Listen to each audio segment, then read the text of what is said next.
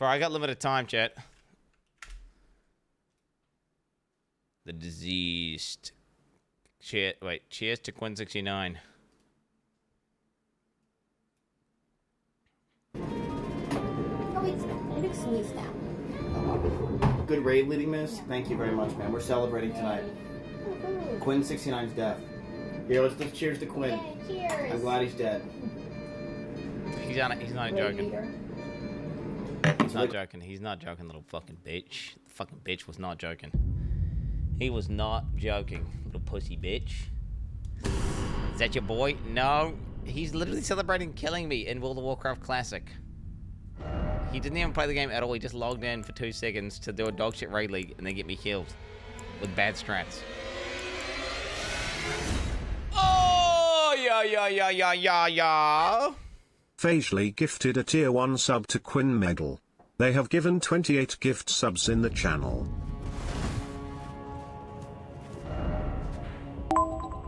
Q's up, holding mid, nice flick, one more. Q! Error. Reloading, swinging, got him, easy, next round.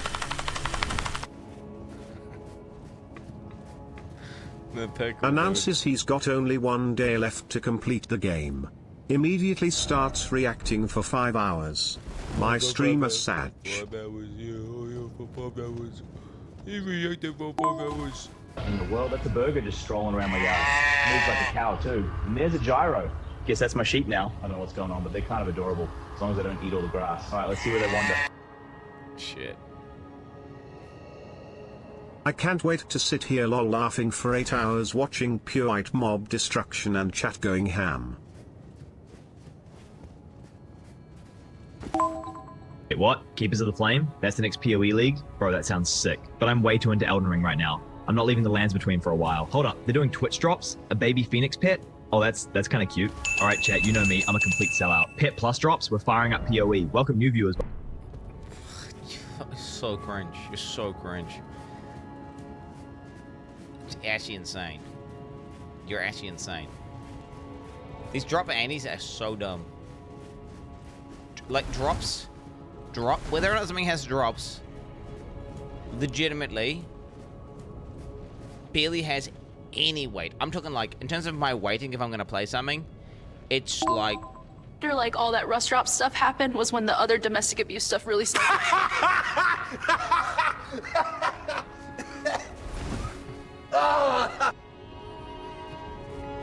Okay, dude, relax. That's not... Dude. That is not what I'm doing. That is not what I'm doing. Chat, I'm confused. Wait, was this city always like this? Or did this happen because... Like, wait, how did this happen? Wait, is this the good... This is the mint condition city that I always look... Oh, because I burned the tree. It all fucking bricked. Oh my god. Everyone's fucking dead, bro. Strong legs and shapely tail. I must finish my cleaning, sir. The mistress will have my head if I do not. Cleaning, eh? I have something for you. Here, polish my spear. But it is huge. It could take me all night. Plenty of time, my sweet. Plenty of time. It's the last Yargonian maid.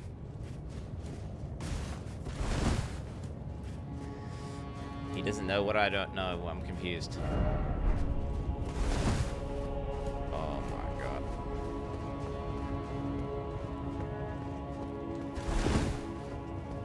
Wood?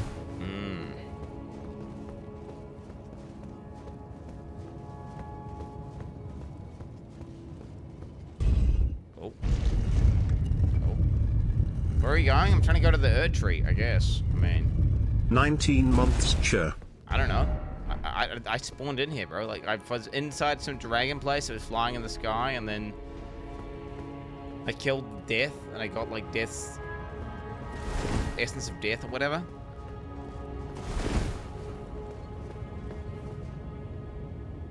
Who the fuck this? Who the fuck is this? Dude, I hope that my You guys say this is 15 FPS, but I don't think it is. I looked at the clips. It looked like it was not lagging. To stand before the Elden Ring, to become Elden Lord. What a sad state of affairs. I commend your spirit, but alas, none shall take the throne. Queen Marika has high hopes for us, that we continue to struggle. Unto eternity. Mage kick, eh?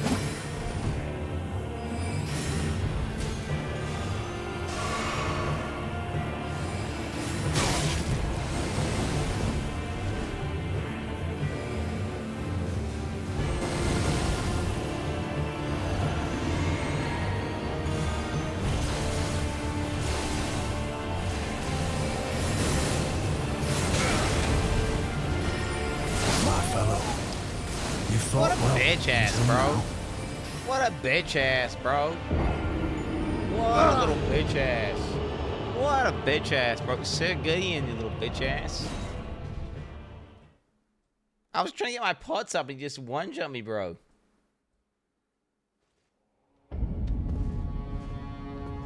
Okay, wait, equipment. Okay, I should put magic gear on, right?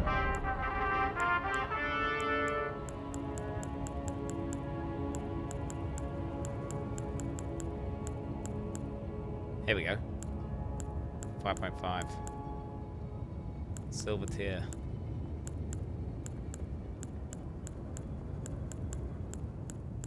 Okay, we're gonna do silver tier.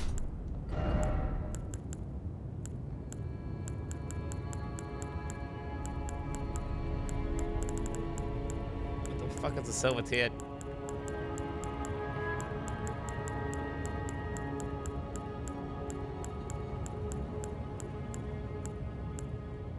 Bro, what? Okay, apparently my gear is just better than all that shit. The fuck is the point of like, it's if I can't put anti-magic gear on, bro. Like, what are we doing here, video game?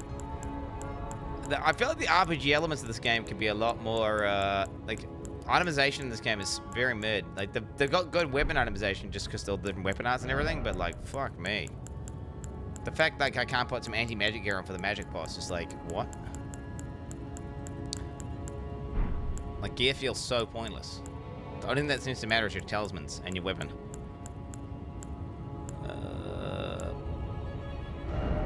What do you do, like lightning damage, maybe? Who knows?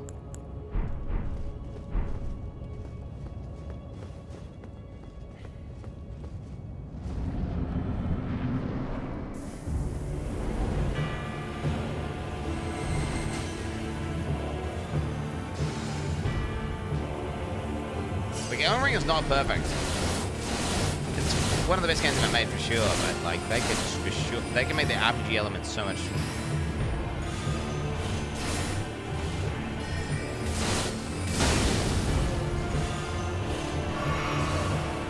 My fellow, you fought well until now.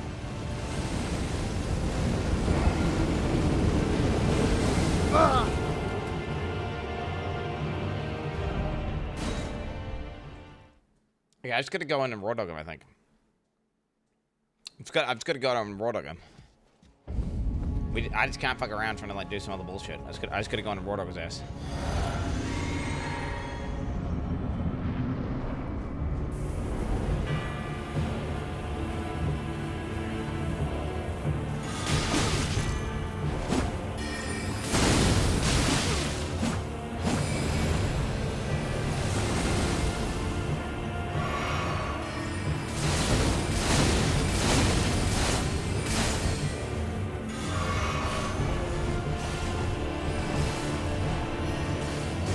I have perma 0 points.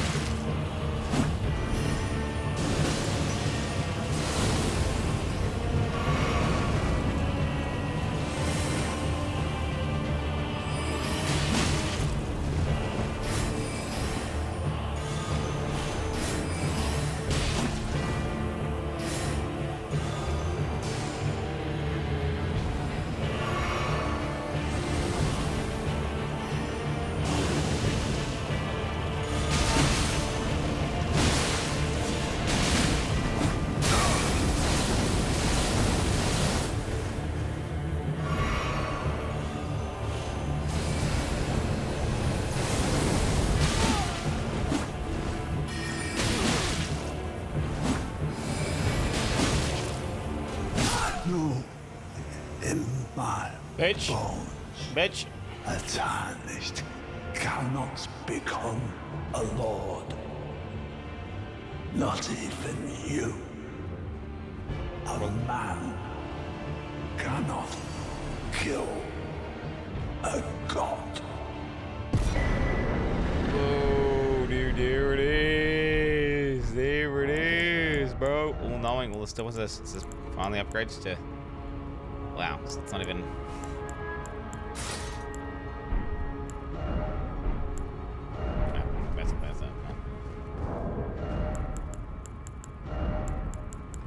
Absolutely destroy, chat. Another one bites the dust. Another one bites the dust. Yeah, yeah.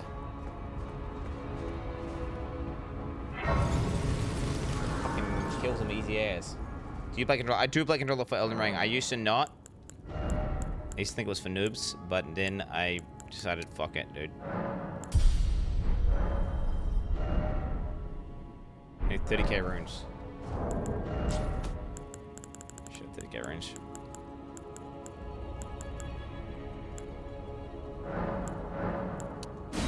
What's that? 8k runes.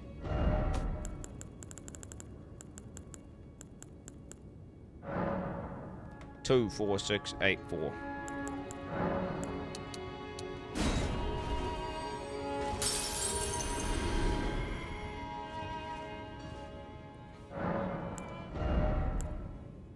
Wow, I'm like 100 off or something, dude.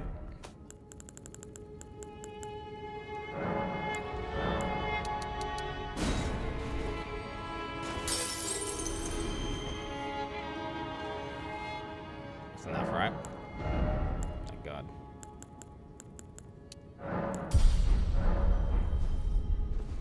Good. That's how I like it to be. I like to be at 0 runes, chat. That way it doesn't need to worry about if I die. That's probably, maybe that's why I'm fucking the elite gamer and there's a bunch of other dog tamers. Maybe it's because maybe it's one of those smart little tactical things that I do is use my runes so there's not much to lose. A man with nothing to lose. It's a dangerous thing. Versus just spamming them all and getting as much power as you can early. He has returned, the Lord has returned at long last. Our very Lord to brandish the Elden Ring once more. Oh, that's me, brother. Oh, these bozos are dead. These bozos are dead.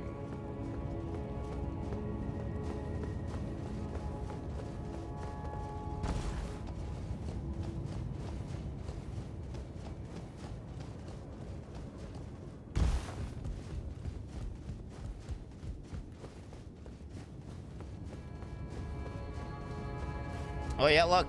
Oh, I'm coming to that fight. I'm coming up to that one fight.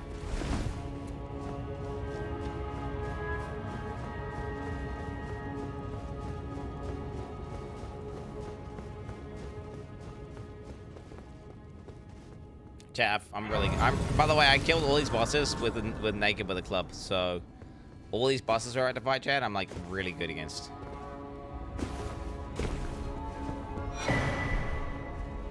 Just letting you know. Like I've got hundreds of attempts versus these bosses. So like now I don't remember what the mechanics were. I don't remember what they were. I just know that my subconscious memory will know. My subconscious will know. So get your pog chance ready, boys. Let me get some. Just quickly put my brew on. I've already pre-prepped it. Just gonna press the button. I'll be right back in a second. I wasn't using BHS because people said BHS was unethical, so I did it with just roll and naked with a club.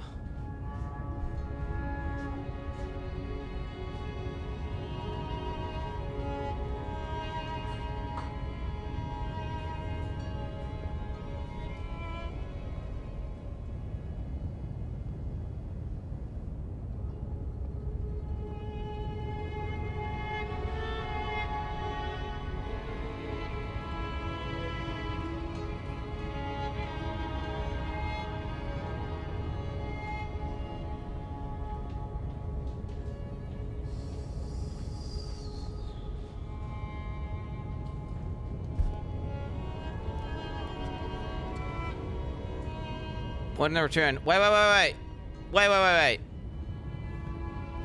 Can I kill Mog?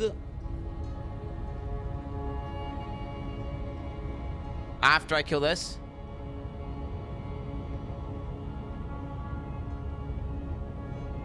I mean, so I can kill this and then kill Mog.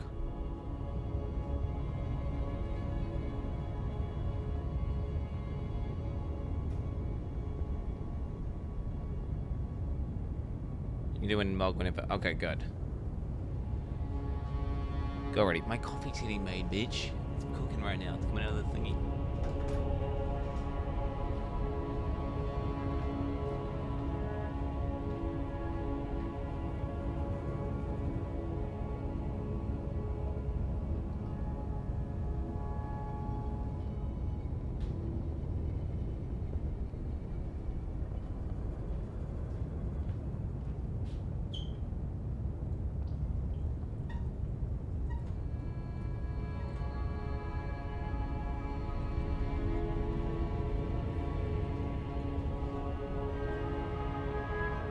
Currently stuck on the exact same boss? You're stuck on the exact same boss. Oh, mate, I'm not stuck. I'm gonna make this guy my bitch.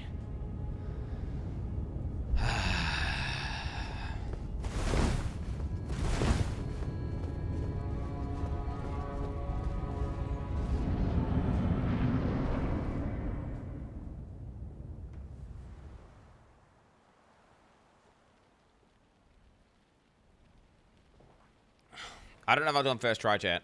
That's one of those things where I don't remember the boss fight at all.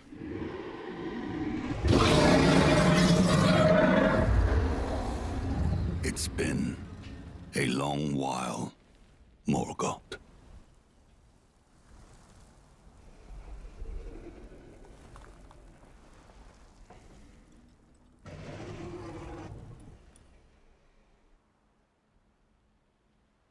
Long and hard didst thou fight, tarnished warrior, spurned by the grace of gold.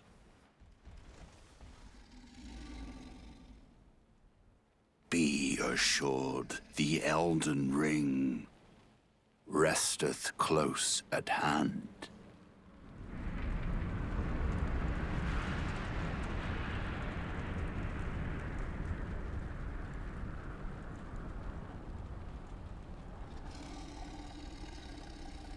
Alas, I am returned.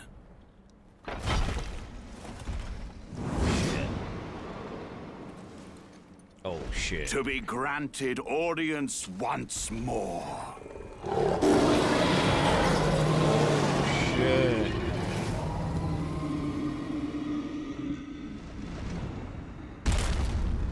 Oh, that's what he got a mean jump attack. My name as Godfrey, the first Elden Lord. Wait, what?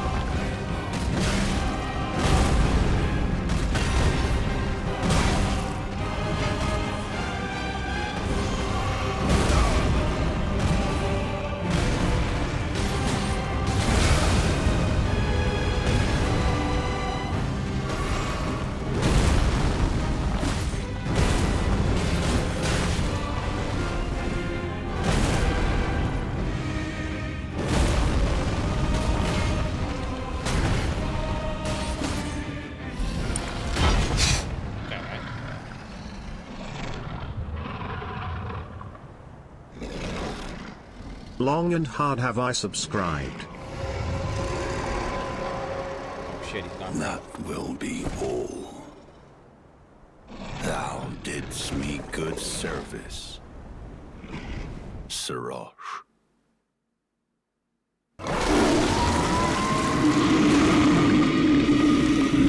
Oh shit, he died from a shit. I remember that. His shirt is literally a lion.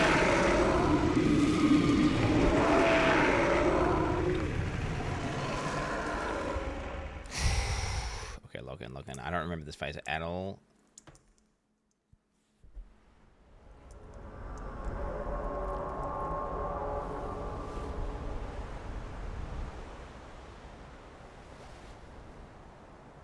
I've given thee courtesy enough.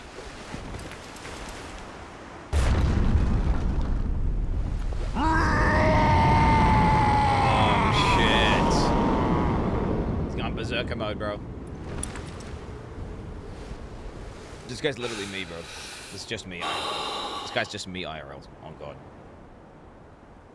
Now I fight just Hoarah Loux. Oh shit. Warrior! He's a warrior main, bro. He's fury build.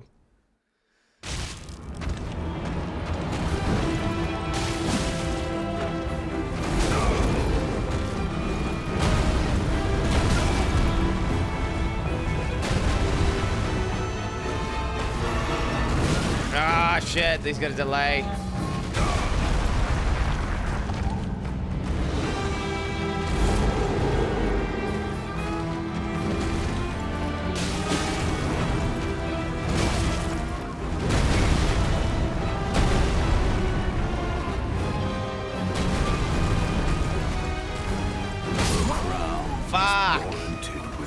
Okay.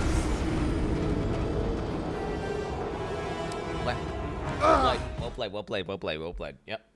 Chat.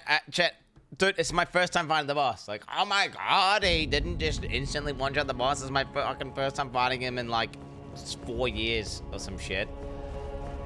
I didn't even remember. I remember he ripped his shirt off, but I forgot about the lion. Okay, it's coming back to me. So what it took 10 plus to get Flay's one down. This is one of the hardest bosses in the game, chat. It's one of the hardest bosses in the game.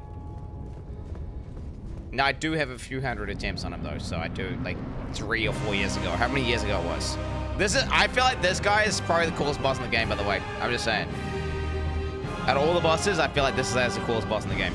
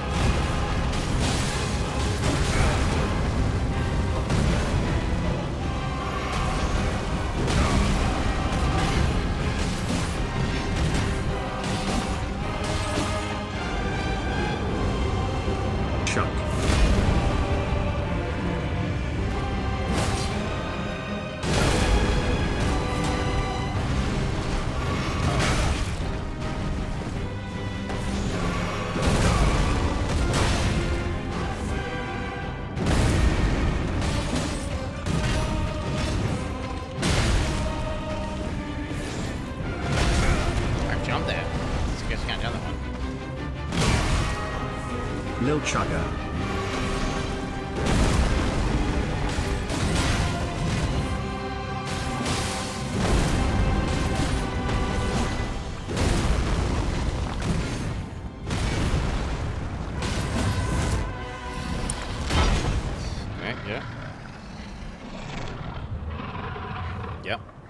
Let's go, Missy. Let's go. What do you got?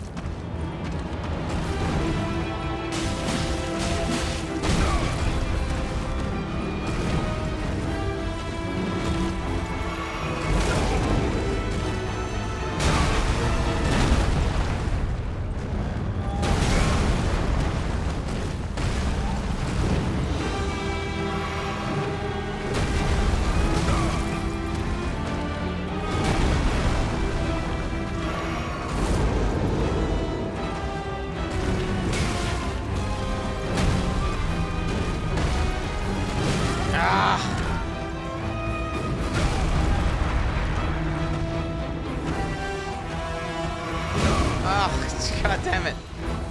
Dude.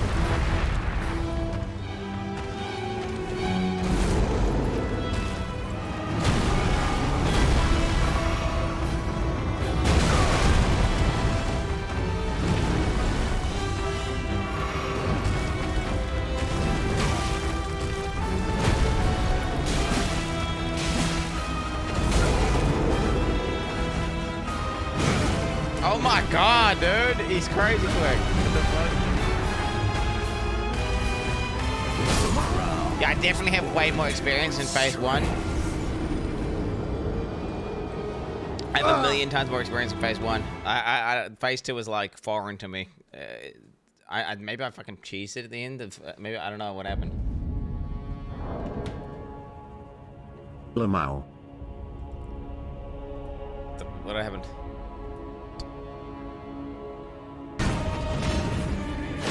Okay, easy. Alright, let's get to the place where I get fucked! Fuck me! Okay, wait. I'm going to play perfectly. I'm going to play perfectly. Every input is going to be deliberate. And I'm going to avoid all attacks. Sir.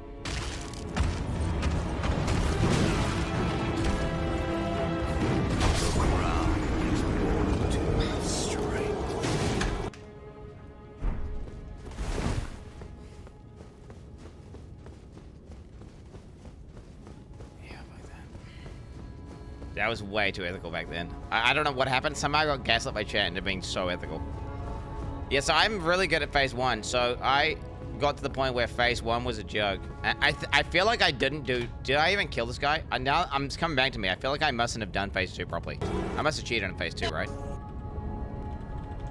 There's no way I killed him naked, right? Hey. I probably didn't. Ultimate practice run. 0 hits first phase.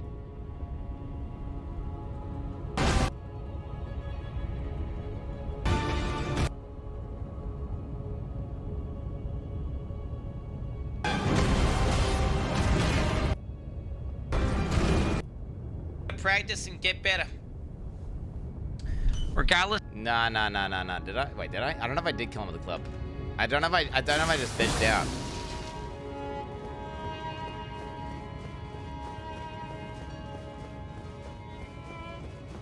If someone should find out if I feel like I definitely progged him super hard with I progged him super hard.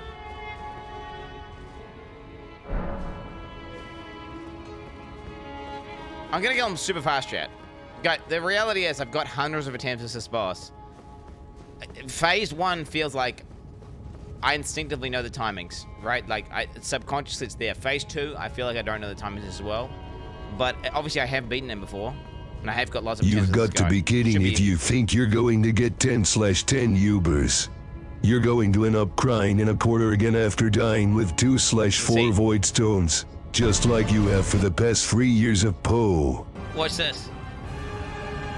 Why would they beat you? +0 weapon. Take notes.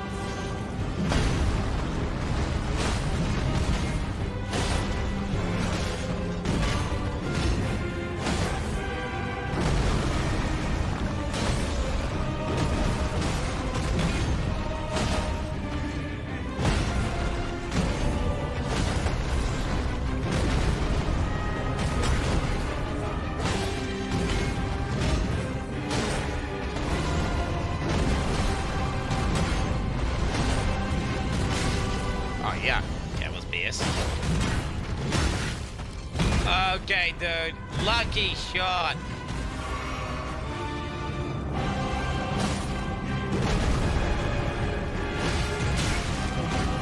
I'm ass there, bro. What?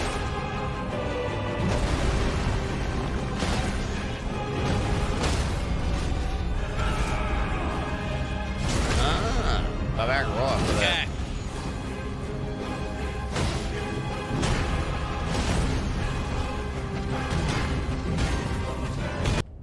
Holy shit! I was hitting the ass. Holy.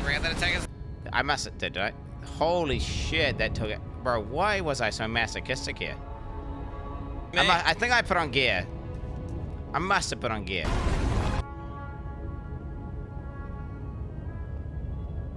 And its consequences have been... Wait, did I actually kill him? Did I actually kill him with a mason?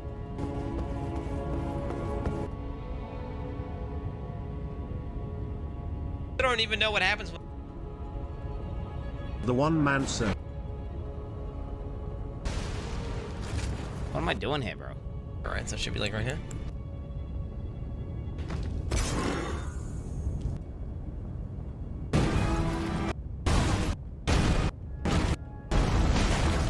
Oh, shot.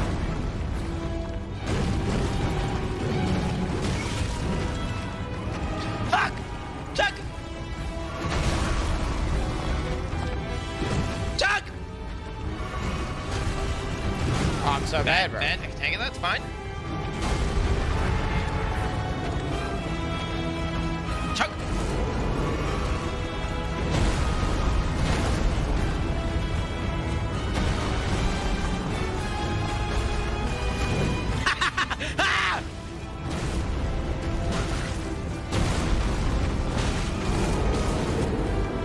Maybe 500.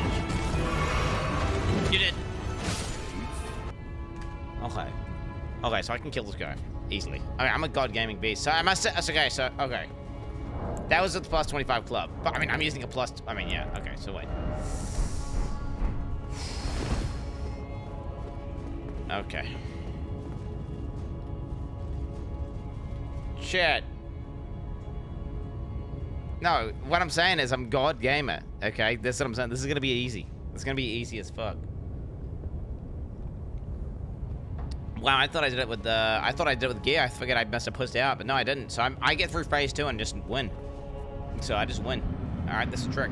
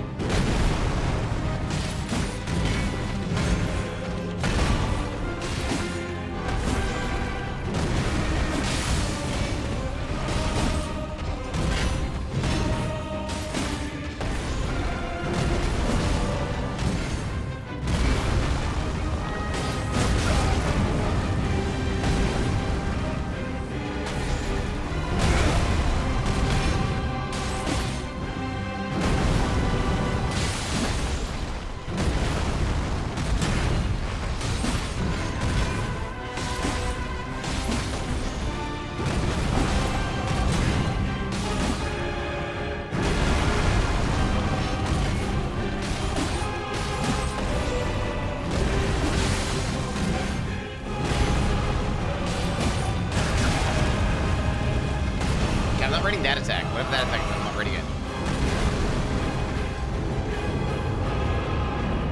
Oh, I fucked up.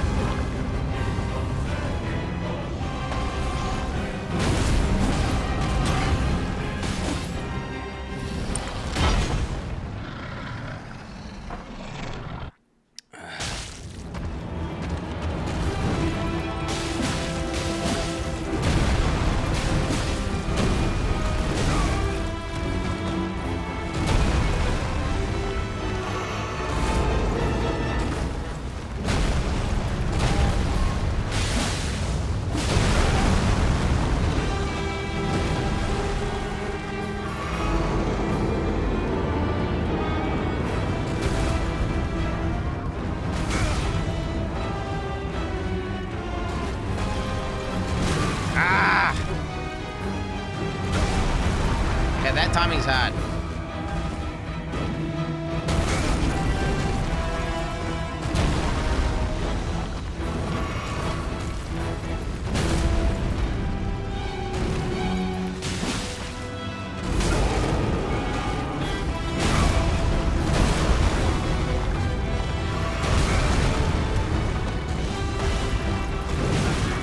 rolled that. What? No shot that hits me.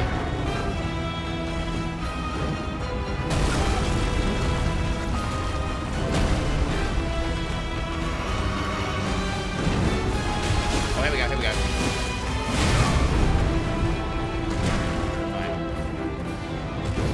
I'm definitely ass in this face.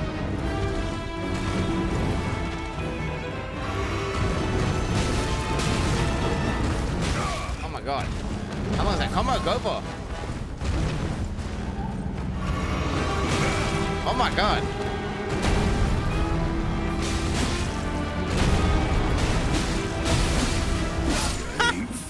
Tarnished. Thy strength befits a crown. Yeah, I had too much practice on that boss. I must admit, I was... Phase 1, you can see I'm locked in. He's a complete bitch. It's a joke. Phase 2, it's like, if you can imagine my... This is like any game though, right? You've got P1, right? And then P2. And this is the duration of the fight. You can imagine my exposure is like this. It's actually, it's actually way more like this. It's like... Right? And so I'm cracked. Like this part of the fight here, I'm cracked. This part of the fight here, I'm just like, huh? But then because I've got so many Estus flasks and because I can do phase 1 so cleanly, it doesn't matter. I just chug through his mechanic and kill him. I mean, dude, you saw, I know you saw that phase 1, Chad. It was clean. It was clean. All right, let's go kill this bitch. Oh, wait. Why explain this? I'm just letting you guys know. Like, I'm just explaining in chat in a way they can understand why. I went from being like, it's like the cleanest fucking, like, boss to like the most messy, like, what the fuck am I doing? But yeah, I remember that boss there, I spent so long on him and I got everything down to an iframe. I was like iframing, I would just stand in all his big volcano attacks and I would just iframe it all. And I would just iframe all this shit. And I remember I just had it, because I was so triggered by chat saying I was overgeared and overleveled, that I legit had a mental breakdown and just started fighting all the bosses with a club and naked. Because I couldn't handle it. And what I realized is, man, I was such a bitch back then. That was old Quin. Now, you're just old Quin. Wait, no, you understand, the reason I did that was from insecurity, right? The reason I did that was because I was insecure. And now I'm secure enough to just know, like, oh, wait a minute.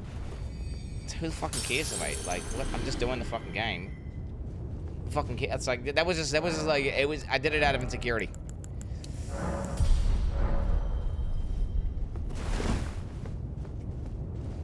I'm so much better now with all that shit. With chat trying to gaslight me into, like, I'm cheating or something. I'm just gonna do it. Like, I'm just gonna do what I want. No. I'm secure as fuck. Dude, I've been telling you, like, let me tell you. I become more secure. I become more secure the older I get. Yeah, the more kids you have. And, yeah, the more you go to the gym. Let me tell you. Go to the gym. There you go. Oh, shit.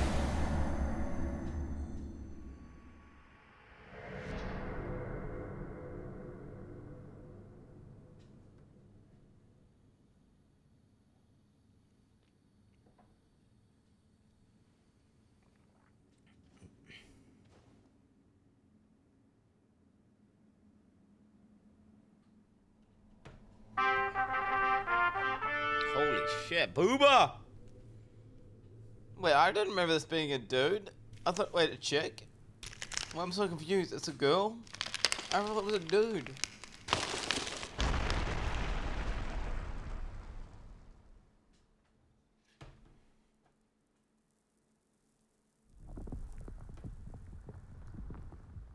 I remember trying to understand the story. It was so confusing. It was like he's the dude and a chick at the same time, and like some weird shit. Like,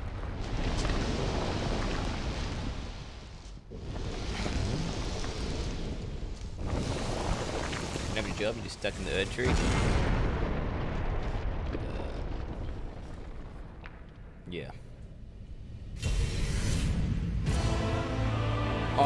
shit. Oh shit.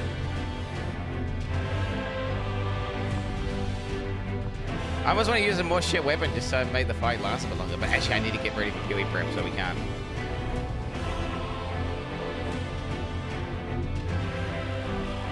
One shot answer. I don't remember this boss fight at all, really. Although I did go with the club, didn't I? And naked.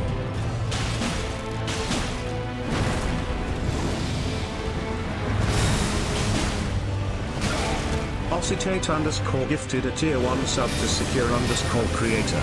They have given 8 gift subs in the chat.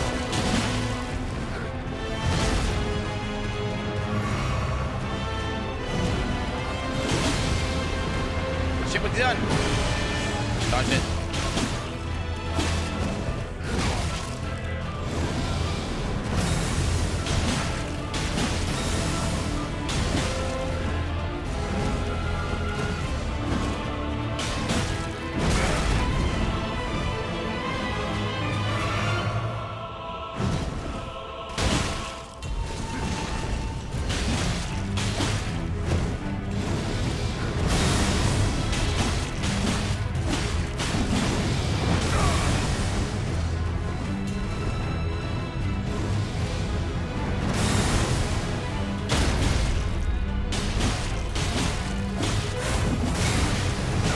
Out of 10 soundtrack.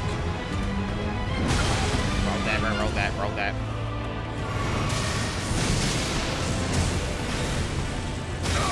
Oh, come on, bro. That shit says in the ground.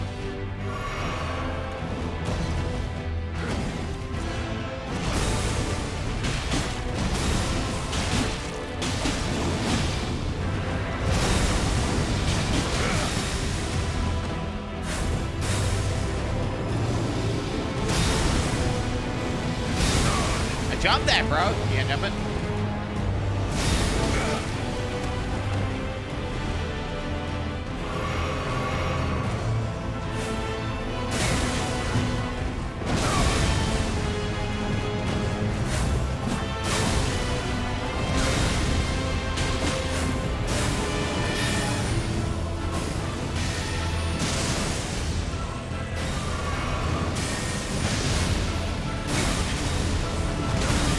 Yo, he's comboing my ass, bro. This guy's sick.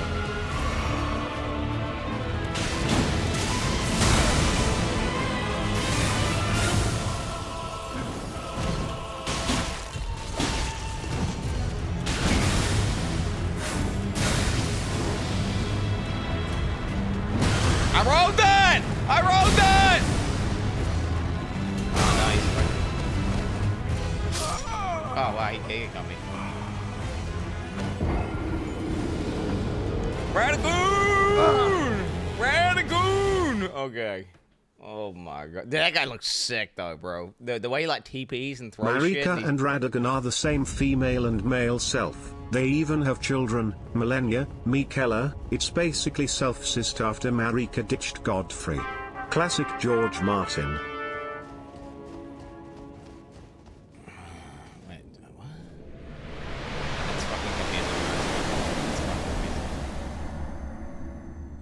Okay, again. Chat, I'm a full arcane build, by the way. I'm a full arcane build with a guy's immune to bleed. Just letting you know. Which is, I don't mind. I don't mind intentionally playing a bad build. This guy gets sick.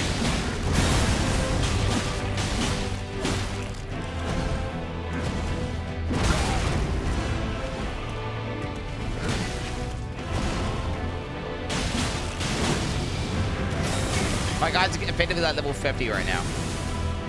Imagine, think of it like that. He's effectively level 50. If I can't do ailments, my guy's like level 50.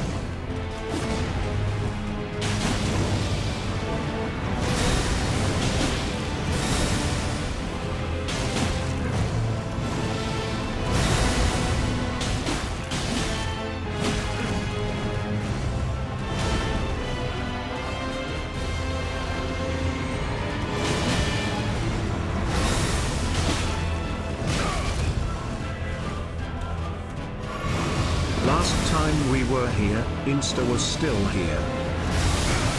Don't begin, bro.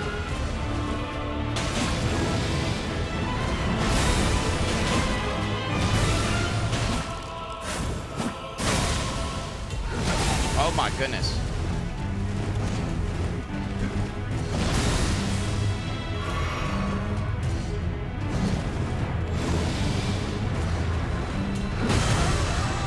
Jesus!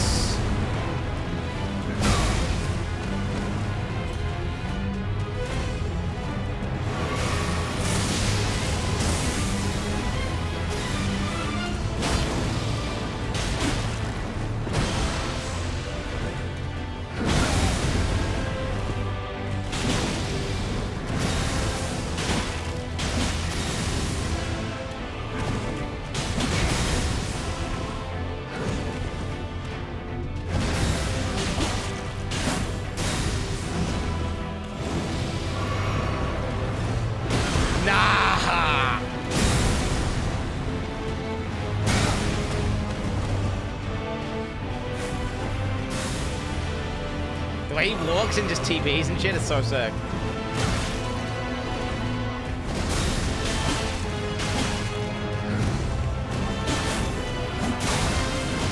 Can somebody Sounds like call Goku. NASA? Because Quin's HP bar is ready to take off. Hey Bozo, does Starforge make custom monitors so you can have space for this HP bar? And people still ask for easy mode on this game. I mean, look at this shit. My dog can win this.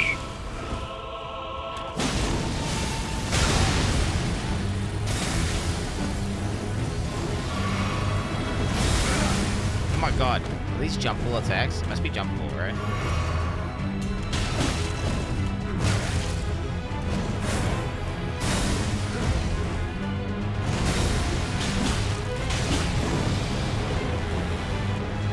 I rolled that! It's like when I'm just trying to figure out that roll timing. Like, do I roll when I see him move? Do I roll? Oh, dude. No, no,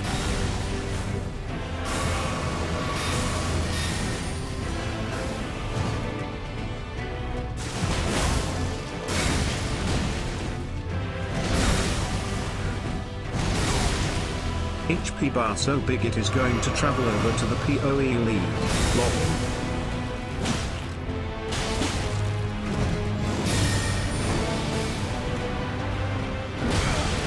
Whatever.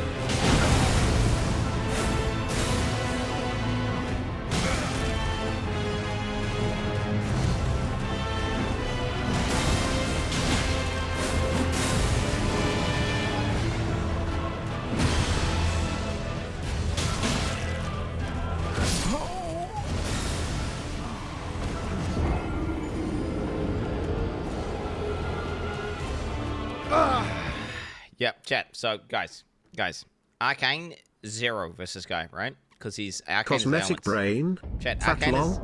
Arcane is ailment damage, right? So look at my build. Look at my build. Arcane 57. Right? Arcane 57. Strength 10, Dex 21. Like, so the all those levels, those 47 levels, are just 0 points. And then my weapon, which is blood. Oh wait, I can just change that, by the way. Why don't I just change that?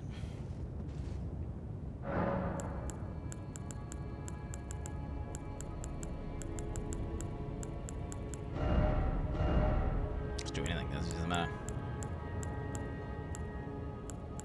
Compelling thrust. This is like Emerald trying dodge Mizkif's phone throws. Too soon. Fuck you, chat. You rabbit fuckers. Pod, I love you, Quin. You're my hero. The only good text around here, I must say. You can stop trying to limit yourself. Go on, King.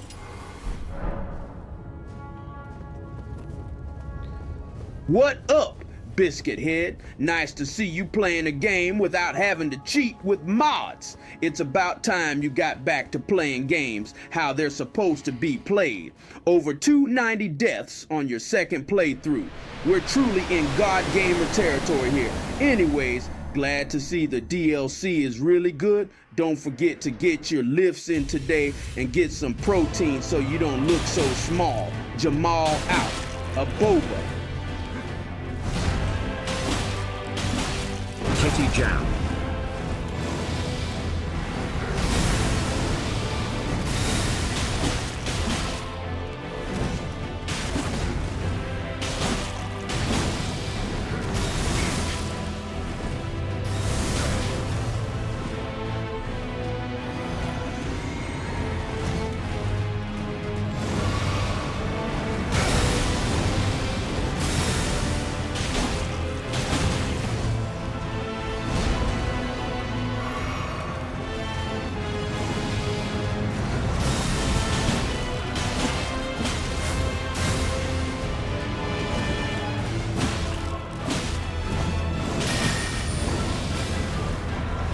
no. Dude, I just spam roll, baby. Spam roll, baby. You ain't got nothing on me, bitch.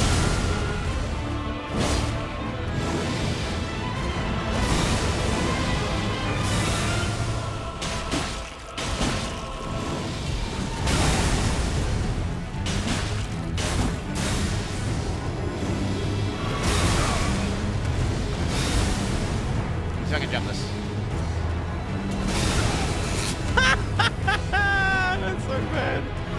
Okay, it's bad. Doesn't matter. I won anyway, dude.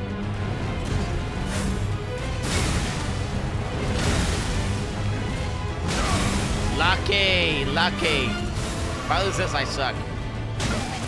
Obviously, if I lose now, I suck.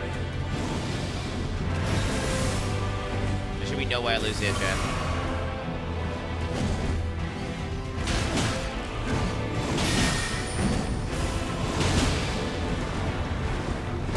Dude, rolling around him when he does that is actually really good.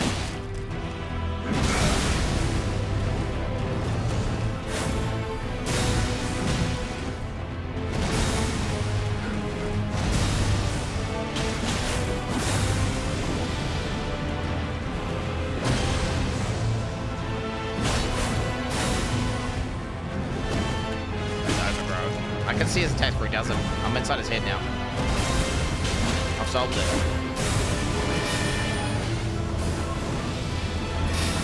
He can't hit me anymore.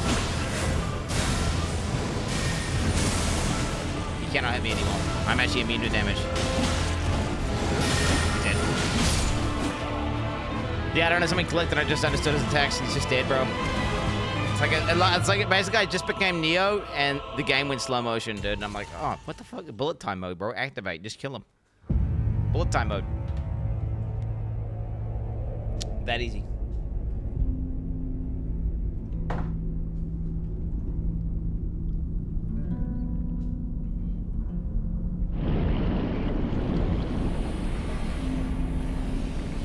Wait, there's a phase 2?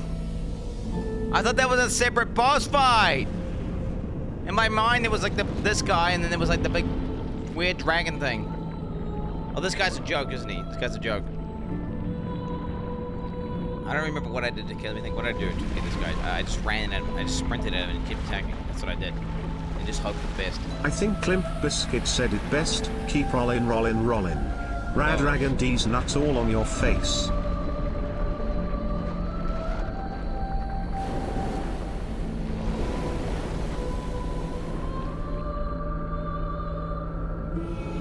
You just sprint at the boss and attack it.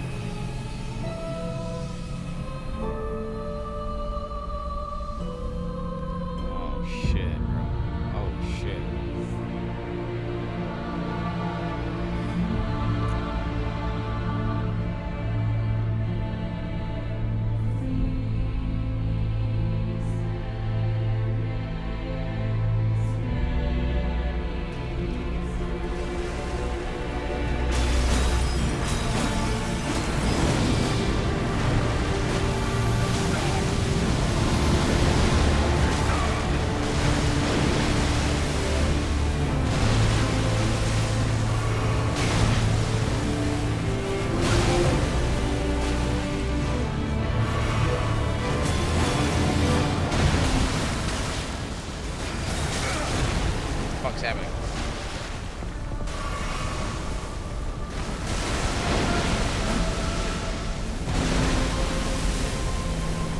How did my mom's dildo get on the screen?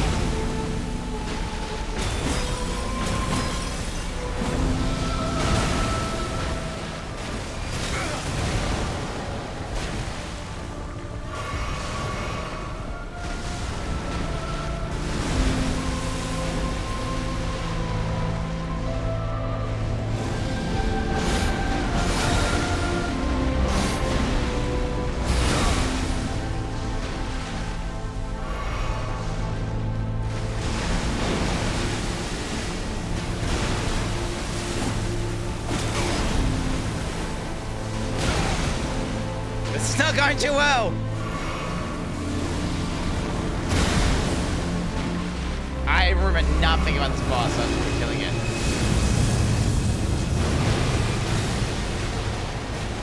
What the fuck?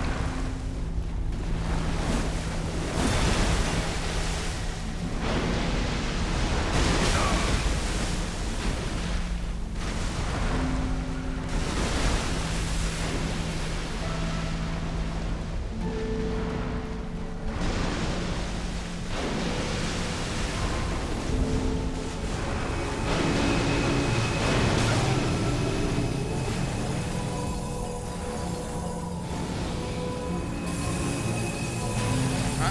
What the fuck?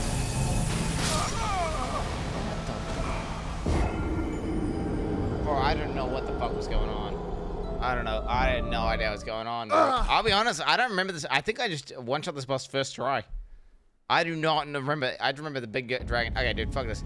Let's actually change It build. is almost time. I am waiting for you, little man. It's called the Elden Throne. Elden Throne.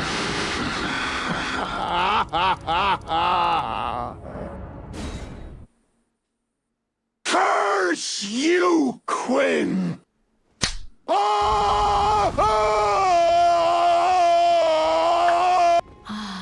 Is it thy... now?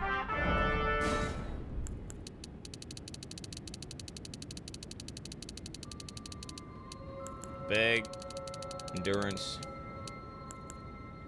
Fuck, how much dex do I need for that mace? I don't need any dex, do I, chat?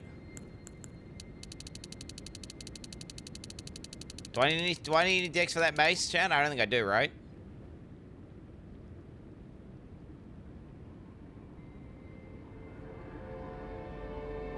For my mace?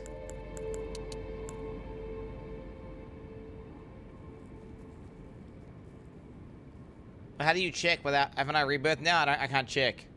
It's not possible to check, are you?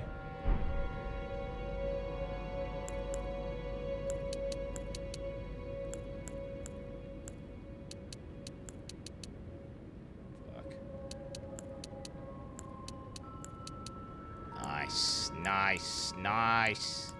69 strength, bro. 60 big, 30 endurance.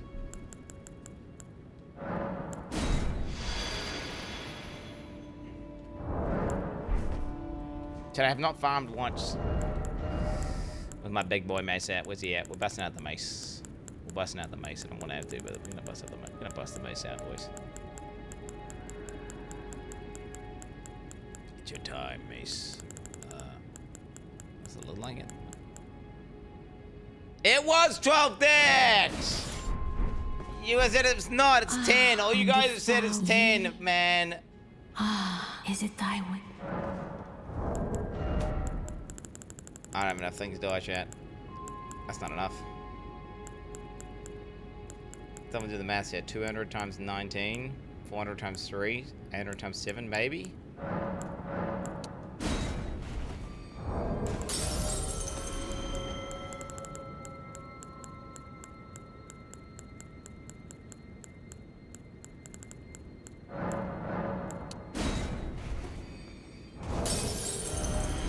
I thought it was 12, and then Chad said, no, it's not, it's 10. And then I got baited, bro. But then I guess there was some people saying it was 12.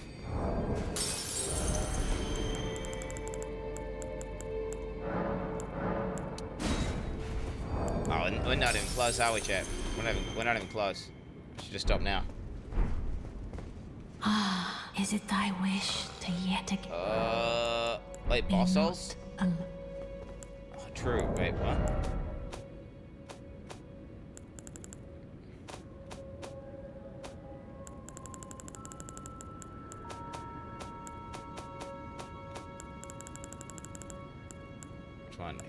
How many are you talking now?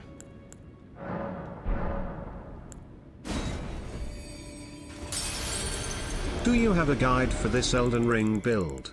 And by guide I mean the location for all upgrades to pots I need to be able to tank everything.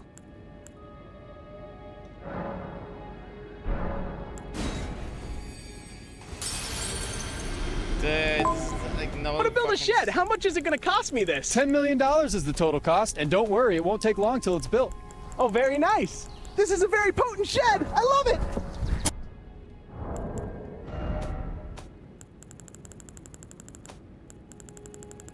Bro! Hey, what else guy?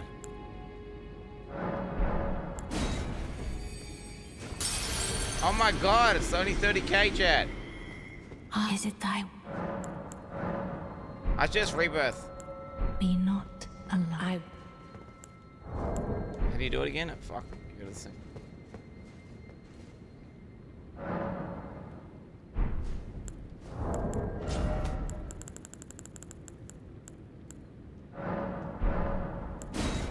Please be a lot.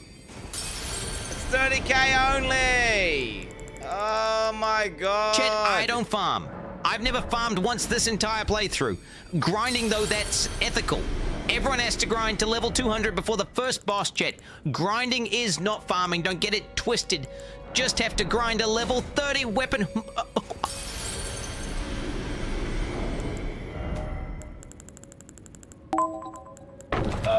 What the heck? FBI, hands where I can see them.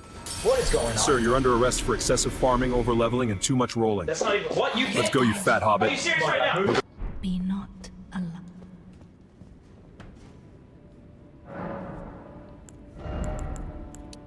GG noobs. GG noobs. Solved. Solved. Alright, we're ready. Oh wait, are we ready? Let me check my fucking weapon out.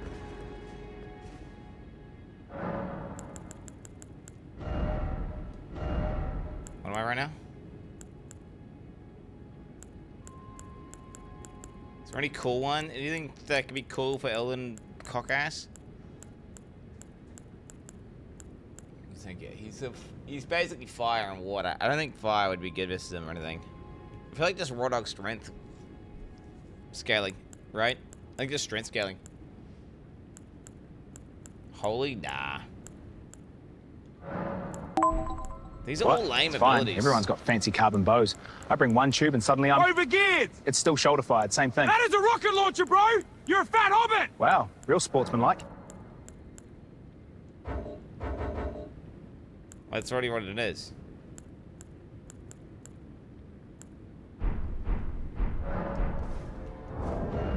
I watched your God of War playthrough recently and I just wanted to remind everyone that you were 1 out of 9 Valkyries and only beat the tutorial one. Cha bro.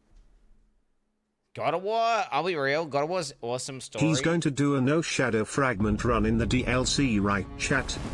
It was an awesome story, and it was very poggies. But the boss fights in that game sucked. Well, this. Do you know what? They completely ruined it. The fucking game. I don't know why they decided to checkpoint. Like the coolest bosses ever, they decided to checkpoint. So then you would like just make it past a checkpoint, and then you'd be just respawn from that point onwards, and then you make it for the next. It'd be like if you like every time you got 20% on the Elden Ring boss, it did a checkpoint. And it was like, yeah, it ruined the boss. But then there was tons of shitty boss fights in that game where it was like you versus 5 guys, and they're all hitting you, and it sucked ass. Right? But yeah, no. God of War is legit the best cinematic experience out of any game I've played, period. Like some of those fights were just so sick.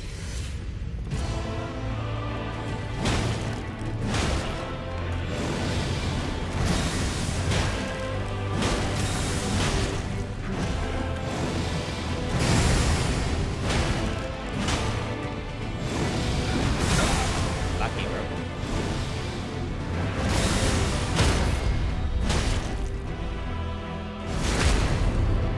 Damage is decent, aren't they?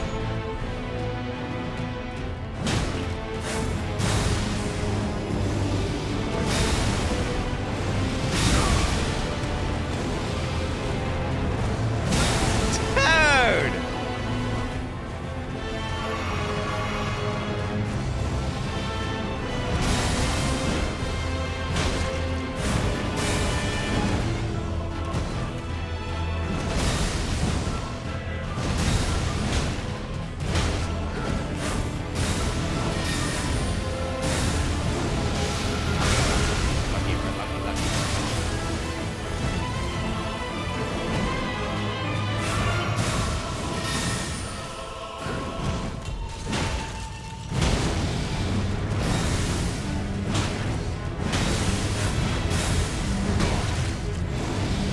No, that way, bro.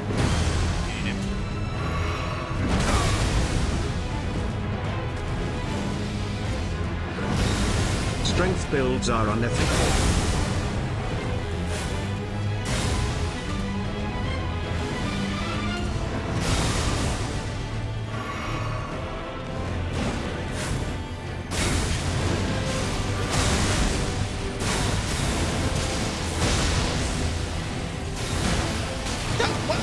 Never, bro. What was that? The ground was pulsating some shit.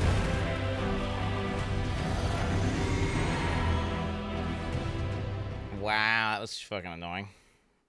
Okay. Alright, let's go, bitch.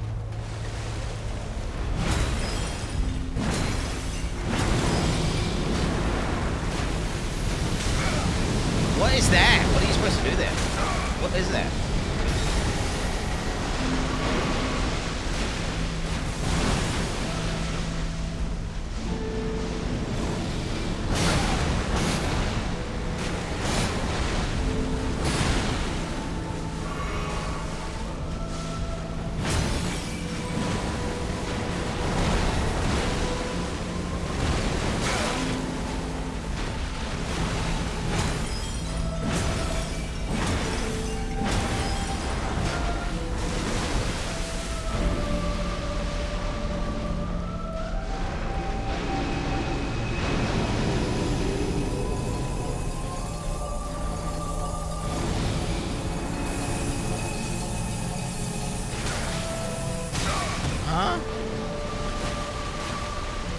I don't understand its mechanics.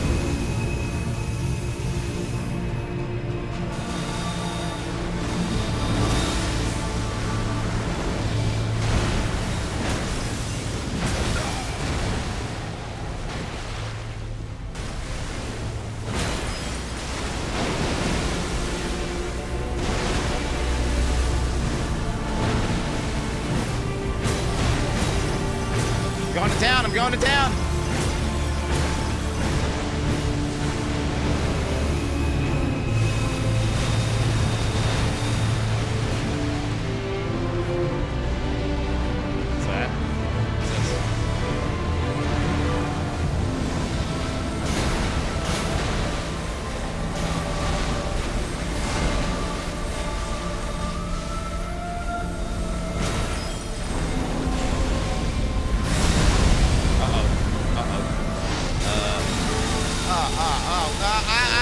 Oh, shit!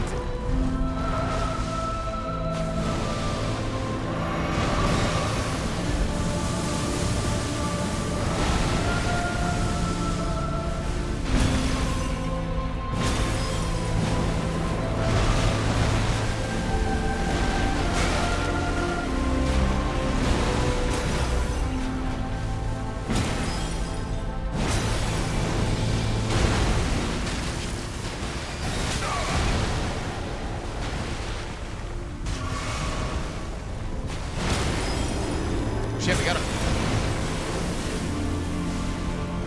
I can't see the hit point. That's the point we hit him. Is it right there? Is it right there? Alright, I just killed him. Okay, we just get him.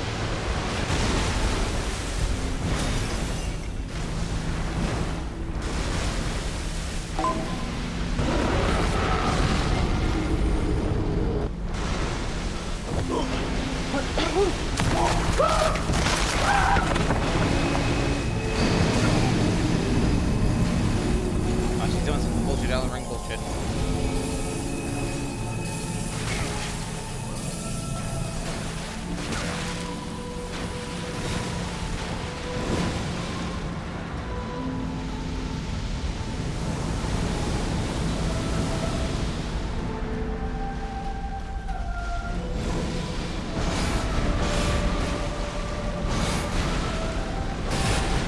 Your bitch. Gideon noob. Oh, no! No! No! No! Hit him once! Hit him once! Hit him once! Hit him once! GD. Oh my god, I almost choked to the end. Holy fuck. Oh, jeez. I almost choked to the end like a dumb bitch. Oh my god, what an easy game, baby. Sub 300 deaths. Sub 300 deaths. Let's get it.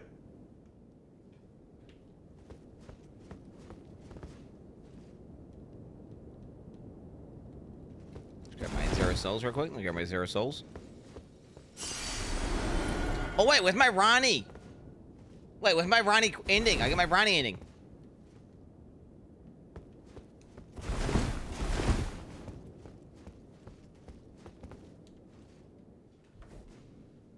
I did all this Rani bullshit side quest shit so we can have this ending, chat. This better be worth it. Let me pause all my shit. Pause this. Let's go, Queen. Let's end this night.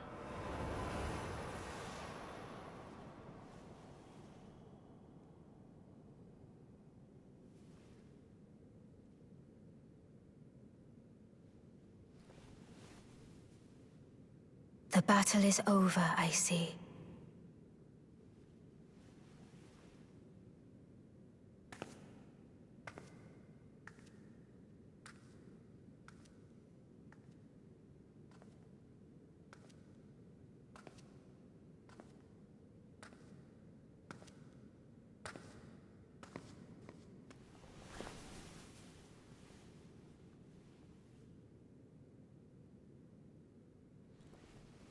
You wouldn't, chat.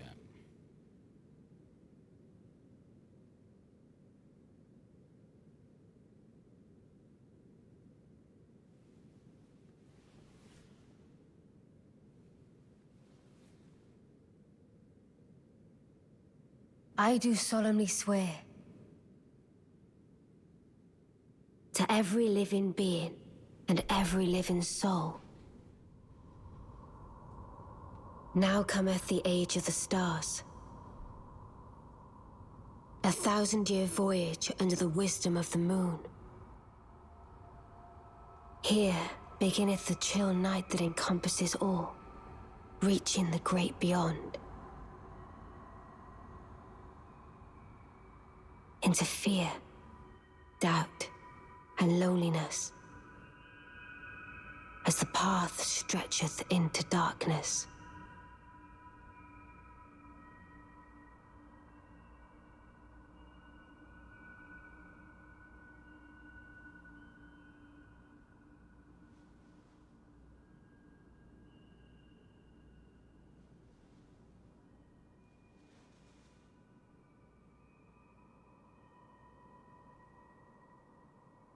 Let us go together.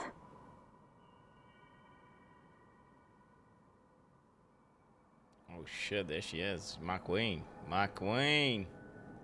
My dear consort eternal. God damn. Let's go. She's a puppet, chat. She's a puppet. She can't reproduce.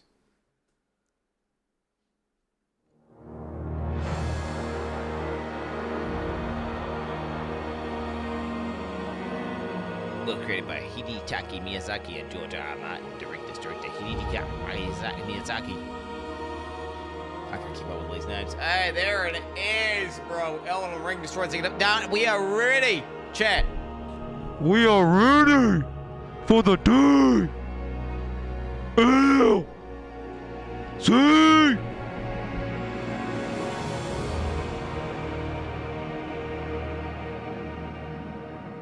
After we do PoE, we gotta do PoE. The PoE League's coming, so we got the PoE League. Chat, I didn't realize, I thought we had like 2 days till PoE. I had not been paying attention. PoE is in fact tomorrow. So, yeah. Don't start NG+. I'm not gonna start NG+, bro. I'm gonna start NG+. I'm not that silly. I'm not that silly to start NG+. Fun fact. Where's this? This is fun fact.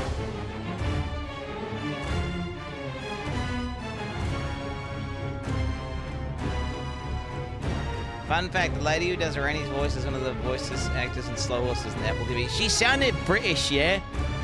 She sounded British. She was like, I promise you, I'm gonna bring the eternal night in it, bruv.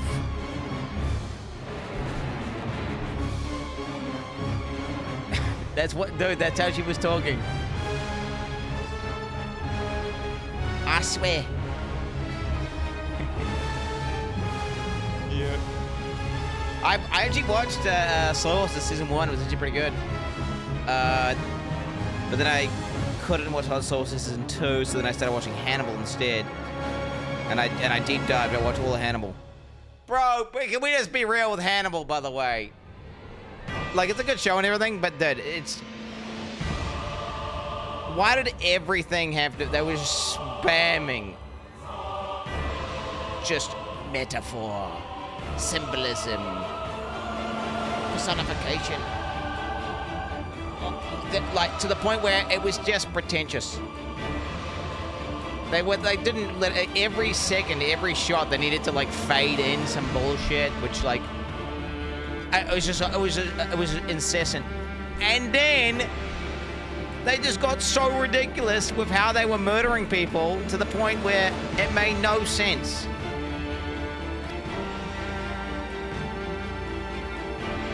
I needed to rant on Hannibal after finishing Hannibal.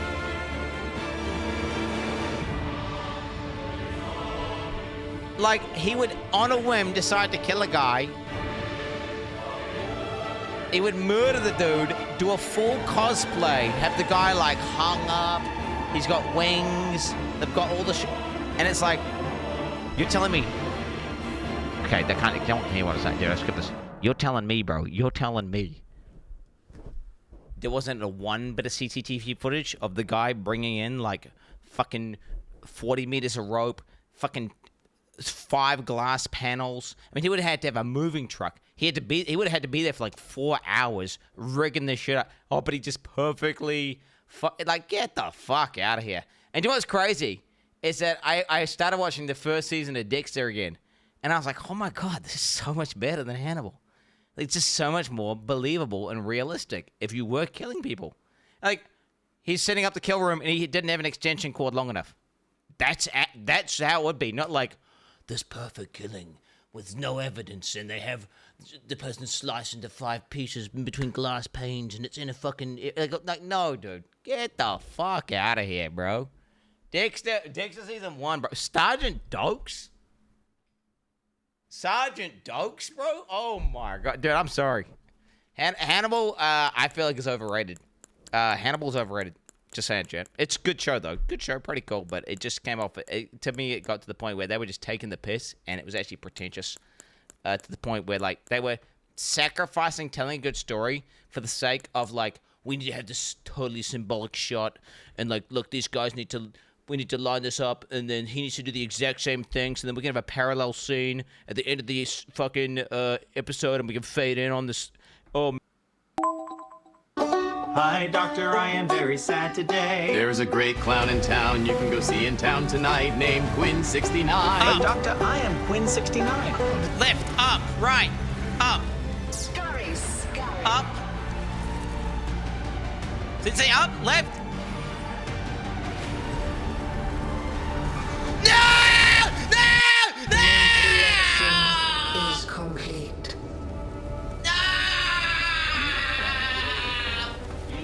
You got it.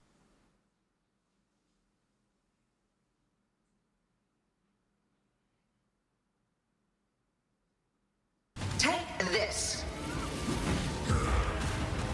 Stand still.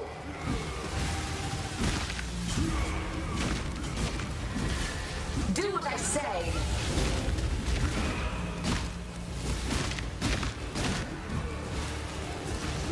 Stand still. Take this.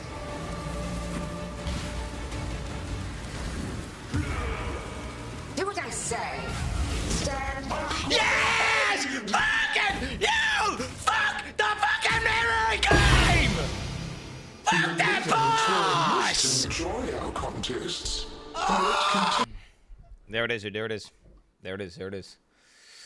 Fuck, I hate that memory game, dude. On God. All right. Yo, I just wanted to complain about Hannibal a little bit more, champ. Like, bro puts on a rain jacket, and then he's Finally, like... it's League Lunch, boys. I've got a rain jacket on. I'm in admin mode now. I can do whatever I want. No one can see me. Cameras are invisible. I can just sit there doing... like, get the fuck... He did. Like, come on. I got a fucking rain jacket on. And then he's like, what, you can just teleport and spawn items in? Hi. It don't make any Jonathan sense. Rogers. I'm sorry. It makes no sense. No one cares about TV show. Chat. I'm talking about a TV show from 2014 that I just watched that most of you guys probably haven't seen. Most of you guys probably haven't seen it. but anyone who's seen it will know what I'm talking about. From Grinding Gear Games, and welcome to GGG Live. Today we're going to show you an exclusive reveal of Path of Exile, Keepers of the Flame, which is coming out 1 week from now on October the 31st. I am talking to my head. But I'm not arguing with anyone. I'm just saying, like, I just needed to vent that. That's just like, cause I just don't know why. I just thought about Hannibal. And then I just needed to vent out a little bit after just finishing it. Because that's like, you know, I just needed to vent a little bit. Okay. Twitch drops are enabled on today's live stream, so you'll be able to claim your Hive-born crawler pet by following the instructions below. Without further ado, let's roll the trailer for Path of Exile, Keepers of the Flame. We, the Keepers of the Flame, serve the will of the Dreamer. His instructions whispered from beyond the wall of sleep. But now, the Hiveborn are here, on Rayclast, and they seek to poison our world.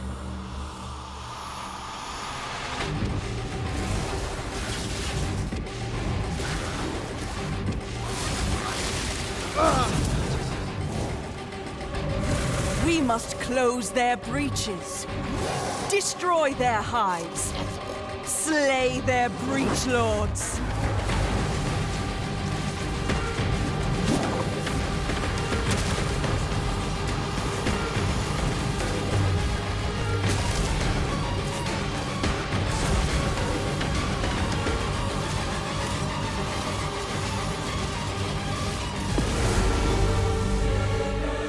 And by his gifts, the Dreamer provides.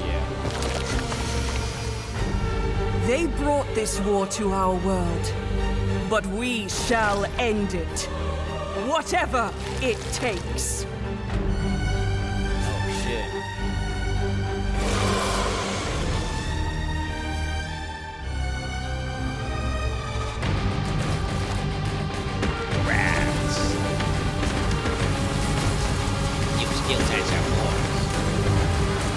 Everything ones at one, by the way. I have not looked at any of those, and I'm excited to look at these because I know they posted these now. I'm raw dog. I am raw dog. So we're gonna be raw dogging these in like 2 seconds from now.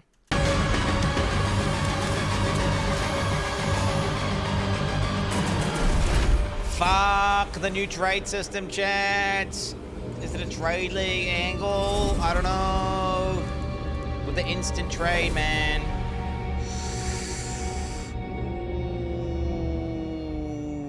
Where's a hard one? Oh, dude.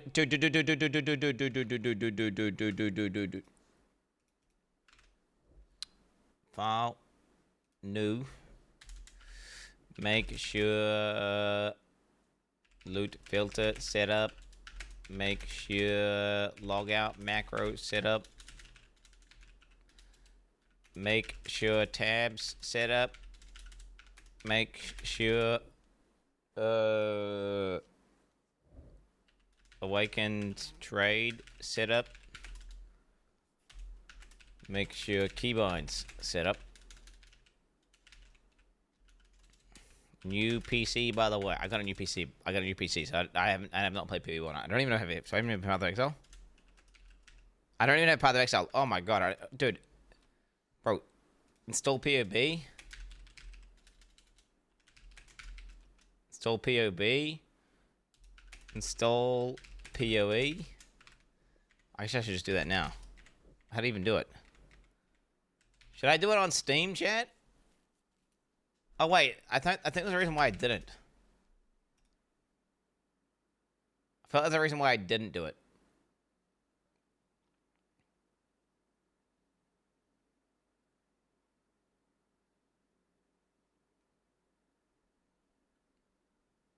Steam went better last league. Steam's better now.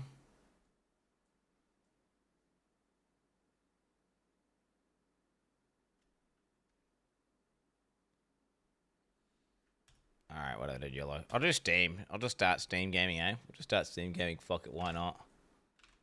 Oh, dude, I need to check out. Maybe check to see if FPS is cooked. for PoE. Look at this download speed, baby. Look at that download speed, baby. Oh my god, 1.5 Gbps. That's how we download shit. That's how we download. What is that? That's a lot of speed right there. 2 Gbps. Who is this guy? Dude, I know when I download stuff on my computer, it goes like, it starts whirring real loud. I don't know what it is about downloading, but downloading seems to like cause, it's like the motherboard's overheating from the network usage or something. It's like, did they put like a solid disk drive in my computer? No, that's computer disk. What do they call those old ones where they have like the actual disk? Now, as you can see, this expansion is a true sequel to the Breach League. Hard disk drive. Yeah, that's it, a hard disk drive. First introduced to the game in 2016. We felt like it was time to progress the story of Breach, bringing with it a slew of... I used to love ripping those open and getting the fucking thing out. Like, I pull apart so many of those. Updates to the base game. In today's stream, we'll take you on a deep dive into Path of Exile, Keepers of the Flame, beginning with the League mechanic, covering all the fearsome challenges it presents, and the new twisted ways you'll be able to empower your character. After that, we'll dive into the new ascendancy options possible with Bloodline classes. Then we'll cover the much anticipated and synchronous trade system coming to Path of Exile 1. Afterwards, we'll move into the new Uber Pinnacle bosses, how to access them, and some new drops worthy of the added difficulty. Finally, we'll cover some notable quality of life improvements before moving on to our supporter packs and challenge rewards. We'll then have a live Q&A session where Ziggy D will ask Path of Exile's game directors Mark and myself your questions from Twitch. We roast the Ziggy D interview chat at 11 a.m. New Zealand time or 3 p.m. Pacific. So let's get started. I'll hand things over to Mark to introduce the new league. Hi, I'm Mark Roberts, game director on Path of Exile. Breach is a beloved league that has had an iconic history in PoE. We intend to honor that legacy with our first ever sequel league, Keepers of the Flame. This develops every aspect of Breach, adding new layers to discover, richer lore, scarier bosses, and entirely new mechanics. That said, this is still Breach, so you will still be opening breaches and slaying hordes of otherworldly monsters. The Breach Lords have found the means to stabilize the connection between their realm and Rayclast. Now, with their grip tightening, we learn their true goal in our world, conquest. The threat they pose has now escalated to home soil. On the coast in Act 1... The PoE models look so stupid now after playing PoE 2. Like, what is that? What is that thing? You'll encounter Aelith, the founder of the Keepers of the Flame. This is a monastic order sworn to defend Rayclast from the Breach Lords. The exit to the Mudflats has been barricaded by Hiveborn, Breach monsters that are working to claim every inch of Rayclast. Aelith can grant you a small spark of the power of the Flame, allowing you to blast away their barricade and move onwards. Once you enter the Mudflats, you'll find it infested with Breach monsters. They appear to be constructing a kind of hive, creating strange shapes and structures that absolutely don't belong. Time to purge them with fire. Aelith needs you to protect her as she empowers the Flame to do so. Hold off the assault long enough, and she'll be able to demolish the hive with cleansing flame. I'm yet to decide whether I will like this or not. Obviously, once we have to stand there and like stuff comes to you, it can be a bit annoying sometimes, but maybe it's good. Maybe it's good. You need to try it. In other areas, the gap between worlds is strained. Here, you'll find a more familiar encounter with a new twist. A massive breach hand sunders the space between dimensions, and touching it will open an unstable breach, causing monsters to flood in. Dude. If you can slaughter them quickly enough, you can stabilize the breach. This brazen action can draw the attention of Vroon, Marshal of Zesht, who will do everything it can to stop you. Defeating this boss will permanently seal the breach, severing another connection between the Breach Lord's world and Rayclast. The ship, every time I see Blade Vortex with the on-death explosions, like, oh my god, it makes me want to fucking do it. Stabilized breaches are similar to what a breach once was, but with upgraded monsters, a success condition to shoot for, UI tracking to keep the player informed of their progress through the encounter, and satisfying feedback when you do manage to complete the encounter. We've taken all the lessons we've learned since the release of Breach 9 years ago and improved upon it in every way we can. However, much of the joy of Breach came from its simplicity. While we want to modernize the mechanic, we don't want to undermine the core experience. You're still mostly just slaughtering hordes of enemies in a circle. You better not be pandering to me, Mark. That better be the case, I swear to God. Because that's like something someone would say they were pandering to me. This is like the you know the devs that like they know all the buzzwords, like when they're advertising their new MMO and it turns out their MMO's always dog shit. Hardcore, return to roots, true grinding, no fast travel. You've got to use mount. Like this shit, like it's like I feel like, but obviously this game's cracked, and Mark is a really smart guy, so I believe him. Finally, in endgame areas, you might run into breach constructions that have been left unopposed for too long, and have grown into their full twisted glory. Breach hives. Towering flesh-crafted cities in the sky. These are the visions of the Breach Lords made real in Rayclast, teeming with breach monsters. Ahead. You must raid and destroy these cities with the help of Aelith and her flame. In some of these hives, you may even encounter some of the Breach Lords themselves, who will not be happy you're intruding on their planned conquest. Now, let's talk loot. Of course, being an exile is hard work, and you're unlikely to help entirely out of the goodness of your heart. Fortunately, Aelith has power and rewards aplenty, born of the Breach Realm itself, to offer you for your assistance. Help her, and she'll bring you to the Monastery of the Keepers, the hallowed halls of her order. Here, you'll find the Genesis Tree, the growing heart of the Keeper's power. On interacting with it, you'll find that this tree has a tree. That's right. It couldn't be Path of Exile unless the tree also had a D4 did this first. Tree. More importantly, the Genesis Tree is an engine of unholy creation, and a profitable one. As you complete breach encounters and work more with Aelith, you'll be able to... Do you really need me to go all that? Why do you make me do this every time? I was like, they won't do that shit this time. And I put like a low cooldown on it, thinking like, whatever, she'll be right. You just gotta ruin every command, don't you, chat? You gotta ruin every command.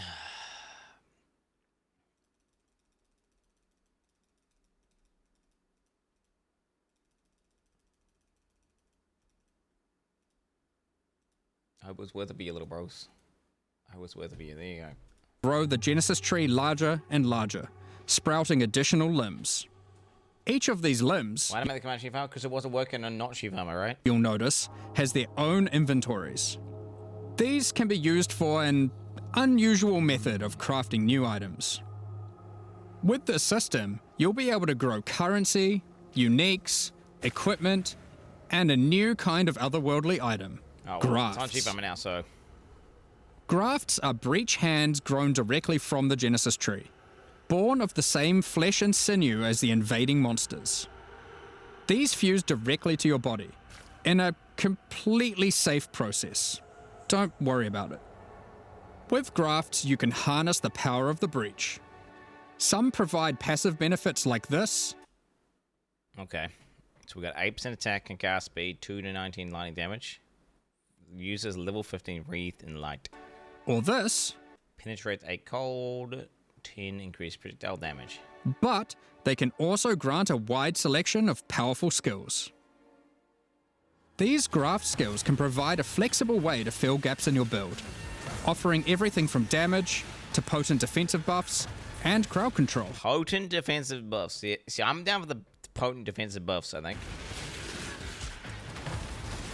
For example, the Battering All graft will... Okay, Return to Dust. This graft will periodically target a rare or unique enemy in range, calling forth massive hands will slam down, dealing high damage and stunning. So it deals, it looks like a huge amount of damage, right? But what you gotta understand is, like 100k damage, it's not that much.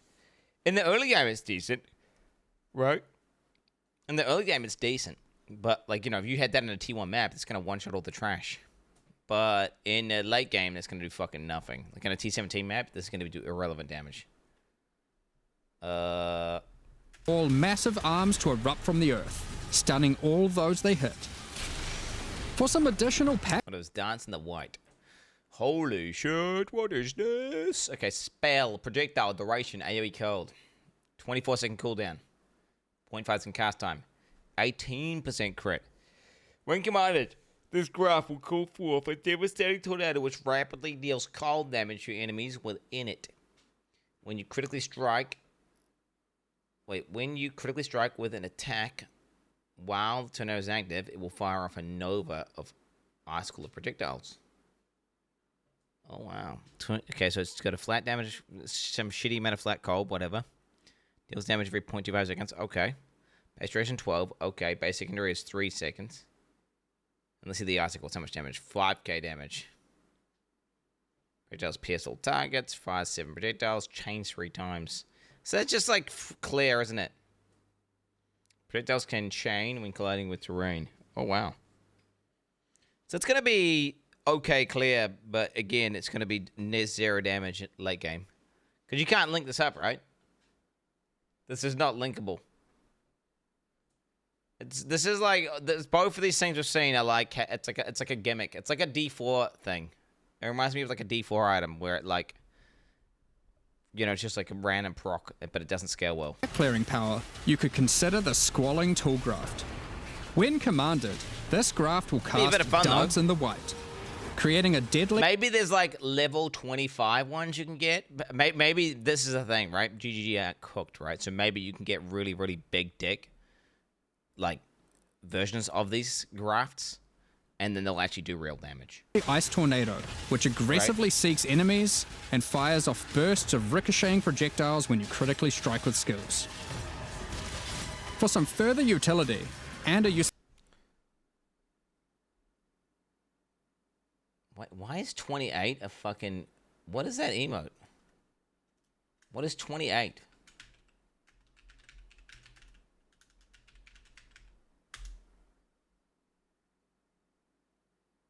Huh? Wait, what? What do you mean I don't see it? This is what I see.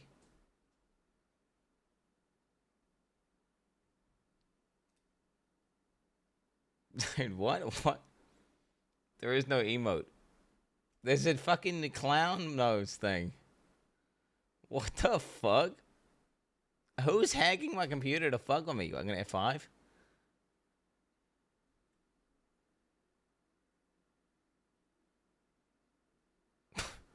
Alright, well, fixed, I guess. Fixed. Full buff. Okay, where we get it. When commanded, with this graph will cool down a ring of lightning bolts, dealing lightning damage and leaving behind a radiant ground. Deals 10k damage. Base duration is 10 seconds. Radiant ground grants you and allies 87 at lightning damage. And causes hit damage to be lucky. Lightning bolts strike. Okay, see, now that's crazy. Like, okay, hit damage to be lucky. But wait, for how long? Base duration is 10 seconds. Cooldown. So wait, you've got like 10 seconds uptime, 5 seconds downtime. Radiant ground. Oh, but wait, it has to leave the radiant ground. Base duration is, yeah, okay. Try out the Storming Ashgraft. This can be commanded to call down a ring of bolts from the sky that will leave behind the new Radiant Ground. Radiant Ground grants a potent damage buff to allies standing within it and makes their hit damage lucky. Potent.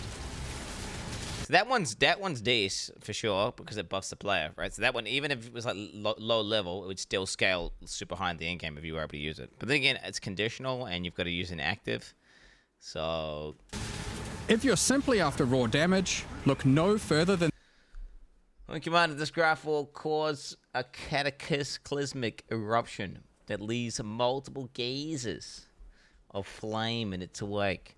These gazes will regularly fire off firing mortars, firing more in a burst when you use a war cry. Triggering war cries will not cause these bursts of mortars. Okay, so you have to do it manually, like some bozo. Okay, flat damage, fires all projectiles, maximum 9 gazes, creates 5. Gazes create 2 additional projectiles when you form war cry. 8 base create 30% less projectile damage.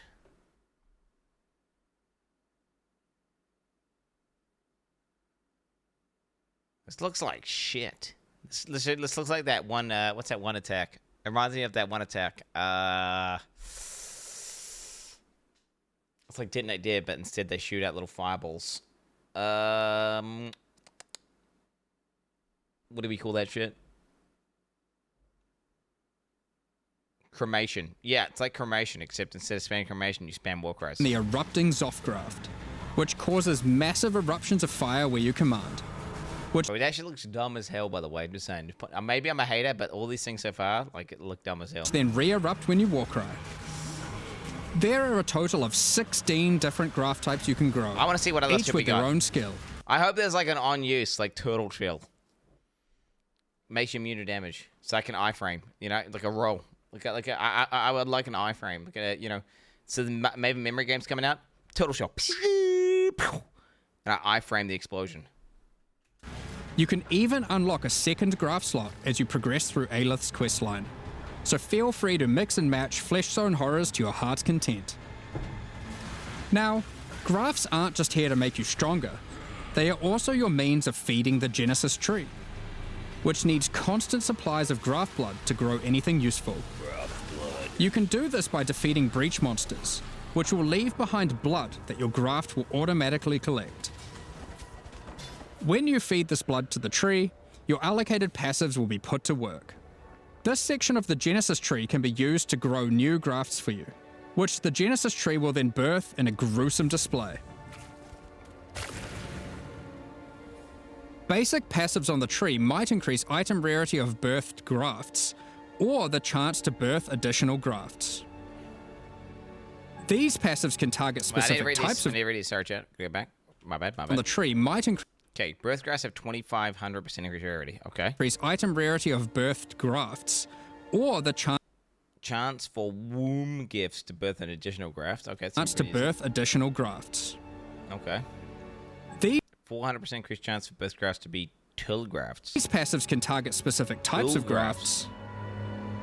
And this passive causes grafts to be birthed with a random amount of quality. Fair enough. Okay. Quality improves the amount of blood that can be stored by your grafts. This section of the Genesis tree births currency items. Okay. Basic 50 chance for Wingus to birth an additional currency passives can result in more or better currency. Birth currency rolled an additional time, keeping the rarest outcome. Okay. Allocate this passive to 25% chance of womb gifts to birth 3 additional currency items. 3% chance for womb gifts to birth 10 additional currency. Whoa! So we're gonna get like that ting ting ting ting ting ting every now and then. In it, bruv. It's gonna go hard.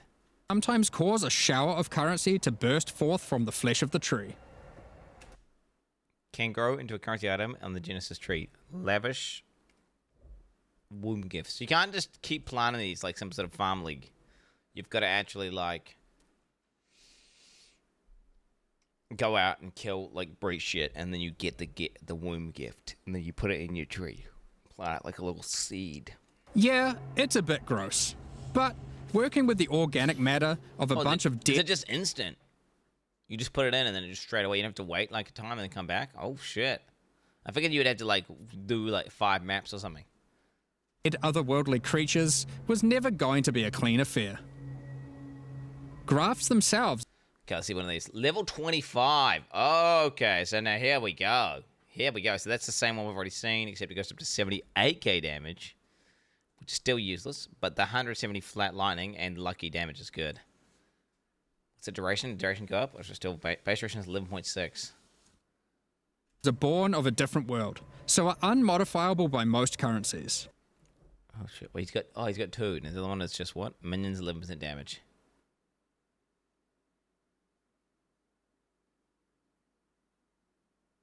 I mean, okay. However, with this passive, the 25% chance for womb gifts to birth an additional currency item. Womb gifts have a chance to birth graft implants. Ooh. Genesis tree can occasionally grow fleshy mockeries of currency orbs. These function like augmentation orbs, regal orbs, or exalted orbs, but they work on your grafts instead of normal gear. Yep, it's graft crafting. Oh wow, so you can make it rare and have like 4 mods. Okay, what do we get here? Skills used by this graft have 26% increased cooling recovery rate. Oh, so look at that. You could basically... Wait, what's that shit at now? So it's almost 100% uptime at that point. Yeah. Skill shift graph gain 30% lightning and history cast damage. Yeah, I don't know about that. Cooldown recovery rate on the skill is probably going to be insane, though. Yeah, for sure. If you got, like, CDR and duration or whatever, then GG. Allocating this passive can result in foul-born currencies. Okay. 25%, yep, wounds, if it's, okay. This foul-born Exalted Orb, for instance, behaves as an... Augments a rare item with a new random modifier, with high-level modifiers being more likely. Ooh, Path of Exile 2 Exalts. Normal Exalted Orb, except it guarantees a higher tier modifier. By locking out a large portion of the lower rolls, a normal Exalted Orb would be able to hit. The largest section of the Genesis tree is used to grow rare equipment items. For these, you have a lot of agency to influence the type and modifiers on... This is inspiring to go... This is like, oh, this could be fun for SSF. Right? Like, you could target... like, weapons for your build, right? Like, I could see that being quite nice. Like, SSF build that using a two-handed mace, and you just, like, spawn high-quality two-handed maces until, like, you get one that's good. Right? Which could be nice. Could be decent. So you could, because once you get your weapon, you really don't need, you know. Could be kind of nice. I don't know if I want to do trade or not though, because if I do trade, I will trivialize the game pretty fast. But it's like on roids. It's like you get to play the game, but it's on roids, right? It means I can make characters that could easily farm T17 maps, and you can get to like hundreds of millions of DPS quite easily. Although Trade League hardcore is not that good though, because hardly anyone's on there. And it's like you're playing. It's like basically like playing some sort of private league with like a few other guys. Ooh. Your grown item. Ooh.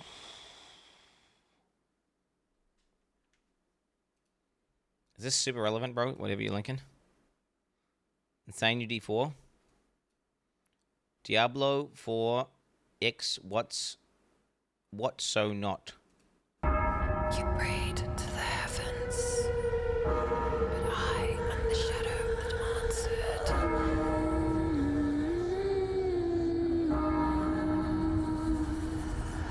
You sought the light, but only darkness remains faithful.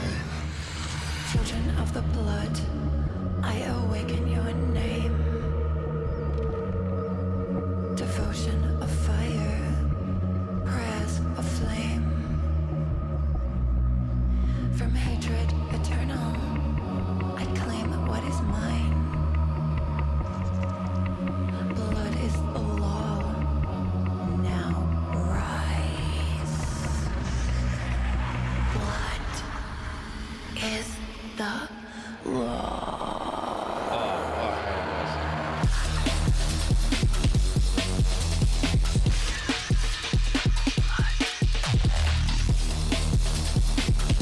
Well, this makes one long in the D4 for sure, man. D for bad!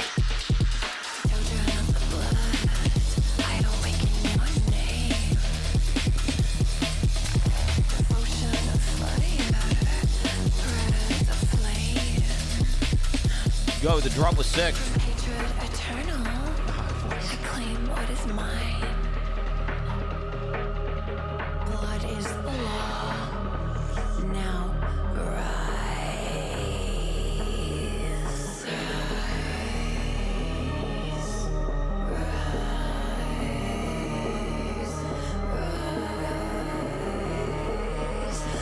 I'm rising. I'm rising.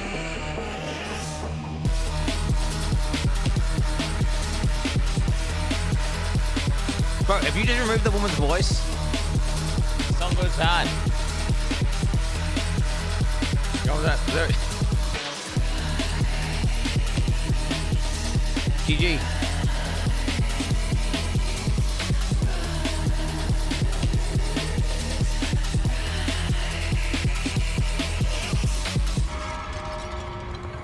Dude, PoE one's dead, bro. Have abandoned you, but I never will. Kneel and know. PoE one's dead, dude. D4 just won the battle, bro. On God. There you go, bro. There you go. What lane? What a waste of time, resources. A strong rally. I mean, I guess it's Blizzard cool, but I was hoping is a dog shit company. You know? What are these freaks who like this, by the way? I need Halloween themed events in my game. That makes me feel good. I feel like people who like the events, like the seasonal events, and like they're mad about the seasonal events, and like you only gave us 5 Halloween objectives. Like they're the same guys who collect Funko Pops. It's like they're Funko Pop, like it's like they don't even like the game. I don't even know what the fuck they're you know, it's like they're Funko Pop Andes. Let's not get it twisted.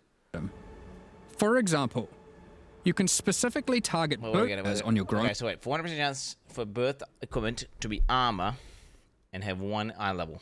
Okay. Okay. An item. For example, you can specifically target 5,000% chance boots. Ooh, shit. Get boots with a dexterity requirement with an increased chance. Speed. Ooh, shit. For speed modifiers and reduced chance for cold modifiers. Oh shit! Damn. I bet you there'll be something OP that you can print this league. There'll be some fucking item that like with you have the right things to turn off, and you can print like something real broken. I wonder if it's gonna be weapons. Surely not. They'll think about weapons pretty hard. It'll be like something stupid like an amulet. There'll be like an amulet which you can like reduce the requirements of these other things, and you increase the eye level so it cuts off some you know what I'm saying, right? It'll be like an amulet that's got like +2, +5, +7, +1. Or maybe you'd prefer to look for a two-handed axe with increased chance for physical modifiers. Yo, that's what I want. Dude, give me that axe with fizz mods, bro. Fizz mod axe? Holy. With speed? Holy. And then put crit on it? Dude, oh my God, bro. Holy fuck. This section of the tree is for growing unique items. Similar to the equipment section, there are passives that let you target growing specific types of uniques or rarer uniques. The process of growth... Those uniques roll the initial time, giving the rarest outcome. Ooh, I mean, dude. Oh, fuck, bro. The question is this shit gonna be a meme? Is it like Giga based around Trade League, and actually you gotta birth like 700 items to get something good? Or is it balanced like for each player, and actually, no, it pops off with good rewards, and it's actually good for SSF? You know? Because I don't know if I'm getting baited right now. This looks way... Okay, Necropolis. This looks like a non-cancer version of Necropolis. That's what it looks like. This is what this tree is to me. Because this is just Necropolis, except instead of planting graves that do it, you just click nose to do it. Which, this is way better. Like, right? You just set up the tree once. Which is, you know, not that complicated. Set up the tree once. It's a finite amount of options. And then it's set up, and then you just start chucking fucking shit in there until something pops out that's good, and then you change the tree again for your next item. Like, it could be real nice. Is not always a perfect one, however, and can result in some defects. This passive can result in birth uniques becoming foulborn, which mutates one of the existing modifiers on the item into a new one, resulting in some interesting new ways to use that unique. Chris Wilson would never, bro. The sanctity of the unique, bro. It's sullied. For example, this foulborn quill rain no longer has increased projectile speed, but instead has increased area of effect. Oh my god, oh my god, wait, oh my god. Another foulborn quill rain could replace the mana gained on hit with the much more powerful modifier where insufficient mana doesn't prevent your bow attacks. Here are some other examples. EO, Chaos Rares. Changed my mind, that Gorum's worse than it was before. He's going for leveling anyway, bro. What are you going to use that shit? You ain't use that shit. I say it's a lot of Chaos Rares, but like, fuck, you're not going to waste your helmet slot for that, bro. You're going to use it for leveling. Shut the fuck up, Boomer. Yo, I boomed your mom last night, pussy. What do you think about that? Are we banning this guy? What do you guys think? Nah. Ban this guy. You're banned for legal, pussy. This passive even gives a rare chance for Foulborn uniques to have multiple different modifiers mutated. Ooh. I'm sure you'll come up with some extremely powerful... This shit looks like, hey, Trade League, broken items in Trade League, and you're never going to get a good one in SSF. Let's not get it twisted. You will never get a good one of these in SSF. But in Trade League, they're going to be some of the most broken uniques existing you've ever seen. Because there'll be a bunch of people spamming it, right? And 99% of the uniques that drop, they won't need it. But guess what? For other builds, people will need it, and it'll be the perfect mods. And then you just buy it off someone else. Uses for these. We'll leave it up to you to discover what this mysterious part of the Genesis tree can grow. Ooh, hole! Seek hole! So, ultimately, you'll be slaying masses of breach monsters, harvesting blood with the aid of your grafts, feeding that to the Genesis tree, growing some items and better grafts, and back again to the slaughter. As with all our challenge leagues, this league will come with a set of 40 challenges to pursue, and completing them will award you with the Keeper of the Flame armor set, allowing you to truly embrace becoming a monk and worshipping the Dreamer. Pretty sick. Now, it is not doo-doo armor. It looks doo-doo because you're not used to PoE 1 graphics. Like, trust, that's good for PoE 1 graphics. Those won't be the only new tools. It looks good because the PoE 1 models look so shit compared to the PoE 2 models. To play with. In 327, we're also adding a collection of new skill and support gems. Let's go over them now. Kinetic Rain is a new wand attack, which covers the ground in unstable kinetic energy. These hazards collapse at the slightest touch. This shit is such a Metal League, eh? Like, he loves the one shit, and he loves the one attacks. He's like such a one dandy. You know, it's like, when I think, I fucking hate ones. It's like my least favorite archetypes, like ones. Some pussy shit. What are you, fucking Harry Potter? Some little stick. Fuck, get the fuck out of there. Wrong with me, I use a big ass two-handed mace, boy. Fucking anchor mace. It's got 0.8 APS, okay, and has increased stun chance. Not this shit, bro. Releasing their energies into any unfortunate soul who happens to be standing on them. With enough projectiles and area of effect, an enterprising exile could carpet the world in dangerous kinetic force. Wall of Force creates a barrier of kinetic power, flicking your wrist around causing like a bozo, allied bro. projectiles to ricochet towards targets automatically. Drop one behind a boss, and redirect the bolts of your armies. I'm sure you'll find ways to break this one.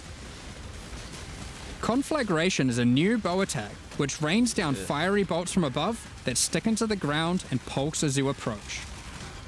Once you get close enough, these bolts detonate, causing ravaging ignites. These bolts chain react, allowing you to create fields of incendiary destruction. Thunderstorm is a bow attack, which creates a whirling storm of wind and lightning where it lands. The Trade League software guys are just combing at this, like, oh my god. While you're within the storm, the fuck button did I press to get that to come up? It will rapidly grow, until it becomes violently thunderous with lightning-infused clouds. At this point, leaving the storm will cause it to detonate. Wait, we got a gun chat. First time chat, let's ask you got a question. Black Eagle 997 says, at Quin69, following 1 minute ago, bro, which build do you recommend for someone that is only going to make one character this league? You should follow your heart and your dreams. Don't be like, I need to play the most OP shit. Don't just legit just go in. I mean, you can look at the new skills, see if you like one of those. If you like one of those, definitely do one of the new skills. If you don't, then just see what you know. Look at the various abilities and pick one, and then make a character around that ability. Dealing damage to everything within and releasing a flurry of tornadoes in all directions. Attacking with Kinetic Fusillade will create hovering orbs of energy.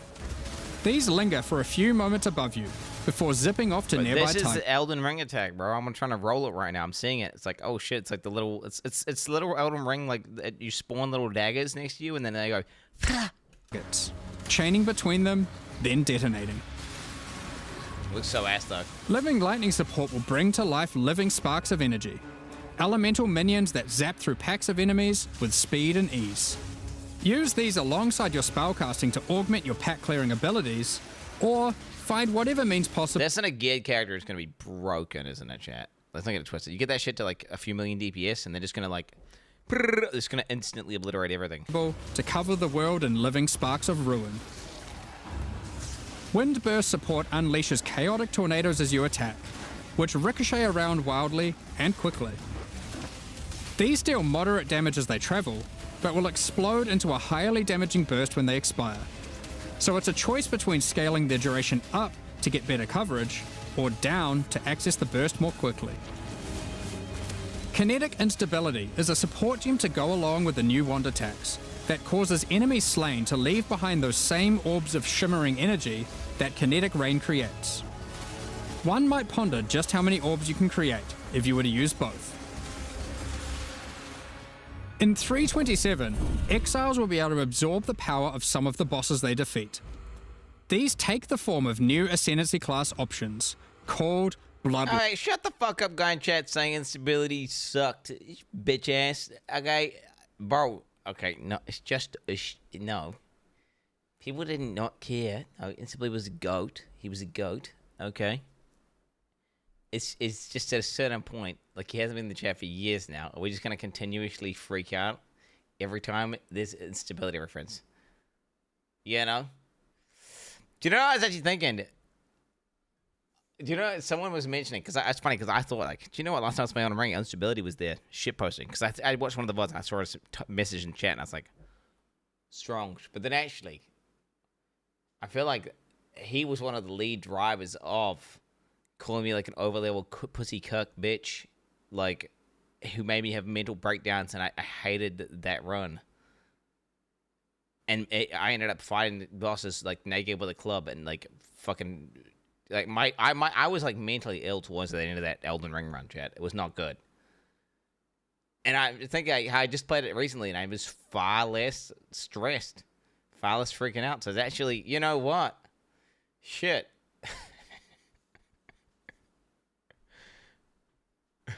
He grounds you. He goes to my mouth.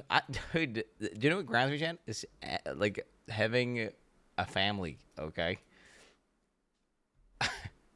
No, not like people goading me into fucking playing ridiculously hard video games that make me want to slam my head into the table, and then doing it with a bunch of ridiculous additional challenges that make no sense. Like, the only reason I played Boshi was because instability baited me into doing it. The only reason I played, like, these shit games like Cuphead and stuff like that, the ones that I chipped my tooth is permanently chipped from playing Cuphead. It pissed me off there. It's chipped. I gritted my teeth together so hard playing the game that it chipped. You fucking damaged my own teeth. Lines.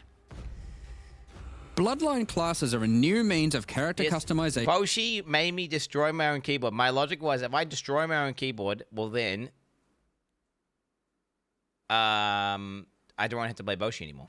It was a logical thing to do. It made sense. It made sense. Wait, destroy my own keyboard, then I don't have to play that shit game anymore.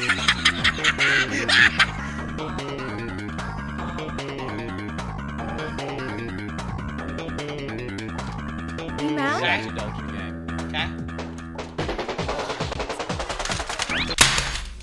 That like half second, that's when I decided. I was like, fuck this.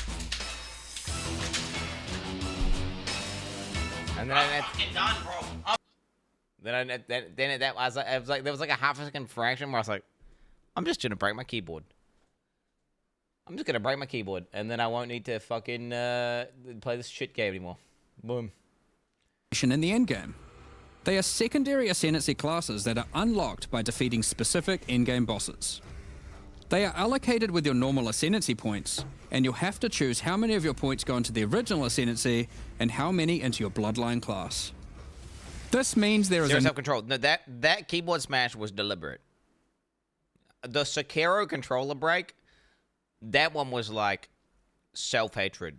I felt like the controller irritated me so much, and I felt like so retarded, and I couldn't control. Like I was trying to force myself to learn a controller, and I knew what I wanted to do, but I couldn't do it. And that one was like, okay, no, I raged out. But this Boshi one was definitely like a choice that I made. It was not, it was under my control entirely. I could have not smashed my keyboard there. 100% I did that just because I didn't want to play. I was just like, I don't want to play this game anymore. I'm sick of this game. This game fucking sucks.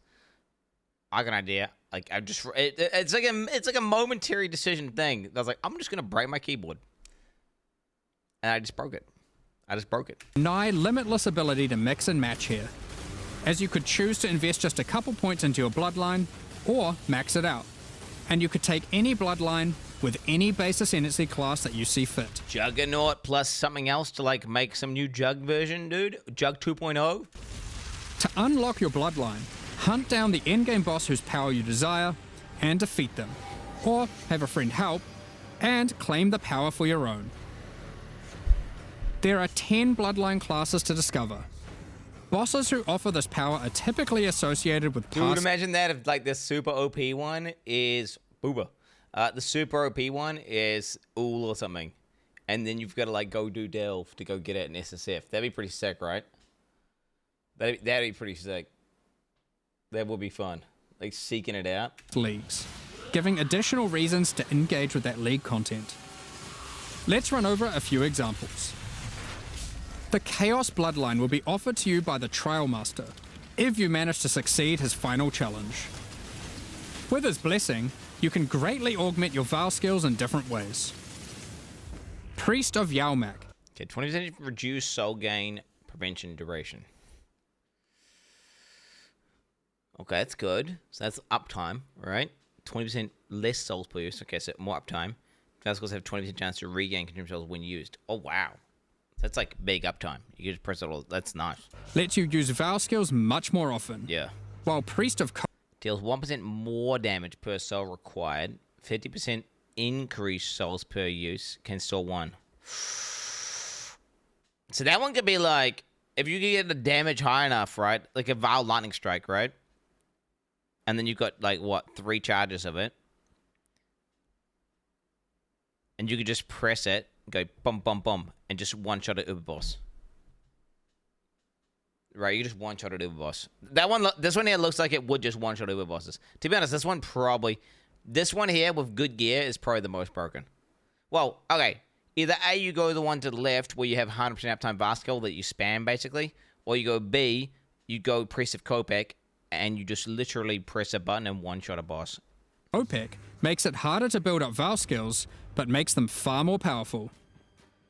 Or, what is this? You have Shepherd of Souls if at least 4 current items are equipped. You have Everlasting Sacrifice if at least 6 items are equipped. You have Sacrifice of Blood if at least 8 are equipped. Oh, fuck. There's leg day today, chat. My legs are still cooked from, like, fucking Tuesday. Holy fuck. Val non-aura skills require 80% less souls. Val non-aura skills require 100% increased souls per Val. Used in the last 8 seconds. Oh, so you can't Giga spam it. Okay. When you reach full energy shield... Oh, this is just like that fucking shield, bro. When you reach full energy shield, sacrifice full energy shield again, 5 max res, 4 seconds. Life recovery from regeneration grants blood barrier. While that full life, maximum blood barrier is equal to 30% of your maximum life. Damage from hits is taken from blood barrier before your life or your energy shield. 50% less regen rate. Wow. That's pretty strong. That one there, but then...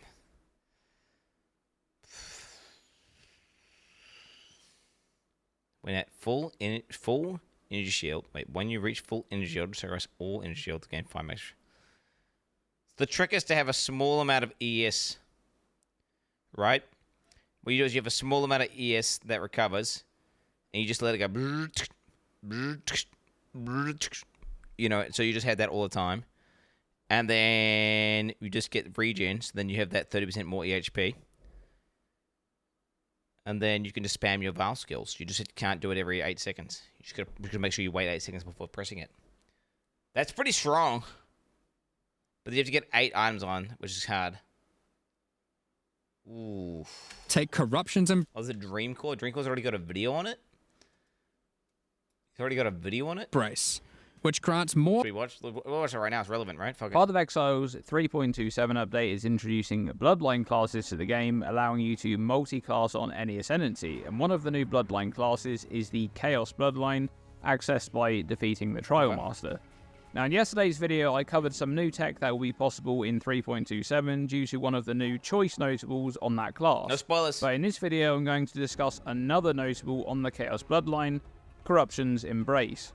Now, something to note here immediately is that this isn't going to be any kind of league starting spec. Even if you're able to reach the Trial Master and defeat him reasonably quickly at league start, you still need to actually have a lot of equipped items that are corrupted to actually enable this notable to do anything at all, so it's more of a late game thing. Now, with at least 4 corrupted items, you activate the first modifier on this node, turning on Shepherd of Souls, which is essentially a keystone-like effect, previously only accessible from the Yao-Max Accord unique scepter in the core game, and this is all about think about it, it's like, basically your shit is free. 80% less soul cost. You still have to wait for the soul prevention bullshit, but like, I mean, that's strong. If you've got... Bro, I remember VLS. Now, I think it's been nerfed since, but like, bro, you would just press that button and it would just kill any boss on the screen. Like, there's a boss there, VLS. The boss it would melt and everything around it just melts. Skills. I'm not going to go into detail about the mechanics of that keystone. Like, I remember even when there was builds that were like, I could like technically have done 20% more damage using other attack skills, right? But VLS was so strong that it was like you just retarded if you didn't do Lightning Strike because the Vile Lightning Strike was just that much better. Even if you did like 20-30% less damage than another skill like Wild Strike or something, the Vile version of this ability is that good. But I've already covered it in detail in its own video, which I'll link in the description below if you want to look at that. Then, with at least 6 corrupted items equipped, you'll gain Everlasting Sacrifice, which is another keystone-like effect. This one is less isolated as it relates to your energy shield, and it essentially just removes all of your energy shield every time you reach full, and it grants you 5% to all maximum resistances in return for 4 seconds. But once again, I'm not going to go into too much detail on that one in this video because I want to discuss the final modifier on this new notable. You have Sacrifice of Blood if at least 8 corrupted items are equipped. Now, 8 corrupted items is quite extreme. That's almost your entire loadout, but the effect gained is quite powerful. Just click a Vile Lob on your items. It's not hard. Sacrifice of Blood is a new keystone-like effect. It doesn't exist anywhere else in the game as far as we know, but it's possible that one of the new unique items that's being added to the game is going to have this on it. So, what does it do? Life recovery from regeneration grants blood barrier while on full life. Maximum blood barrier is equal to... This is just like overheal. This is Ball Pit, bro, or like a million other games I've played. It's just like an additional... What do you call it? Overlife. It's like the Blood Witch. Did you hear it?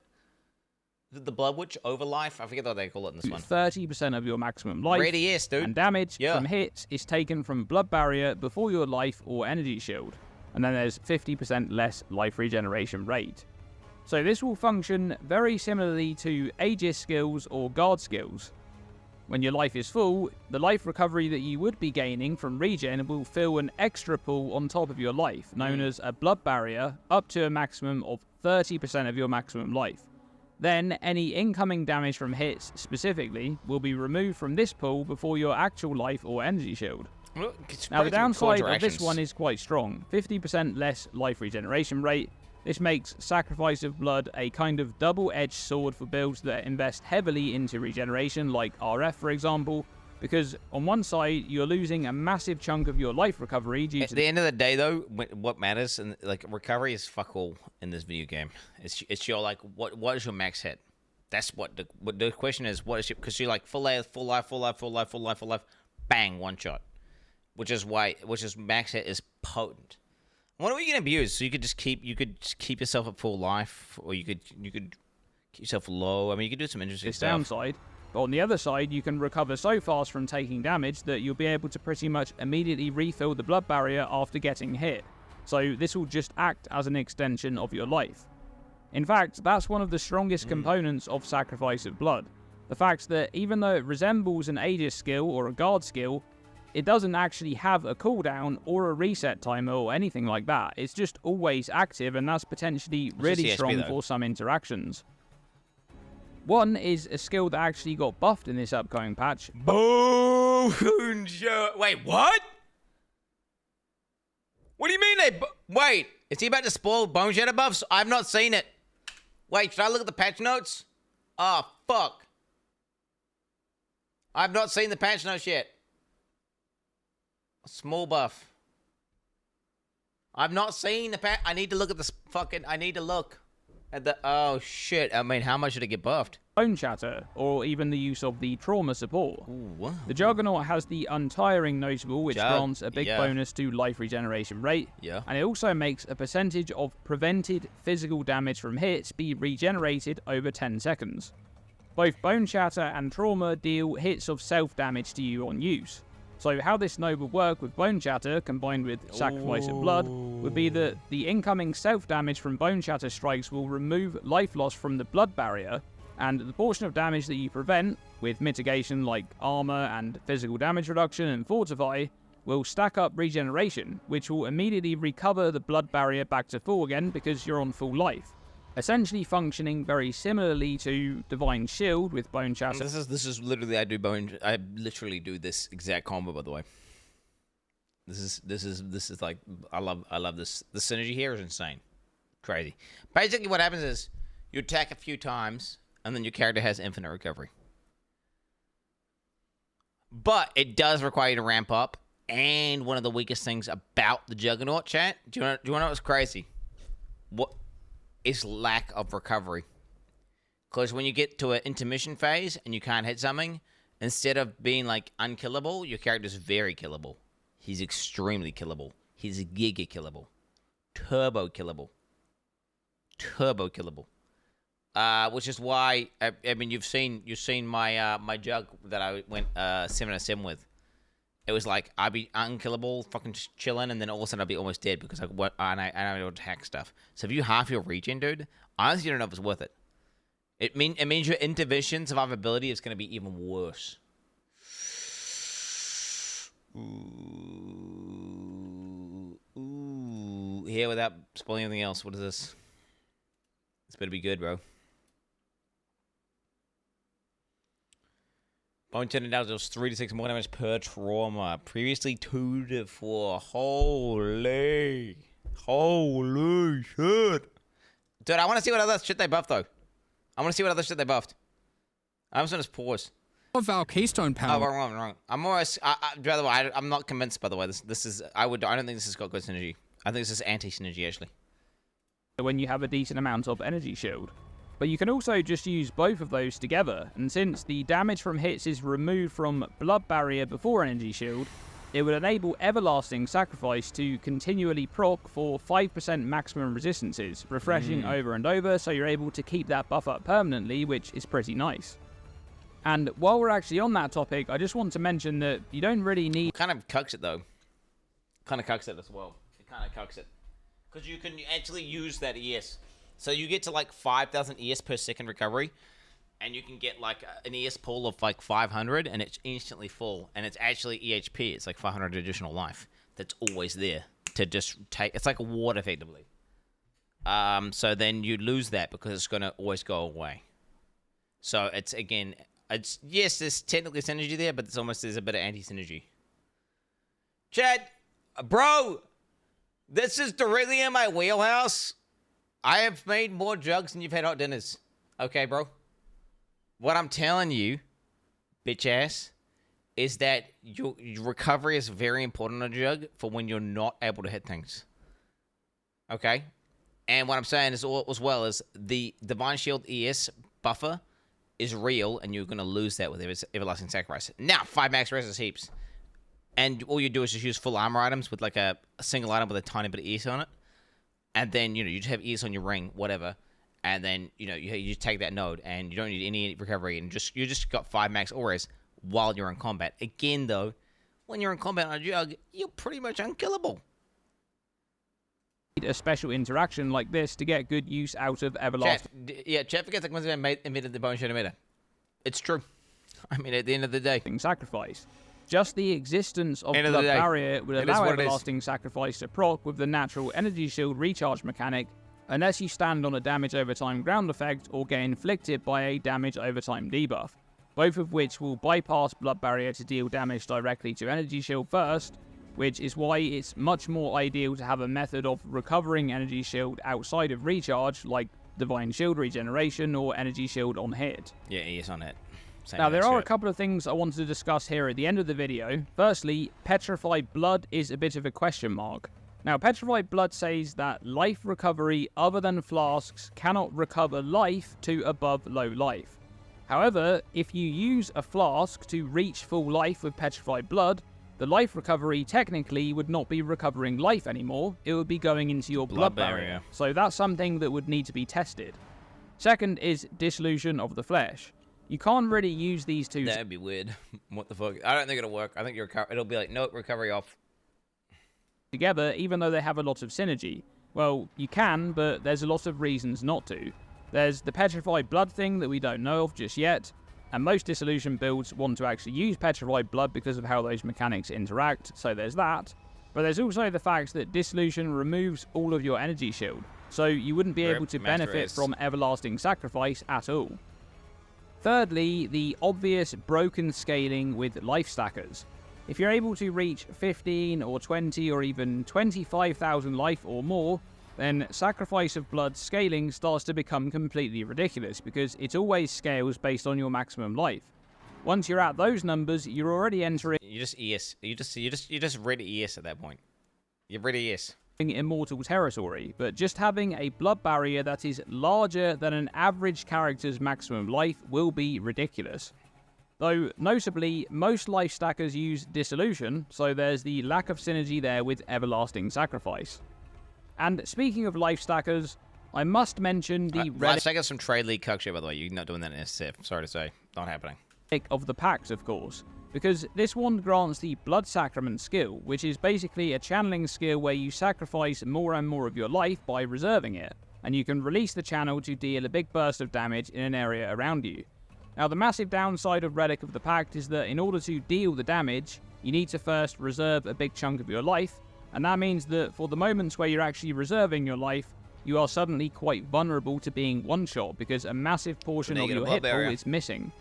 Well, sacrifice another trade cuck build though. Of blood may be able to somewhat provide a solution to that, but you will need to use something like Forbidden Taste to be able to immediately recover to full after reserving whenever your blood barrier actually gets chunked, so that you can recover it back up. Also, there's this thing, which may see some more use in 3.27 and... This thing. Just 6 seconds ago. Recover life on kill, ES on kill. Oh, 2 all rares for each equipped character item. Each equipped character item. Each equipped character item. Interesting. Interesting. Beyond because of Corruption's Embrace, though it does still need to compete with crafted body armors, which is no easy task. I doubt it. Now, lastly, I want to note something about sacrifice of blood. That's the exact wording that states you must be on full life, not full unreserved life. And this is important because that means that if you have any portion of your life reserved, you cannot reach actual full life, and therefore you cannot recover blood barrier. And we know this because of the Immortal Ambition Keystone, which has the same wording. So unless this is changed before 3.27 launches, be aware that you need to be able to reach actual full life to enable blood barrier to work. But that's it for this one. I just want to... I mean, let's see here. Okay, 30% life, 5% max RS, and you can choose Val skills more often. I'll tell you what, let's get up builds. Some of a thing here. Builds. Let's go Corruption and Embrace. Self-harm.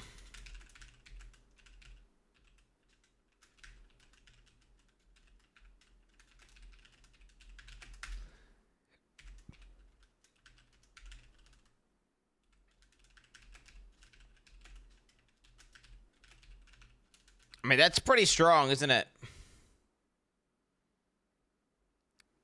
That's pretty strong. Wait, what's my view? I need it to wrap. Wrap. Yeah. 5% max rest, 30% more life. Can't press Vile skills 5 times as much. That's pretty sick. But that's it. When you look at it like that, that's like, wow. 5 max raise? Like, that's already worth it. Like, that's a node right there. It is conditional, though. Need uptime. 30% more life. Less regen.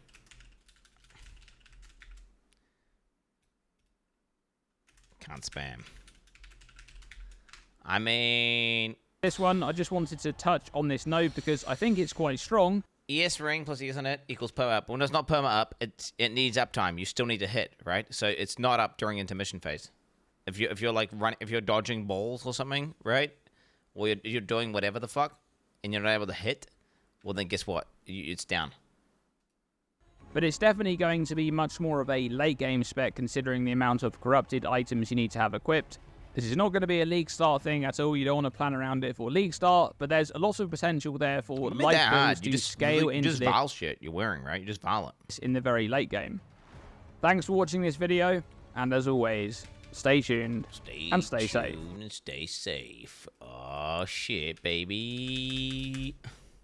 Bro, stay safe is brick for me. Ever since people said stay safe just means it's like a Nazi call out for like SS or some shit. Like it's like a fucking, yeah, it's like, you know what I'm saying? Like, because it's that one guy. It's like, I thought it was a meme, but I don't think it is a meme. Yeah, SS, I mean, it's like some Nazi shit. I don't know. Bad take. What, dude? The guy's he's kind of exposed himself, right? Let's not get it twisted. The guy, he's not a meme. The more corrupted items you have equipped. Yep. The Ashabi bloodline can be gained by, you guessed it, defeating Ashabi. Her abilities are drawn from the 3 types of life force that manifest within as Marian spirits. The wild bear... Turn to maximum rage. Lose all rage on reaching maximum rage and gain adrenaline for 1 second per 10 rage loss this way. 100% damage, 25% attack speed, 10 cast moves. And this is PDR. This is PDR. You can't adrenaline if you already have it. I mean, this is very strong in the early game. Right? If you just got like some rage generation and then you just take that node. Like this node in the early game is good and in the late game it's bad.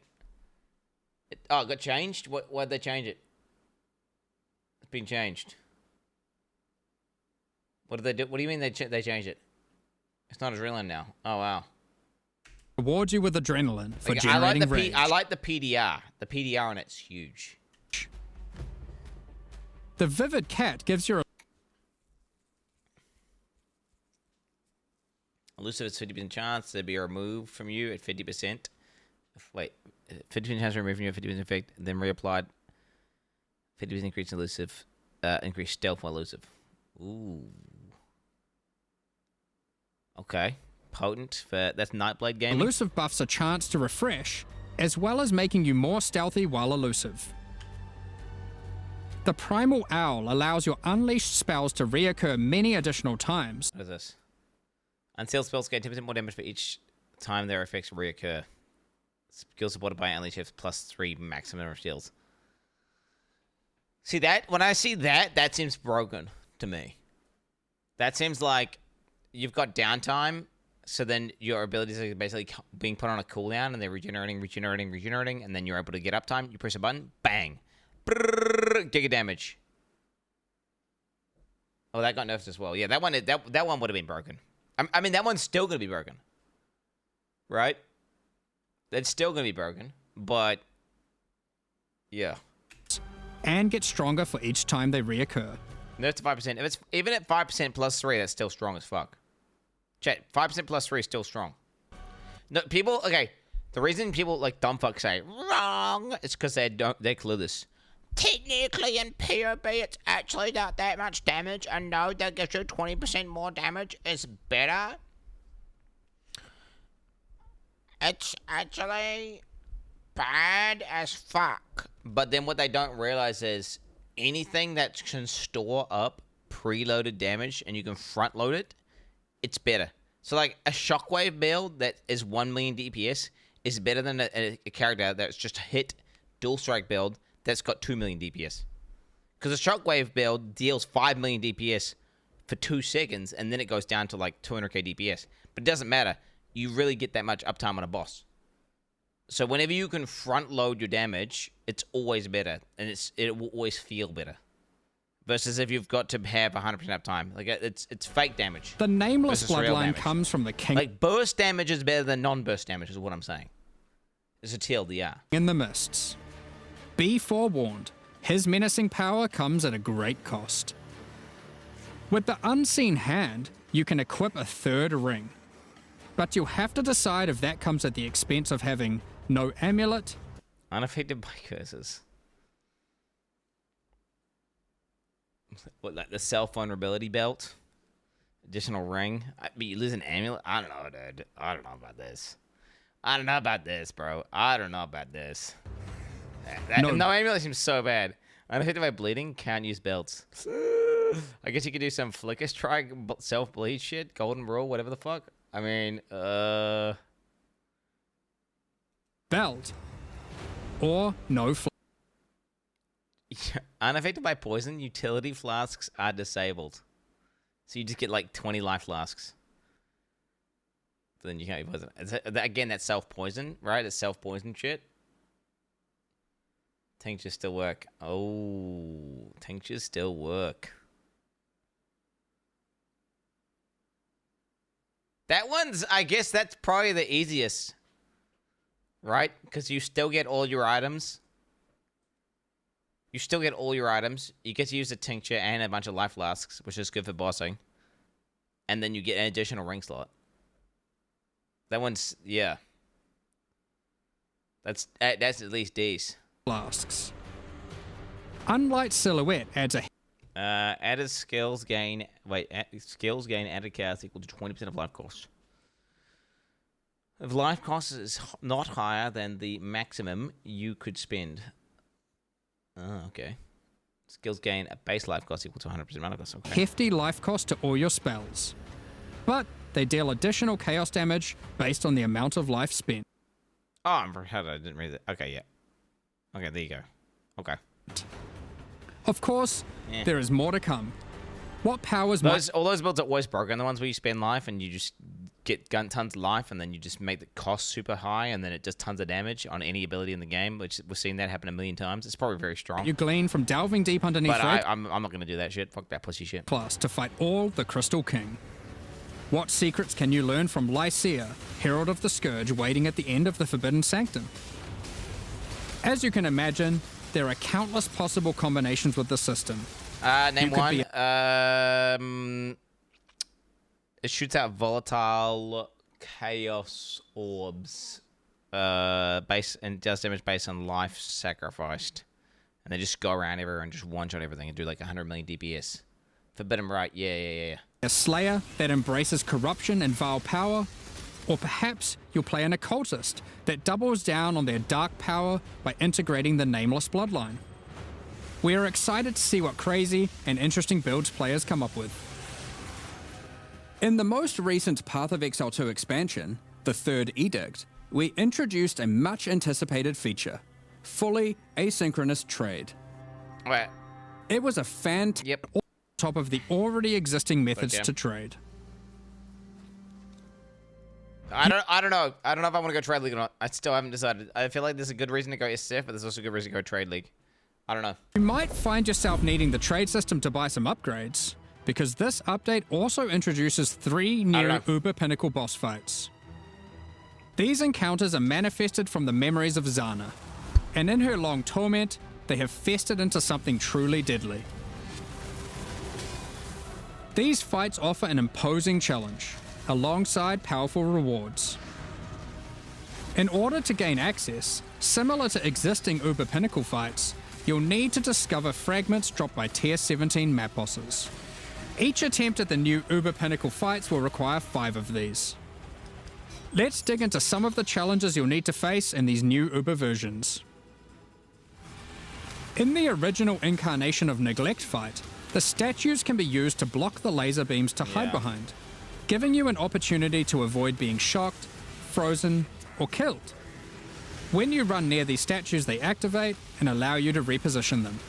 While activated, they will not stop the lasers, meaning you want to position them well, then avoid them. Spoilers, However, dude. In the Uber version of this fight, instead of being a safe haven, the statues will refract the laser beams, causing a ruckus of energy to cover the arena. Activating them will prevent the refraction, so unlike the base fight, where you want to position them well and then avoid them, you'll be wanting to constantly keep these statues active. But then, you have to deal with their assault of attacks. While fighting the incarnation of fear, these fiery orbs will slowly clutter up the arena, locking off portions of it until you bait the boss into detonating them himself with his thrown spear. When Uberified, these orbs are attached by a flaming leash to the boss, rotating around him constantly. More and more will spawn as the fight goes on, making it even more imperative that you clean them up by cleverly using the boss's abilities against him. Normally in the incarnation of Dread fight... I don't know, man. I tried all those new fights and they kind of sucked, and I don't know, these Uber visions look kind of scuffed, bro. Oh, I don't know about this. I don't know about this, chat. Oh, this looks like I want to go trade league and just get some mean gear. Just fucking, like, you know what I'm saying? During the bullet hell phase, you have to acquire a red rose, run it to the boss, then collect a blue rose, doing the same, causing it to get heavy stunned and interrupting its mechanic. In the Uber version, you have to do the same, but in order to get the blue rose, you have to defeat the incarnation of neglect. And to get the red rose, you have to defeat the incarnation of fear. Good luck. Given the difficulty of these bosses, their reward should be worth your while. Let's take a look at some. From the Uber incarnation... Okay. Retaliation skill, 79% increased damaging. Retaliation skills become usable every 4 seconds. Retaliation skills become usable for 83% longer. Wow. Okay. So you get to spam retaliation. Of neglect fight, we have Bitter Instinct. Poggies, my doggies. A spiky shield that turns retaliatory strikes into preemptive ones, making it just a matter of time before the long arm of justice crushes your foes. Alternatively, you might find retaliation bleed. The thing is, if you're doing that shield is so bad for HC, like for not dying, and then on top of that, like you've got to get it from an Uber boss. So if you kill the Uber boss, you've already kind of beaten the game, right? And then it looks kind of mid. Okay, it's trigger a targeted spell when you block with a 0.25 second cooldown. 38% chance to block spell damage while an offhand. Interesting. Spell damage, 131% increased damage with poison. Triggered spells, poison on hit. All damage with triggered skills can poison. Festering Resentment. A poisoned blade with an unending supply of toxins built into the hilt. These toxins are put to good use, causing every spell you trigger to be capable of poisoning with all damage it deals, enabling a truly crazy trigger-centric poison ruckus. And from the Uber incarnation of Dread, the Hallowed Monarch. Mark is such a ruckus Andy, bro. A counterpart to the Dark Monarch, that's a boba, which focuses more heavily on investing into one or a few minions, rather than growing your hordes to massive proportions. Storm Rayclast, with your chosen few at your side, stealing power from your enemies as you go. Jesus Christ. We've got a number of quality of life changes to bring to 327 as well. Many of which you may have seen already in some of our pre-livestream teasers, but for those who haven't, Heist is a mechanic which has long frustrated some players who may otherwise have been interested in the rewards it has to offer, but have no desire to grind through the early progress of finding and running low-level contracts to get all of the rogues to their maximum level. Oh, wow. Well, starting in 327, Heist rogues will automatically begin at maximum level, so you can start your dubious criminal career without all the busy work. Points invested into your Atlas passive tree will now be refundable with gold. Just speak to Kerak to do so. For players who love jumping between strategies, there's also an option to instantly refund your entire tree, which of course can now also be done with your regular passive tree as well. Now you can make all your decisions with no regrets. Well, maybe some regrets. You no longer need to purchase bestiary orbs. You can now itemize beasts for free directly from your bestiary. Yep. From late Act 1, you can now mass identify your items at an NPC in every town, and from Helena in your hideout. This does not require Scrolls of Wisdom at all. While using an Alteration Orb, you can now hold Alt to swap to using an Augmentation Orb, if one is available. Opening a Blight Chest will now open all other Blight Chests near it. Rogues' disenchanting services can now be accessed from towns and hideouts. Kerak missions now have a handy icon to show at a glance what kind of mission they are. Holding down Control and right-clicking on stacked decks will now continuously open them to your inventory, notifying you in chat what the outcome is. If you still want to open them direct to the ground, to let your loot filter provide a dose of dopamine, you can still do that too by also holding shift. And the loot filter just filters out all the shit cards that you don't want to waste time picking up. And it allows you to know if you've got a good card, right? Vile Orbs can be used on monsters encased in essences, to the same effect that Remnants of Corruption have. When multiple skill gems are ready to level at the same time, you'll now be able to click this button to level them all up at once. Next up, we're going to be talking about... Is that going to feel as good, bro? I don't know if that's going to feel as good. Okay, supporter packs don't give a fuck. Don't give up. Oh, wait, there was one that was like, was a bit sus, wasn't there? There was one, it showed when the waypoint's close or something. New League supporter packs. What was it? Containers. And Champion of... What's the waypoint effect of the the Great Warriors of the Great and storm into the Champion's PoE. Ascend the stairs. Where are we? The platform represents a remain, carries all the supplies necessary for a campsite as he travels around like access transactions. Half as great. The distance between... I don't give a fuck, bro. I don't give a fuck. Who cares? All right. Yep, some MTX is one that's like shows you waypoints. Interesting. Where are we? Mark Roberts. Twitch. No, that's not what I want to look at. I want to look at the fucking Bloodlines one. So you're saying this has got Bloodlines trees? Is there a way to make it have pictures? I like pictures, chat. I'm a picture and does anyone have one with pictures? I like pictures. Yo, chat, can you check this build out? Following February 10th, 2025, 15 minutes ago, monitor Banny Beta. Alright. Fucking sus, bro. Fucking sus. Giga sus, bro. Okay, alright, here we go, boys. Here we go. Here we go. We're gonna look at this. Wait. Wait. I need to take a piss. Chat, we're about to look at the fucking bloodlines. I've not looked at these. This is gonna be blind, ethical, bloodline looking. I'm hoping there's gonna be something that lets me do melee builds, because I'm really hoping for some melee gaming. I'm really hoping, because if there's no melee gaming, it's just ones and shit, bro. Holy, I'm depressed. All right, I'll be right back. 1 sec. Wait. Did I import some boys? Finally, it's League Lunch, boys. We can see the God Gamer going 0-10 again. Can't wait, chat. D4 bad base. Quin doesn't like platformers because nobody can backseat mechanical platformers. I'm excited for the 24-hour subathon starting tomorrow during League War. You really know how to make your community happy. Are you going to release a new t-shirt soon? Maybe more than 200 this time?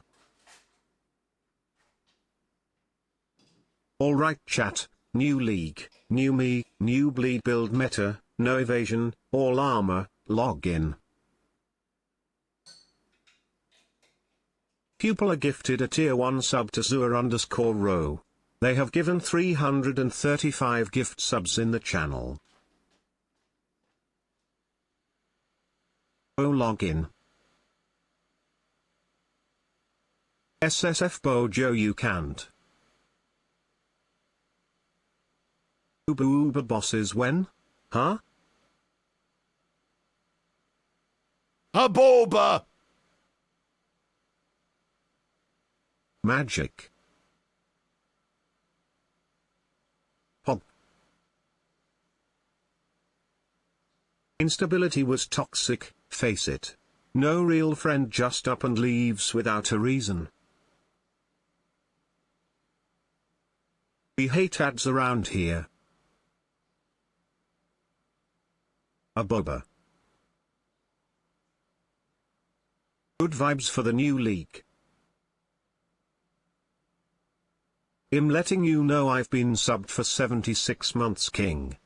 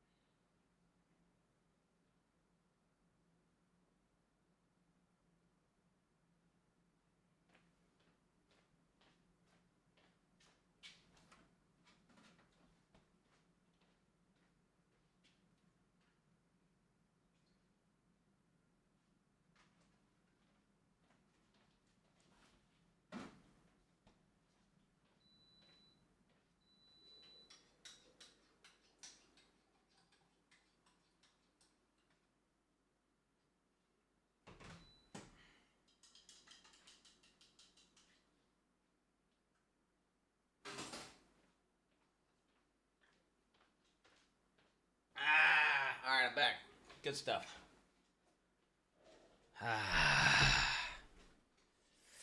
Well, kind of want a burger right now. I'm not gonna lie. Kind of want a burger. Kind of would fuck with a burger. Oh. All right, the for all bloodline. Okay, we got what we got. We got. It's kind of weird to look at. I am not over-leveled! I'm an ethical gamer. Over-leveling and grinding are different. Over-leveled clown. Go back to Balloon's tower defense. Alright, Warcry speed, whatever. 2% attack speed per minion. Guys, I need different music. 2% increased attack speed per minion, that's a maximum of 80%. Minions deal 80% increased damage if you've Warcried recently. Huh, okay. Minion damage. Trigger a level 20 summon on Spectral Tiger on Critical Strike.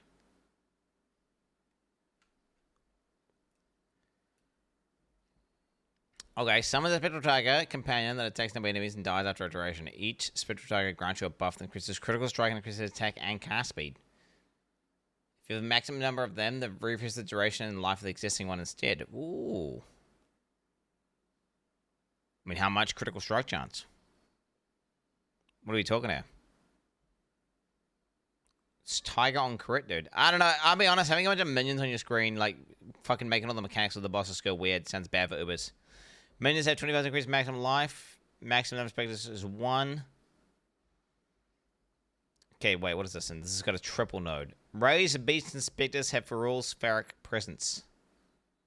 Raised beasts and specters have 3 additional modifiers randomly chosen in each area. What? It's got like a little mini hit on each one.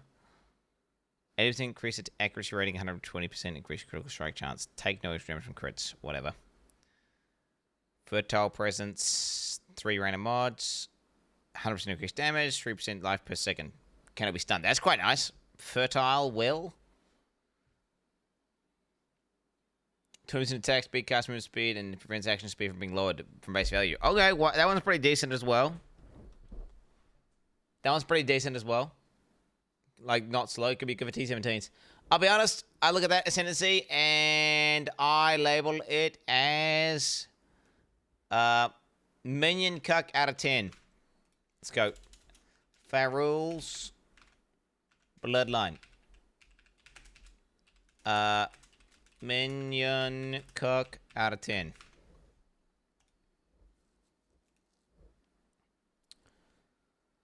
Alright, let's see what we got here, boys.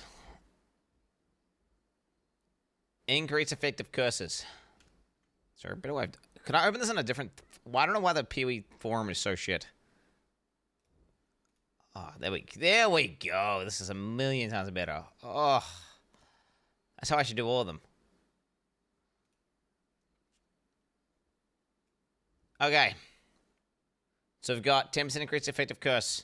Create profane ground instead of consecrated ground. Profane ground, you create inflicts malediction on enemies. Profane ground you create also affects you and your allies. Granting Catholic Mike.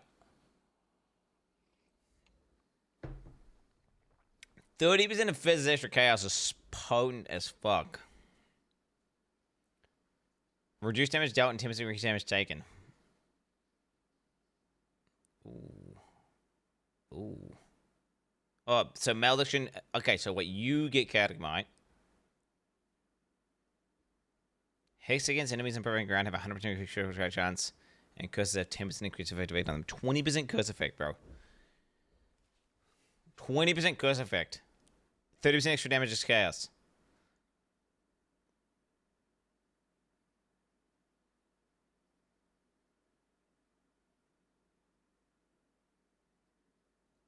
Wait, you don't give them Catacmite though, right? Just to be clear. To be clear. You don't give them... That's not giving them... Because that would be fucking shit. That... Guess you had to go CI, I guess. Okay. That's an interesting one, chat. Can I be get using a bunch 5 of builds. pull-ups? Show me those muscles. Right? No. No. I don't want to hurt my thing. This one here, for, like, I could see me using this on a poison build. This would be 30% more damage, and then Despair would have 20% curse effect, and then Temp Change would have 20% curse effect, right?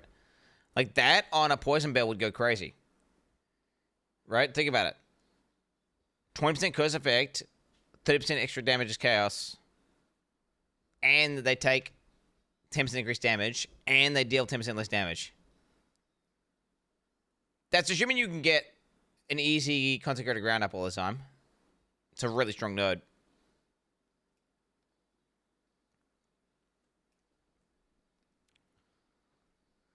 Okay, increase effect of Herald buffs on you. Alright, Herald skills have 2% more buff effect for every 1% maximum mana they reserve. Herald skills and minions from Heralds deal 1% more damage for every 1% maximum life than the skills of Rose. What the fuck is that? So you can find like a Herald cook. You can link up all your Heralds and just make them like reserve everything. So you do like a... I mean, I'd be buffer 6 attacking. This could be a Hoag setup, though. Because you could just reserve your all your life, and it's just... This is like double damage Hoag, isn't it? Okay, what's this thing called? Lycia. Bloodline. Lycia Bloodline. Let's see. It's Herald Cuck / Poison Gamer out of 10. Oh, what we got here? 50% of lightning damage converted to cast damage. 50% of cold damage converted to cast damage. 50% of fire damage converted to cast damage. I mean, that is just strong. That's just strong, isn't it?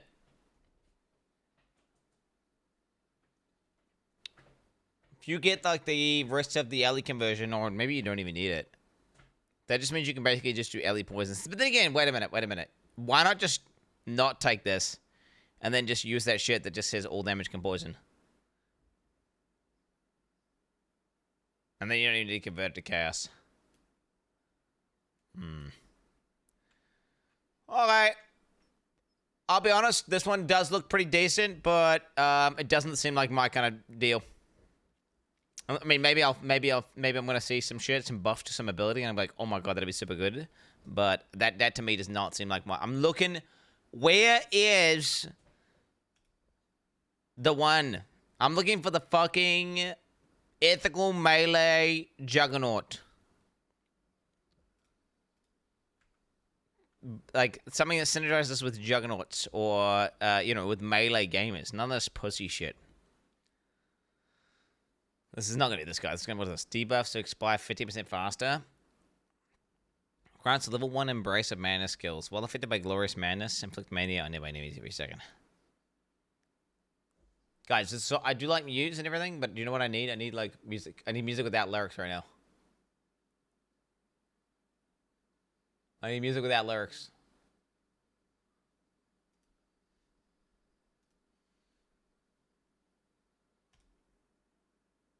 What? Okay. Well, Quin, it seems we both got autism, haven't we? Yes. Well, that's good to know. Hey, shout out to my autism chat. It's hard to hear. Chat, double dialogue. I hate double dialogue. I hate it. When there's like a clip playing, when there's TTS going, or like a fucking two people talking at the same time, I'm like, my brain hates it. It hates it because I'm processing both at the same time. But it's I hate it. I hate it. Some people it doesn't even affect them at all. They don't care. They can like 2 songs completely playing at the same time, and they're just like, whatever. How do you think we feel when you yap? Yeah, but I yap at the same time. If it's just me yapping, then it's all good. Okay, grants Glorious Madness. While in a Glorious Madness, gain random touched debuff every 2 seconds. Using the skill of the game will remove Glorious Madness and the touch debuffs it inflicts. But you'll be unable to embrace Madness again until the cooldown expires. Mania implies 4% increased damage taken, 2% Reduce action speed and 10% reduce life, and initial recovery for 15 seconds. Can be completed 15 times. Well, I don't know what the fuck. Manic episodes? Fuck that. Fuck whatever the fuck that. Fuck that. Fuck that, bro. I'm gonna speak into manic episodes. Yeah, I'm good, bro. I'm good. Fuck that. When is podcast? I'm not actually sure. When is it? I can open up the Discord and find out. Discord. Oh my god, Zizaran's posting all this shit. It's in an hour and 30 minutes. It's in an hour and 30 minutes. That's what it is. Is it an hour and 30 minutes? That's why, Chad, I need to keep reading ASAP, bro. I gotta read ASAP. Oh, wrong page again? Okay. Grants level 20 Misty Reflection. Dash backwards, leaving a short-lived mist copy of yourself. The copy can be damaged by enemies. And copies that are killed by an enemy will apply a debuff in the area that makes affected targets take 30% increased damage. They're 30% less damage for 4 seconds. What the fuck? What the fuck? This part of the Exile 2 at PoE 1, bro. Wait, I'm gonna use an ability that leaves a thing behind that does a debuff, which then makes them take damage for 4 seconds, dude. I'm good. Fuck that. I have to press another button? Dude, this tendency sucks, bro. Pressing, but what the fuck is this?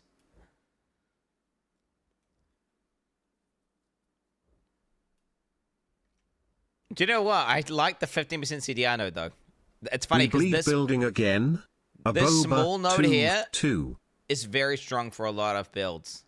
Like that small node is actually potent. And then if you look at it like this, 30% more damage sometimes, right, when you're bursting. I don't know. And then 15% CDR. That really isn't actually the bad button. Take 40% less damage from hits. Huh?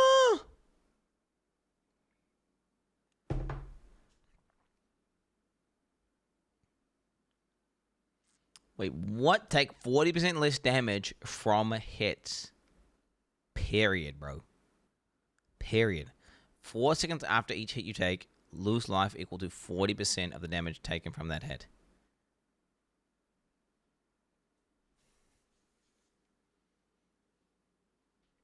Non-cluster jewels socket in your passive skill tree have no effect.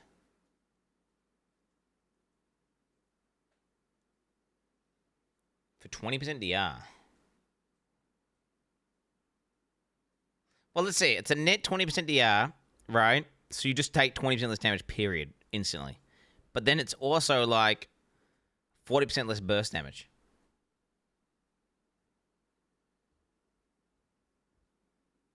Wait, what do you mean 16%? What are you guys saying 16% for?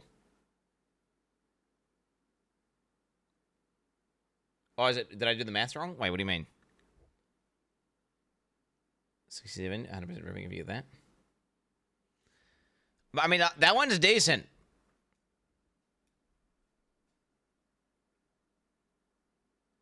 %40 of the DR damage. Oh, okay. Okay, for forcing. Wait. 40% less damage taken from hits. Period. That's just you take 40% less damage from hits. So you're taking 60% of the damage, right? 4 seconds after that, lose life equal to 40% of the damage taken from that hit. So 40% of 60%. So 60 times 0.4. So 24. Plus 60. So you take 84 damage out of 100. Yes. Okay. Yeah.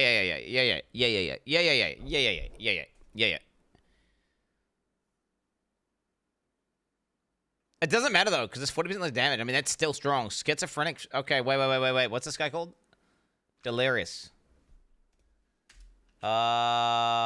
Delirious. Bloodline. Anti one-shot tech. Basically, 40% DR. Hits if Giga recover.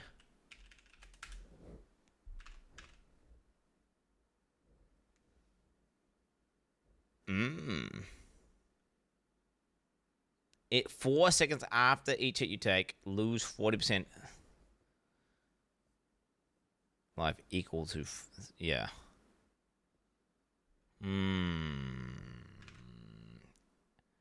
So if that could be good. This, I feel like this is decent. But then it's like, I don't know. Is it? I mean, it's definitely worth an ascendancy point if you can fit it. Okay. Okay. Katarina. Open image in new tab. New jewel sockets, secondary. True! Wait a minute. No jewels. No normal jewels.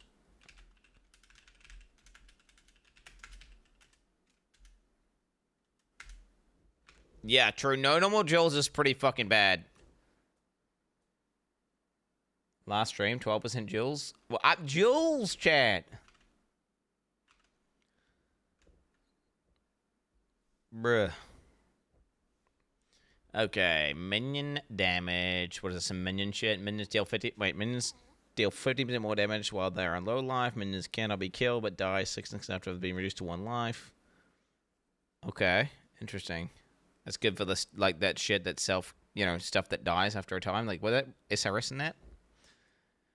50% increase effective offerings. Offerings kill affected damageable targets when offering duration expires.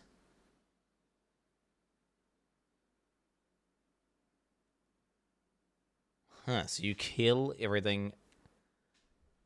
You kill all the fucking... Wait, what the fuck? Can you kill yourself with that node? So that's like for like blowing shit up. Umbrella Army, 2% increase attack speed and cast speed per summon raging spirit, 15% attacks damage per rage zombie, 12% increase defensive per rage spectre. That's pretty strong. What? 12% defenses per rage spectre? 2% movement speed per phantasm, 6% increased spell damage per skill, and yeah, fuck all that, dude. It's nerfed. Oh wow. Why are these pussies nerfing everything before it's even in the fucking game, man? What the hell? Katarina. Minion. Cook. For real. Out of 10. All bloodline. Come on, please be good, bro. Please be good. This would be cool if this is good, because I've never killed all before, so I could have a reason to kill all. Right? This music's too hardcore for what I'm doing. Okay. 30% increase in endurance, frenzy, power charge duration. I like that. That's 30% charge duration is nice. That's super nice for endurance charges. I want to read the endurance charge sound so bad, but I'm not going to. Discipline is 50% increase or effect while you have no power charges. Wrath has increased or effect while you're at maximum power charges. The term has 50% increase or effect when you have no endurance charges. Ew, what the fuck is that? Ooh, that's icky. That is so icky, bro. Then again, if you're doing an anger build, it could be decent. Like, I could see that on the guy who gets, like, all the auras and shit. And you could do it. Wait a minute. Yeah, that could be good for that guy. But you would take endurance charges, right? You're not going to play anything without endurance charges, especially for Ubers. The fuck? Ah, yuck. I thought this was going to be good. I got excited for a second there. When I saw endurance charge one, I got excited. Lame. Okay, global defense is potent node. Action speed cannot be modified below base value if equipped boots with no socketed gems. Cannot be stunned if you have equipped armor with no socketed gems. Ailments cannot be inflicted on you if you have a body armor with no socketed gems. Take no damage from... Wow, what the fuck? So wait, you can be like a juggernaut? I mean, if you use a two-handed weapon and you just did nothing in boots and chest.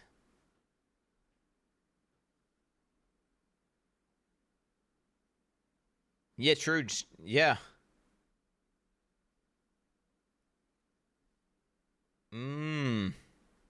Bestial chest. Well, it's PoE 1. It's PoE 1. I mean, the thing is, you could just get element immunity with like 3 fucking mods on your gear, and like 3 points on the tree, and then you could have a 6 socket, right? Like, yeah.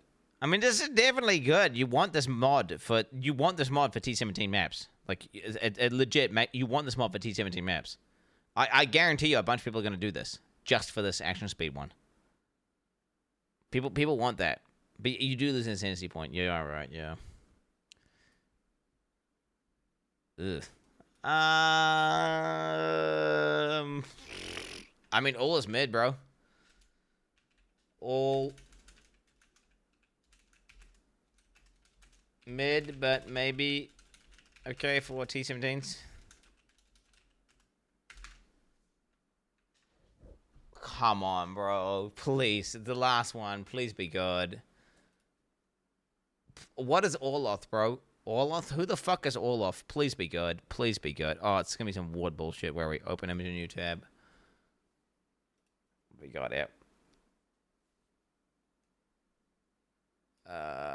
Ward from equipped armor items. Jesus fucking Christ. 5% chance to restore your ward on hits. 30% less damage taken from over time with your unbroken ward. I mean, that's pretty strong.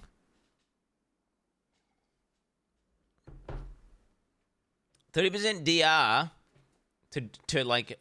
Wait, how does ward work? How does ward work, chat?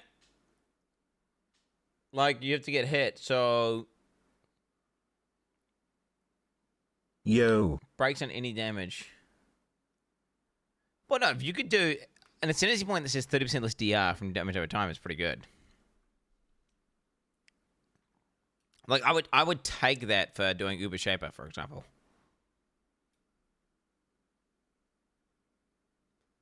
Damage taken bypasses unbroken ward if hit deals less than 15% of the ward. Ward 40%. Wait, what? Damage taken bypasses unbroken ward if the hit deals less damage than 15% of ward. Oh, that's kind of fun. So you only use your ward for like stuff that you actually need to use it on. Right? From the big deck hits. It's like reverse armor. It's reverse armor. You know? What the fuck? So you just hit no DR versus small hits, but then you get Giga DR from a big hit, but then you get nothing after that. I don't know. It seems gimmicky as fuck, though, doesn't it? Trigger level 20 ward shatter when your ward breaks. Explodes when your ward is broken, dealing physical spell damage around you to a percentage of equal to a percentage of your ward, inflicting innovation on hit. A debuff that lowers movement speed by 20% and prevents life and issue recovery 4 seconds. Volatile runes.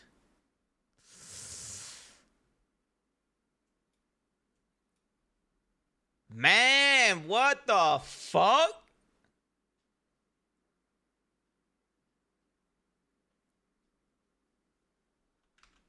Ward guy. The fuck happened? Ward guy. Ward. Out of 10. Okay, it's ward out of 10. Yeah, I mean, I like that bottom node. It's kind of fun. That bottom node is kind of fun, but like you lose armor and you know you lose other. But then it could be specifically good versus scary bosses.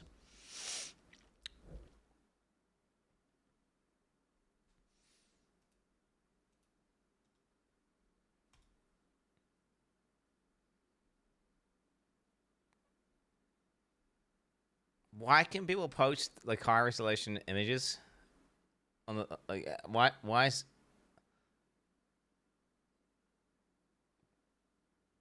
What the fuck is this?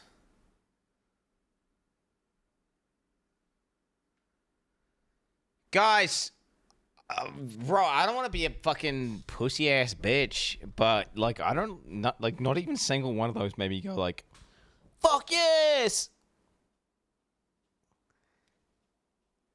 I mean, the corruption one maybe, and the shabby one is kind of cool. Like, I was really expecting to see something that's like bleeds OP, or like your melee gamers can like attack. They can press a button and do like a backflip or something, you know.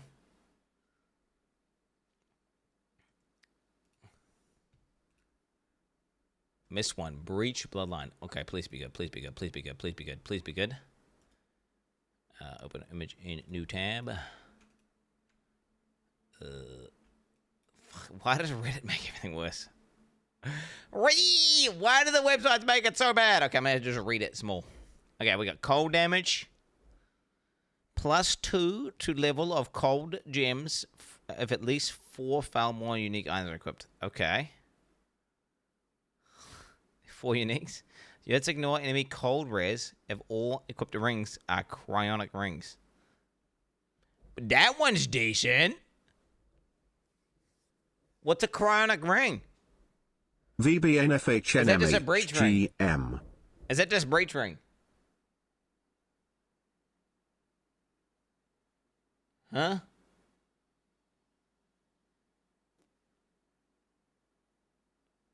New base scores. Okay. That one's decent. Breach guy. Cold builds login. Out of 10. I mean, 25% increased damage. That's a really nice little note right there, right? 25% increased damage. Dude, that's like 2 passives. Right? And then you get all hits ignore cold res. Then you just don't need to invest into any cold res penetration or any sort of reduction. Like, I like that. And then you get freeze duration as well. Like, I'll fuck with that. Like, that could go good on a jug or something, right?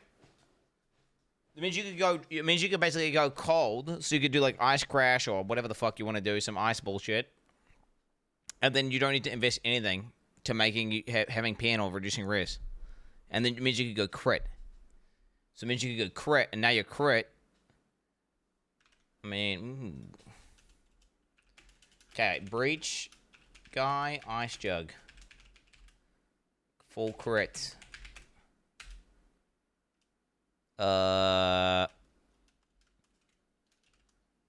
Sweet. You got sweet. You got corpse destruction. Chill on bosses.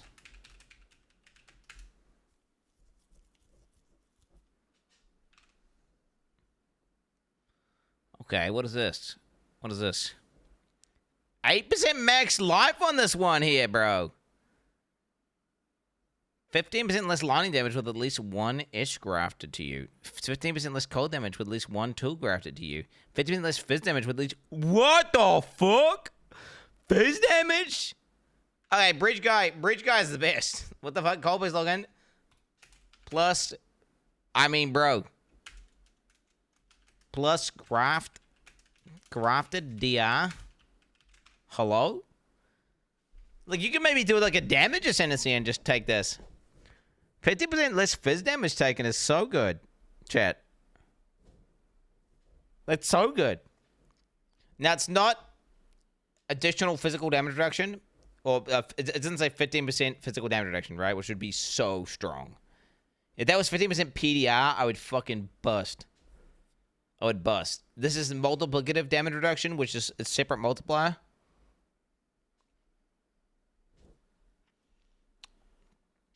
It doesn't, but it means you could just put this on any character, and you're instantly going to increase your EHP to Fizz, which is like the issue with almost every character in the game that's not ES, so all life builds. But then again, you have to, and new enemies take 100% increased damage to grafted skills, and 8% life, bro.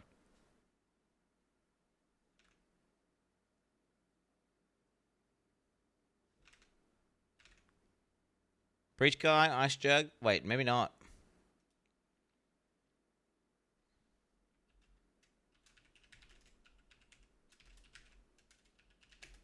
Maybe could be damage ascendancy.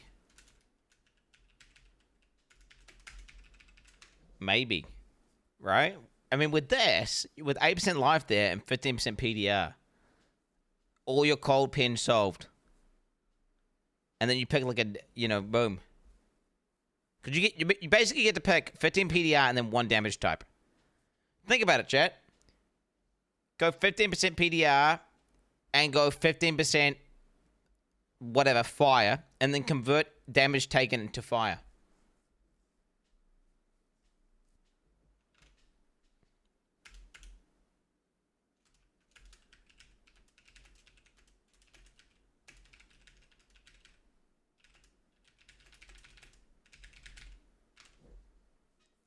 Yeah, 2 graphs.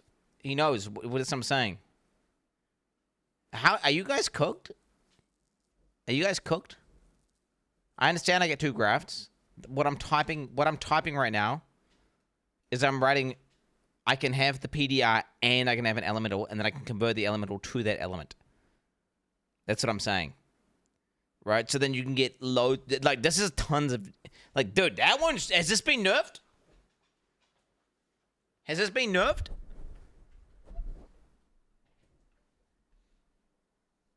It's not. Yeah, I'm probably going this guy. Like the legit, even just like just this one alone. Just this one here. But maybe I'll do this one as well if I do cold. I don't know if I'll do cold though. We'll have to see. You still need to kill the new boss. Wait, what's the new boss? Oh, the breach boss. Oh. Ooh. Wait, what's lightning? 25% increased lightning damage? Okay, strong. +2 to lightning skill gems. Sonata rings. Oh, wow, you can do lightning or cold. Breach guy plus ice. Or lightning. Wow. Wait, how rare are these rings going to be, chat? But that's strong, right? Am I chat? Am I crazy? Like, PoE 2's bricked me up. PoE 2 pin is easy as fuck. It's trivial. Like, in PoE 2, this would be shit. PoE 1, this is good, right? That's easily as... Bro, in PoE 1, we ascend to a fucking Inquisitor, which you have to, like, get 100% crit on to then ignore res. This is like ignore res first point with, like, no investment. Right? True, you can get inverted res in PoE 1, but that's really hard to get, right? Well, I'm assuming the rings aren't bad, right? Chat, we're assuming the rings are good. We're assuming they're like normal rings that have mods on them. W. We're assuming they're like a ring with a different implicit, but otherwise they're just normal rings. No, you don't use full uniques, chat. No. So you just ignore the +2. So all you do is you just don't get the implicits on your rings, which whatever, who cares? Oh no, I lost some res. Who gives a fuck? I get max res. That sounds better than a normal ring. That sounds better than a normal ring. Like fuck it.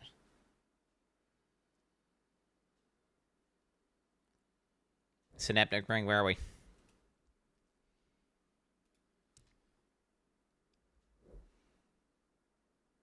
+2 maximum light res. I mean, it's just better than a normal ring. Like, if it's just a ring, so let's be honest, it's probably a ring. It's probably a ring that comes out corrupted, so you can't really like craft it. So you got to farm out like some decent ones. So it probably comes out corrupted, but it's got like a range of max res that it'll probably roll between like 1 and 3 max res, right? But it's corrupted, and then whatever. And that could be insane, by the way. So you could do... Okay, so you could do... Convert... Like, for example, you could do max res stacking of 1 max res. And then with that 1 max res, you could then take that elemental damage. as. I don't know if you're making sense. Is it making sense, chat? So you could take lightning damage, right? But then you got like lightning max res, and you convert your fist to taking as lightning. Yeah, it makes sense in my head, chat. Trust. Trust. Okay. I like the breach guy. Thank God for the breach guy. A corrupted guy. A corrupted guy. We got corrupted guy. We got what is he called? What's he called? The Valop guy. He's called the Trial Master.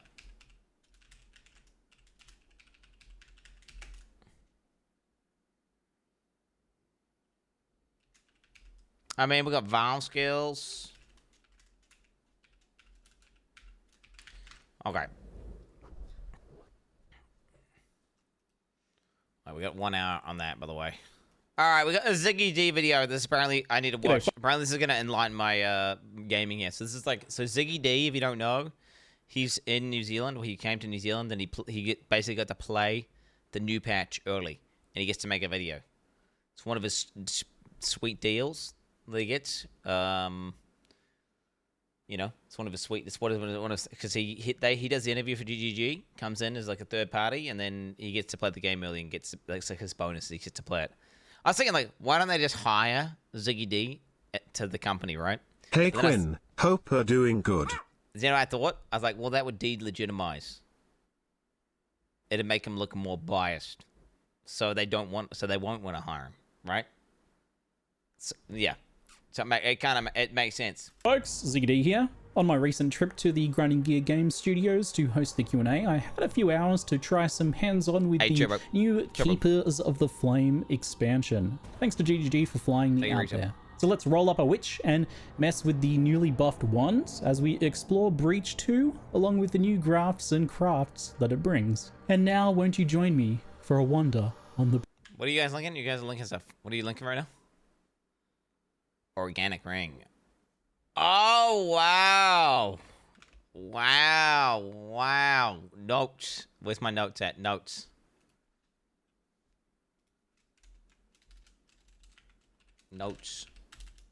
PDR ring base type in the game. Jesus.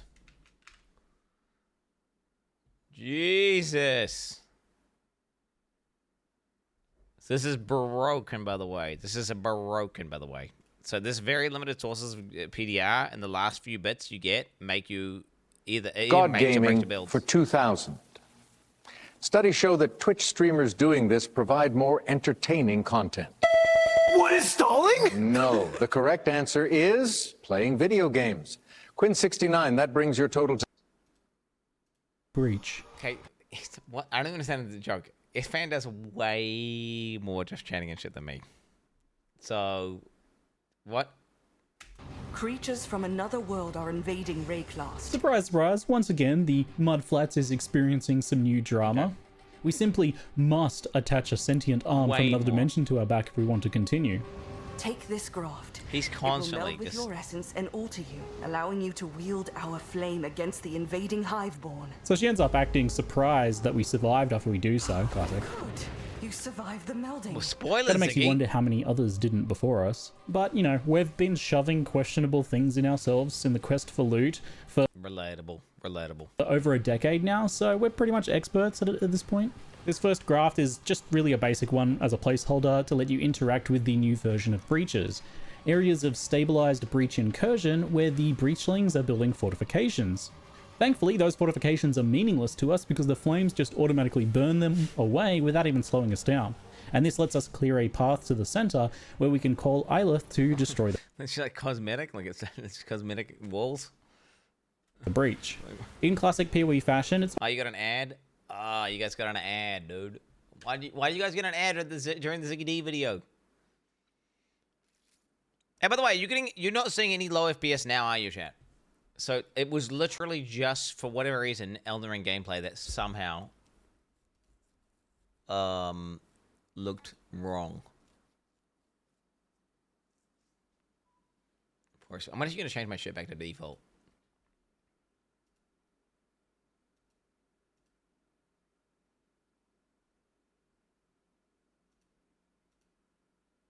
Highest FPS. Wait, what's the 2560144? Custom. Then we go back. Highest FPS. Device default. I'll go custom. I'm just fucking my stream up. You know how it is, chat. Just fucking my stream up right now. Really good idea. Okay, just all good. Okay, should be better. It's done. We're good. Okay, let's go. Not unusual to get wrecked by the league mechanic in the mud flats. Oh yeah, that's a new league right there. But the good news is you don't just seem to instantly fail the mechanic here. I was able to run back and keep fighting when this sort of thing happened. Yep, so in hardcore you just did, I guess. I can destroy this Podcast isn't 1 hour, chat. Defend me while I focus my will. These fortified breaches give you a decision. How much wall do you burn away? Burning more means more attackers and more angles of attack to watch out for as well.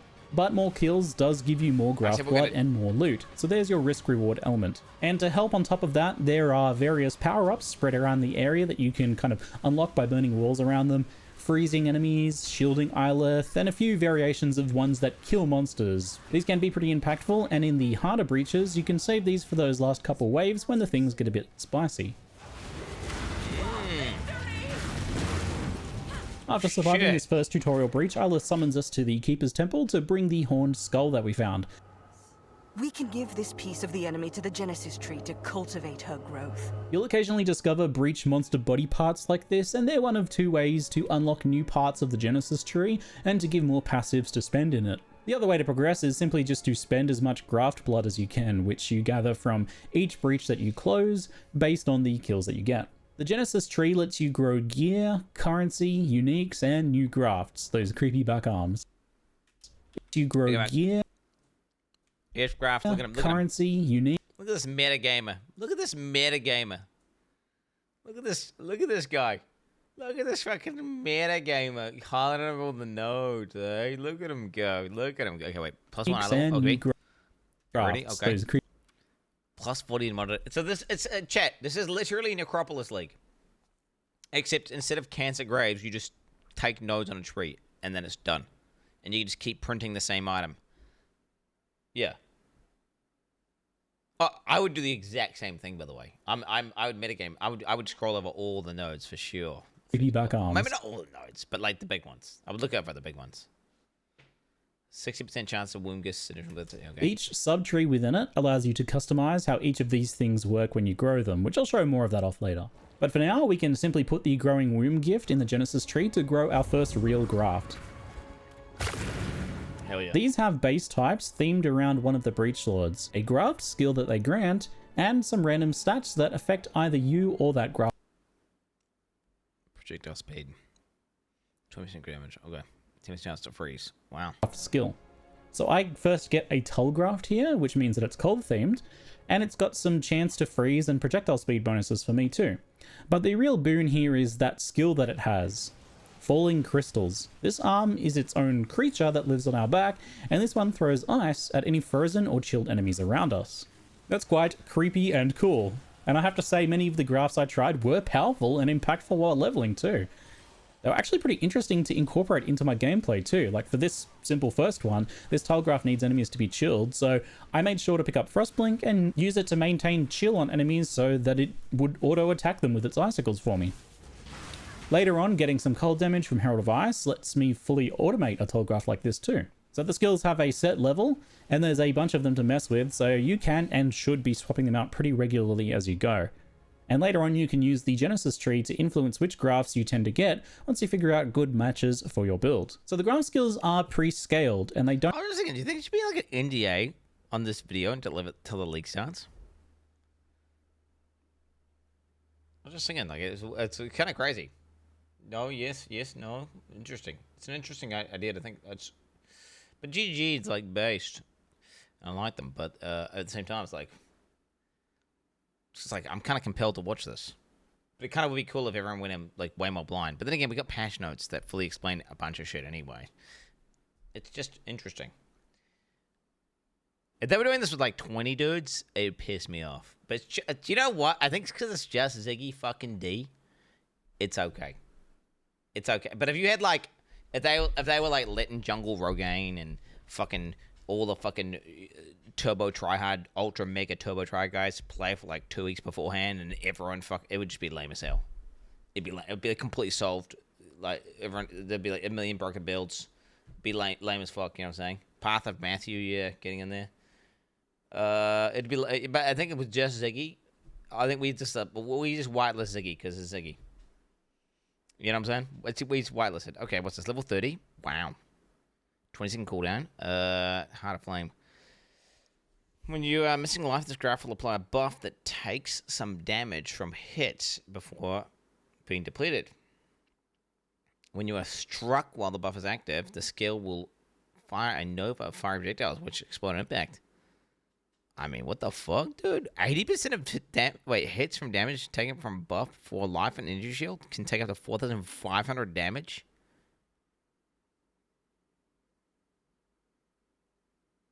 When you are missing life, this graph will apply a buff. So you have to use it. Spell projectile fire. So you have to use it when you're missing life.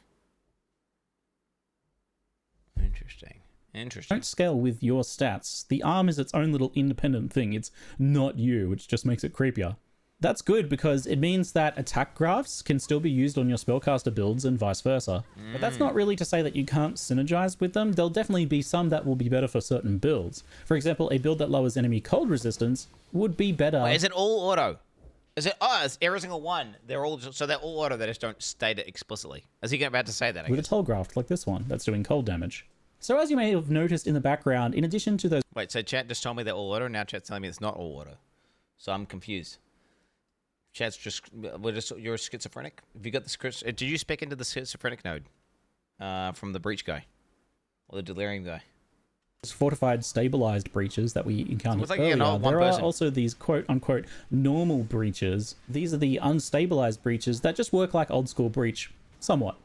Step into the flame and it opens briefly for you to fight breach monsters. The more you kill, the more it stabilizes and the longer it stays open. Eventually the idea is to stabilize it, it'll stay open until you fight like a boss or a big wave of enemies or something like that. But early on you aren't expected to stabilize these until somewhere about maybe halfway through the campaign, so don't stress about it too much early on. I think you'll just quickly pop them and get some kills for some easy graft blood, and if it's a particularly juicy one, you can try and kill a bit more for better loot and the potential womb gift drops. So a quick note about these. In the footage, you'll see that I have to return to the original unstable breach hand location to loot, and that's not really ideal, didn't feel very good. So yeah. I'm happy to say that I was talking to GGG about this, that it was going to be a bit of a quality of life issue for players that would definitely get mentioned. And while making this video, they just confirmed that that's changed. Loux will now spiral up into play at the end. Dude, this is D4. Let's go. We're playing D4, baby. Yo, they need to make that shit auto loot. Give us an auto loot pit where we're at it, baby. Fucking hell. Yo, Chris Wilson would never. C-Does would never. He would be like, feel the weight. Okay, opportunity cost. Do you stop to loot the item? Do you keep running and get more kills? You know, how tight do you make your loot filter? Do you want it strict or not strict? To drop on the player instead when the breach finishes, similar to how Delirium works. You love to see it, that preemptive quality of life buff. Good stuff. So it's 50-50 as to whether you get one of these quick unstable breaches or one of the more fortified stabilized ones in each zone. And very early on, the majority of your loot and progression in your Genesis tree does come from the fortified ones. The regular breaches picked up a lot in Act 3 and onwards, but the main thing is that the unstable breaches are just really quick to do. You just step on them, kill some monsters, and run and scoop up a little bit of free graft blood and maybe some loot if it was a juicier one. So the more OP your build is, the more ridiculous it's going to be, right? Because you're going to, with that auto, where you just quickly blast a bunch of shit, everything dies, all this loot spawns right on top of you. And when you first start gear crafting now you're more OP builds, getting more loot, so now you're even more broken, so you can do it even faster. Genesis tree at the beginning of Act 1, it's about what you'd expect with crafting random rare The rich gear. get richer, Jet. You will get some good items that most of the time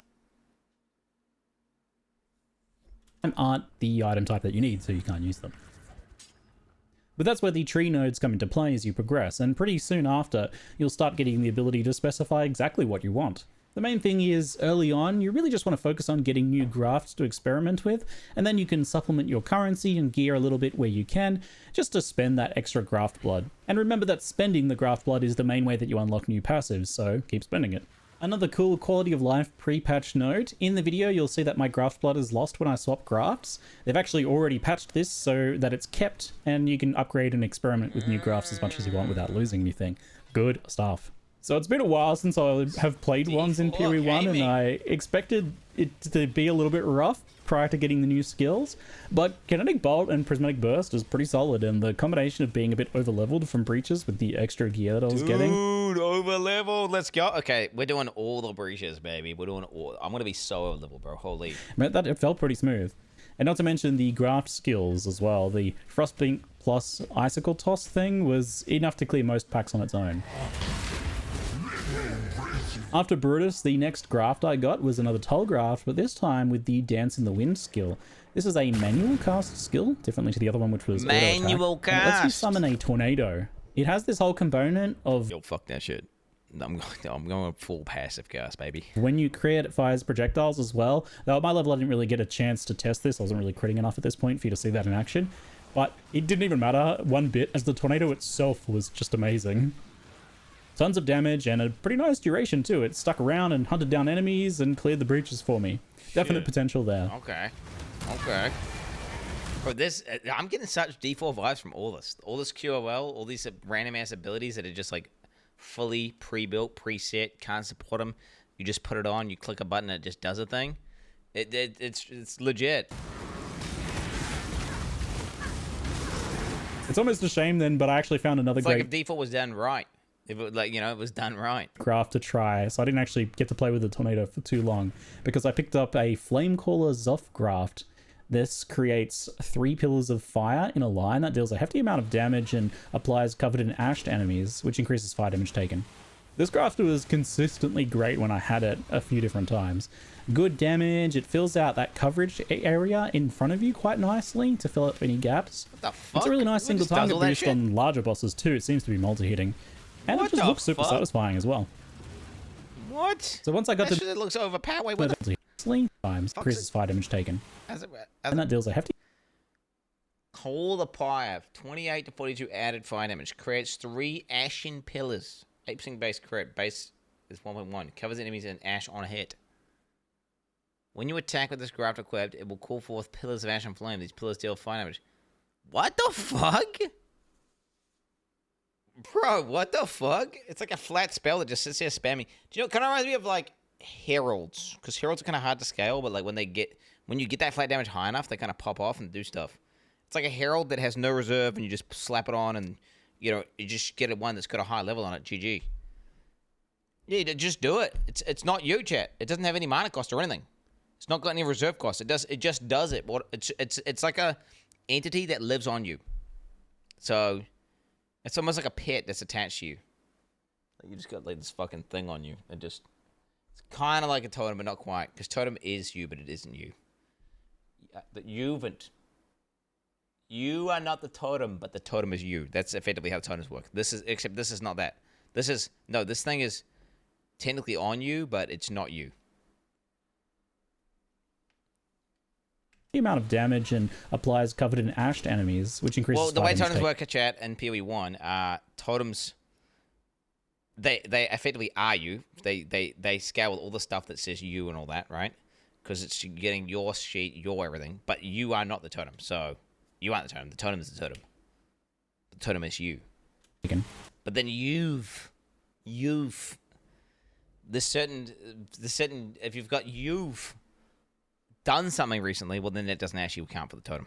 This graft was... I can't remember, what's that? Yeah, fuck. There's a whole thing for totem builds, so I have to like remember it every time to re-understand like all the little quirks with totems. Consistently great when I had it a few different times. Good damage, it fills out that coverage area in front of you quite nicely to fill up any gaps. This looks nice single overpowered. target boost on larger bosses. I'll be honest, I'm looking at this and I'm thinking like, this is like a good band-aid for dog shit builds, right? Just get an OP graft on a dog shit build and it just carries you because it's just flat damage. It scales without you anyway. So even if you've got a full Z DPS tree with full Z DPS, well, if you've got a good enough graft, Maybe that graph will just carry you. Right? You know what I'm saying? So it could be good for like a jug, for example. Like, you know, a character that's not got a bunch of damage nodes. You get what I'm saying? Just fully invest in defense and let the graph pop off. Too, it seems to be multi-hitting. I mean... And it just looks super satisfying as well. So once I got to Mervel's Cavern, I finally got a chance to try one of the new wand skills, Kinetic Rain, and I am in love. It calls down a set of very pretty arcing projectiles that auto-target enemies in a large area, and then it leaves behind these anomalies that detonate when enemies touch them. It's very satisfying and very strong. Now, obviously, from Breach, I'm like consistently over-leveled and over-geared, so it even looks better than it should, but it's definitely a very strong skill when I was messing around with it, so I should mention that it has actually been changed a bit from this footage already, unsurprisingly, I think. It'll have lower initial hit damage, with more of the damage being in the anomalies it leaves behind. So it might not be quite this powerful, but what you're going to see in this gameplay is a little bit disgusting, so fair enough. Anyway, I know what I'm league starting. It's such a satisfying skill. Yeah, bro. Some one touch, eh? Poor fishwife. So onwards into Act 2, I noticed the fortified breaches started sometimes having 8 waves, so they seem to pick up. I still never lost a single one to Aelith dying either throughout my entire playthrough, which is good. It seems pretty well tuned in that regard. They can be dangerous for you as the player, and I did die a couple of times when I got like a really spicy breach. Especially if I also happen to like clear a lot of spawners and get surrounded or caught by surprise by one of the faster ones. But that's the sort of thing that I want. I want to be like dying because I get overwhelmed, not because like Aelith dies while I'm blasting monsters. Yeah. They really focus on you, the player. So even I think lower DPS builds, you should still have a pretty good time with this, I think.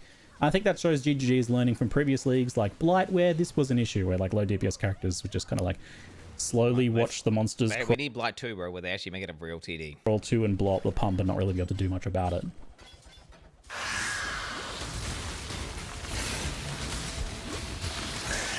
So after obliterating Weaver with Kinetic Rain, I grabbed the Kinetic Instability and Sacred Wisp support. Sacred Wisp is unsurprisingly great.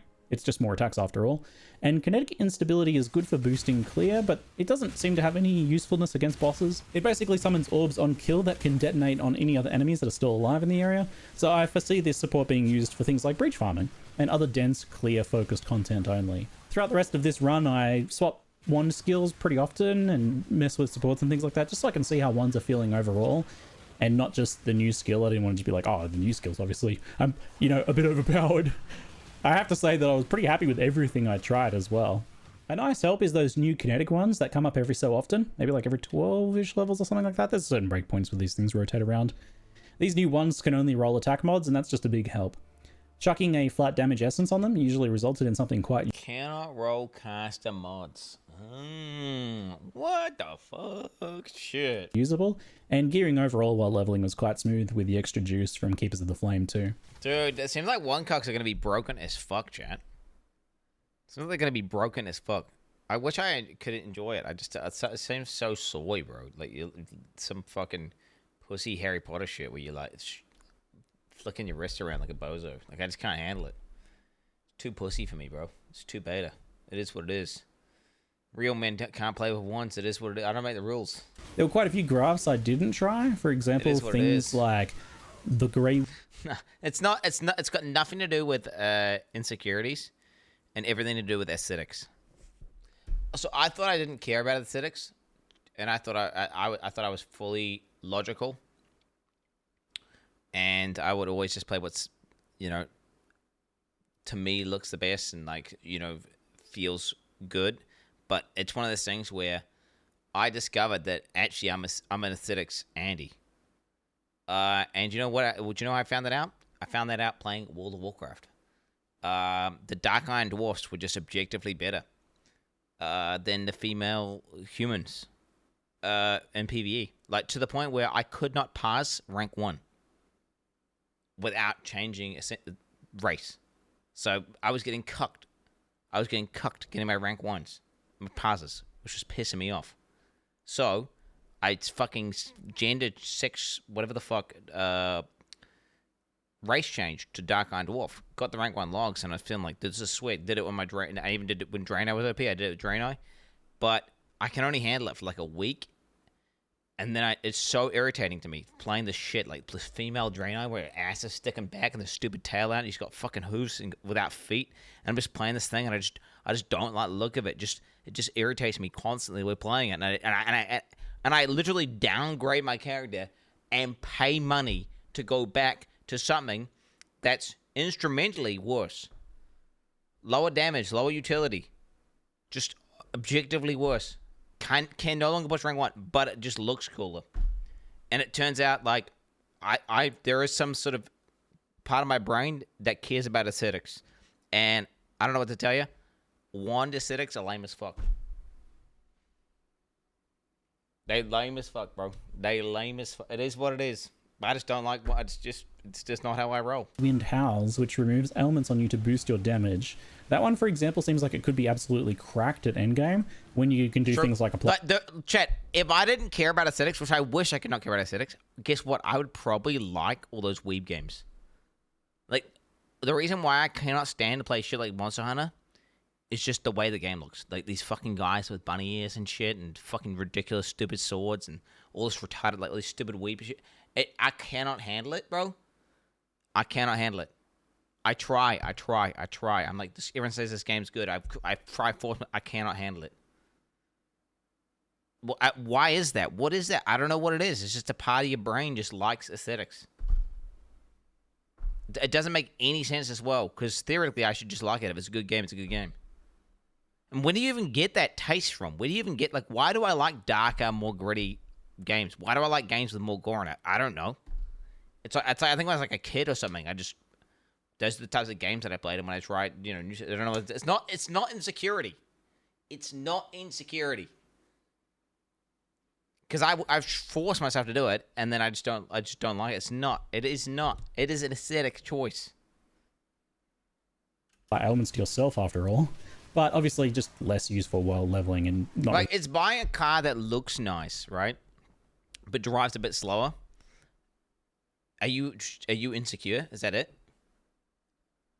So it's just objectively a bit worse in every way, but it just looks like twice as nice to you. That's not insecurity. That's just like you just prefer the aesthetics of one car. No, you don't just want to show off. It's not just showing off. It's not about other people. I don't give a fuck. Like, I don't care. I will play Monster Hunter. I will play fucking Final, whatever the fuck fantasy. I will do that. I'll play these games. I will do it. Dude, I will do the most embarrassing shit ever. You've seen what I've done on my stream. I'm shameless as fuck, chat. But personally, just the aesthetics are so important. But I didn't even realize it. I don't even realize it.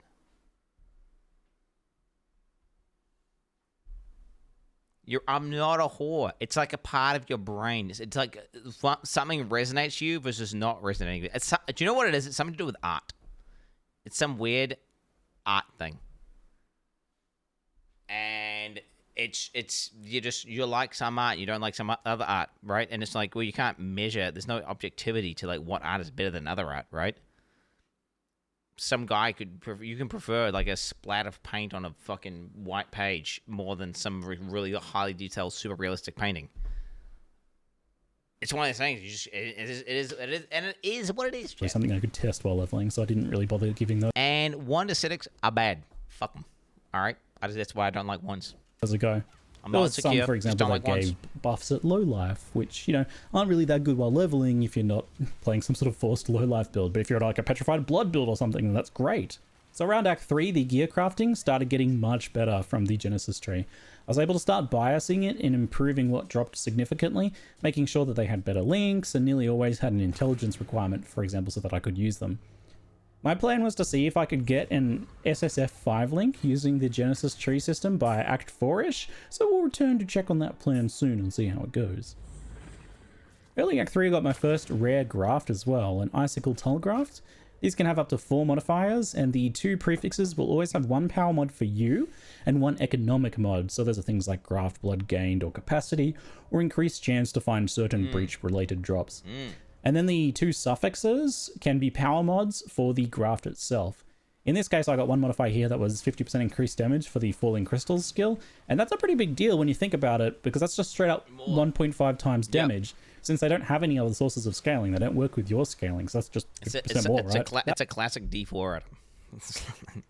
Like these graft abilities are straight up D4 out of 10, which is like, I mean, I'm okay with it because it's like D4 done right, but still. That makes this one quite chunky. It's like a fun little arcade mini game thing that like props off and just kills. Like it's like a little tornado comes out and starts killing shit. Like cool. Either those modifiers are going to potentially be quite impactful if they're cooldown or just a ton of damage, for example. Partway through Act 3, I started getting these ancient womb gifts as well. They better have a conduit pylon graft, like what's he called, like Zesh or whatever. Zesh's hand, like every fucking 10 seconds, you shoot out lightning arcs that like zap around and kill shit around you. So you just get a conduit pylon for 10 seconds out of every 20 seconds. Hey, let's get it. Give you uniques, Condi, baby. As well as I unlocked that section of the tree so that I could start using them. These ended up printing some pretty decent leveling uniques as I went, and I didn't have any of the additional nodes to actually make them better as well that you'll get later on. But what I got was great. The Yondar's class was pretty good get for wonder leveling especially. Some nice attack speed and extra damage. God damn, bro. You can farm out uniques. I tested Bounce Siphon out for a bit, and it's solid. It's, obviously not as good single target as some of the other skill options, which is not unusual for that skill, but it has that quality of life of the auto-targeting around you. And soon after that, I remembered the new Wall of Force skill, and I decided to test good old Kinetic Blast. So the oldies among us may remember when you could wallbang Kinetic Blast off Frost Wall for infinite single target damage back in the day. I remember that. Well, they brought that mechanic back in a much more controlled and reasonable fashion. Wall of Force permits you to shoot it to trigger Kinetic Blast explosion. This is going to be doing some dumb shit where, like, there's builds that have, like, 500 million DPS and you just watch an Uber boss evaporate in front of you, right? It's going to be some stupid shit. It's on top of bosses. It's like, oh, it's actually like 15 projectiles and they all overlap and they all hit the same fucking thing. So then it's just infinite damage. It's just like we did back in the day, but the wall's much more reasonable. You can only have one of them out, so they have a longer cooldown. It can only take a certain number of shots before breaking. So it's much more balanced, but it's still a really powerful tool for bossing on Kinetic Blast to smooth out that single target if the boss is not near a wall, for example. What the fuck? This is a first character, Raw Dog, he's testing out random shit run. On Kinetic Blast to smooth out that single target. Like, what is that? I mean, he is playing on softcore, so he probably has, like, everything a damage node, right? But still. Not near a wall, for example. A bit after this, I get another fun new graft skill too. The Battering Ulgraft's Return to Dust skill. This summons a bunch of breach hands to slam a boss for physical damage with improved stun. So the one that I got on my witch there was actually from a really old womb gift that was quite underleveled for these zones, so the damage wasn't very relevant. But I did get a chance the next day to test a more appropriately leveled one on a warrior that I was running through. It's maybe not as OP as some of the other ones. It only targets rares and bosses, but it's kind of one of my favorites just for being hilarious. And when it does high roll and you're, intimidating a boss, for example, so they take increased damage. Do you know what's cool actually about these chat? What do you think's cool about these ish hands? These D4 hands. With these D4, the ones that go on your fucking shoulders.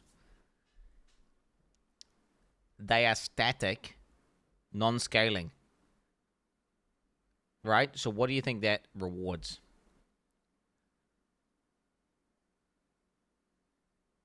Shit builds. It rewards shit builds. Basically, the more shit your build is, the more damage relative to your character that they're going to do.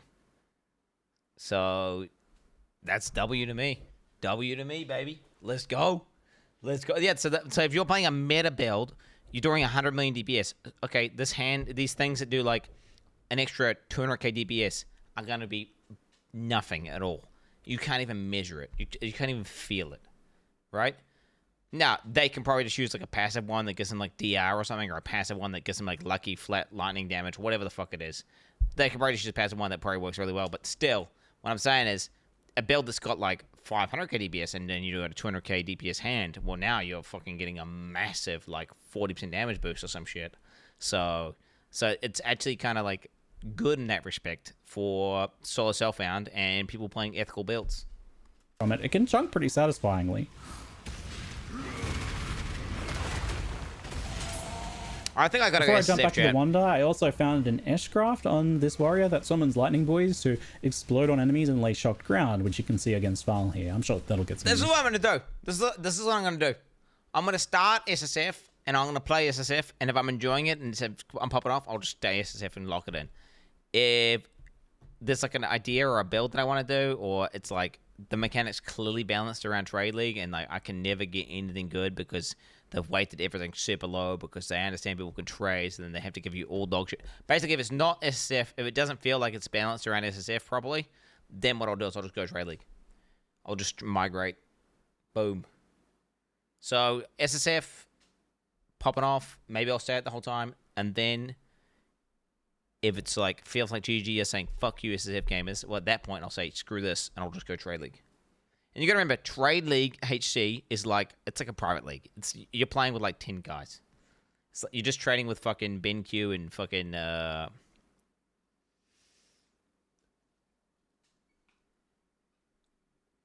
he is a engineer in real life.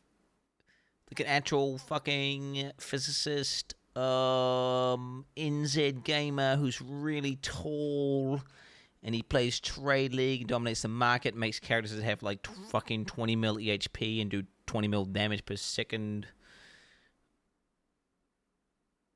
And everyone steals his fucking builds and then like just changes two things and says it's their own build. Steel Mage. Not him though. The name is... It's not Ben _ It's fucking... God damn it! Chat's typing it. No, I don't want to look.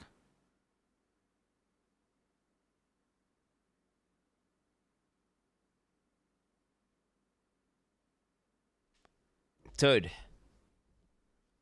I give it up. I give it up. What is it? What's his name? PoE Dan. Fucking hell. Anyway, back to the main story. So wandering on my made up on the fly build was only getting spicier as I progressed, and after popping Calm, I finally get a chance to test my 5-link theory now that I'm high enough level. And sure enough, the Genesis tree does what it says. It does not disappoint. It lets you strongly influence what gear it creates, and by I forgot to take my creatine today!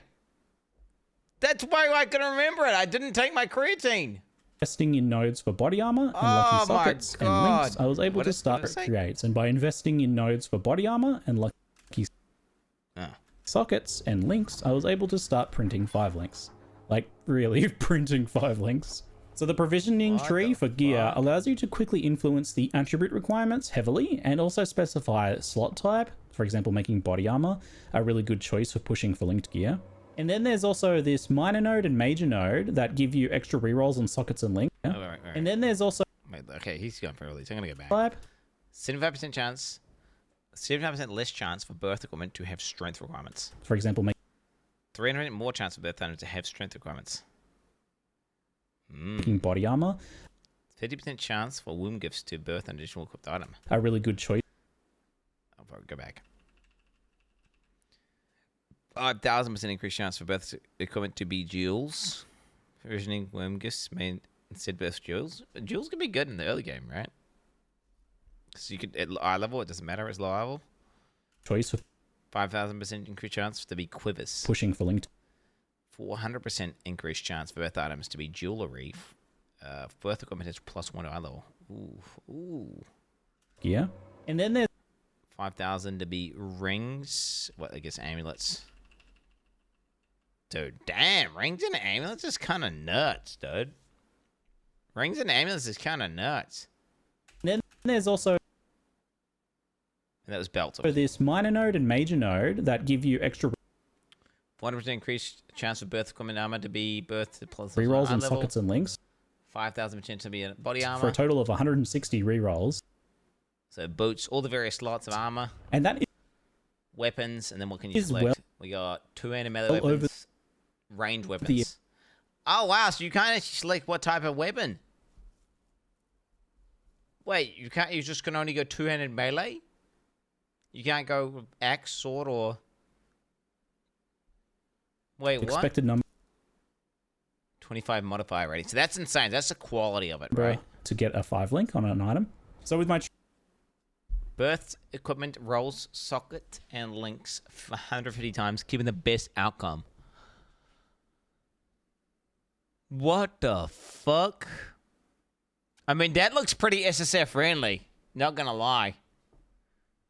That looks pretty fucking SSF friendly. That just means, like, bro, every time an item drops, it uses 150... Wait, what? Think about that, chat. That's like busting 150 Julie boys and 150 fusings on each item. And how often can you do this item? It seems like quite often. And you get, like, multiple items.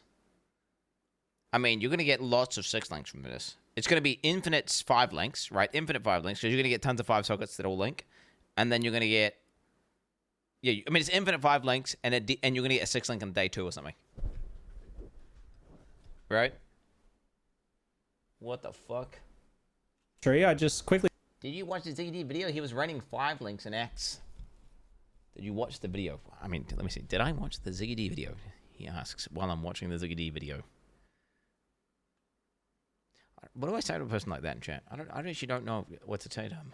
He rushed for intelligence, body armor, and sockets. He's a special boy. It's just simple and powerful with a ton of customization. This tree, you can do this, or you can focus on getting jewels. You can focus on specific weapon types or quivers with specific modifiers. There's a lot of potential here. How do you weapon like late types? game, there's going to be some really interesting potential with the ability to improve modifier tiers significantly, restrict unwanted modifiers from rolling, as well as trimming the lowest tier modifier from an item to give. I reckon there's going to be some broken shit where they realize if you get enough modifier tier rating, it like cuts off certain mods, and then you just reduce certain mods and increase certain mods, and you're gonna have to print like a special type of amulet or ring that just has like ridiculous plus gem levels and stuff, right? There's gonna be some exploit cases. Potential crafting bases too, so it's a solid self-found dream for sure, but I'm sure there'll be interesting trade applications too. But leveling, really nice. You can just get those 5 links cranking. I'm not going to show much else of the tree. There's a lot more here to discover, obviously. I just wanted to give you an idea of what GG is doing with this. I think it's probably one of the more clever reward/crafting systems that they've done. So not long after that, it's Necropolis, but not dog shit. Got the chance to take Kinetic Blast and Kinetic Rain into Malachi, and the results go as you'd expect. Pretty well.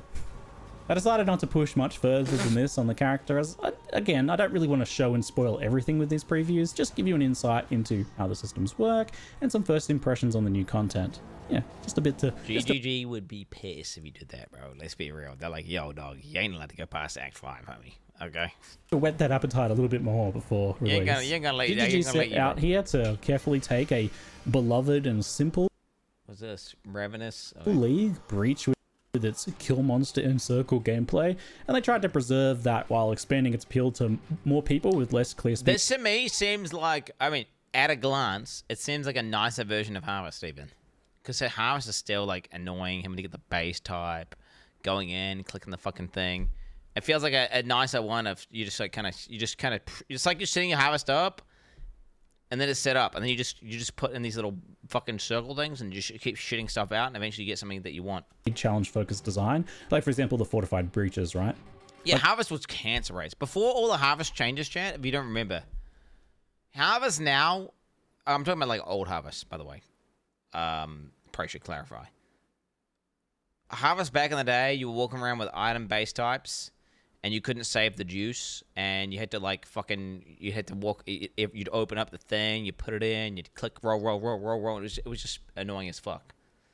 Whereas New Harvest is way better, which I prefer. I actually do like the New Harvest, but this does seem like a pretty nice one as well. Obviously, you don't want to get overwhelmed by them, but there's no sort of like, oh, you know, I don't kill and move fast enough, so I'm not like pushing the breach out as much. That gameplay still exists with the basic breaches to an extent, but they've expanded this content out to more builds, I think.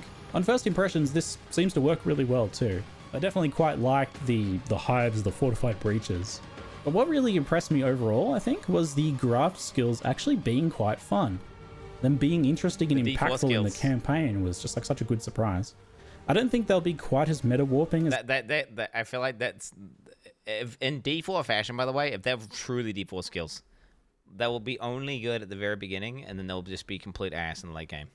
Like so, in the just the very start of when you're leveling your guy up, at the beginning, and then afterwards it just turned into nothing. The mercenaries they were definitely pretty huge, but they are a fun design, and I hope they can scale well into endgame too, as I'm pretty excited by the potential to use 2 of them at once. I was also pretty impressed by the Genesis tree as a reward and crafting system. There's some real potential here. I touched on this in the Q&A live stream, but I think that the tree is a brilliant way to break something like crafting down that's just so naturally complicated and hard to understand kind of all the steps that go into it. This is just like such a good way of communicating a concept like that. But I definitely think if this proves successful, we could see it influencing future designs for other mechanics in the future. Something about like allocating these nodes, like allocating resources to kind of put a craft recipe together. I think there's some real potential there. Anyway, I'll leave it there for now. I hope you've enjoyed this wander about the breaches with me. It's kind of like a more advanced blood shard system from Diablo 3, where you just kind of gamble the item type that you want. You need a claw upgrade, so you just gamble claws, right? And then you do randomized claw rolls. Whereas now it's like you can get, I want a claw with crit and attack speed. So you could specify a bit further. It's like a more developed version. That's it for now. That's literally what it is, chat, by the way. It's literally what it is. What are you talking about? You're selecting item type, right? And then you get to weight the modifiers. So, whereas before, the other one's just selecting item type and it's just randomized. Yeah, so the PoE example of it would be just Necropolis League. Right, but like not dog shit. You just pre-plant the graves one time, that's it. And it's on a tree. Yeah. Do I watch the video? Do you understand what the tree is? It's not that complicated, bro. You're simply increasing weightings. You're just increasing weightings, that's it, and decreasing weightings. And then you're just increasing item modifier tier. That's it. Bleed graft. Oh, did we get 26 minutes till podcast, by the way? Monk S. Check this. Seize the flesh. When you use a war cry, this graph will cause spires of bone to erupt from the earth around you. When using exerted attack, these spikes will explode and deal damage in an area around them, inflicting bleeding and impaling enemies. Okay, flat. Added attack damage, 20 bone spires. This creates 7 bone spires. Causes bleeding. Impale on hit.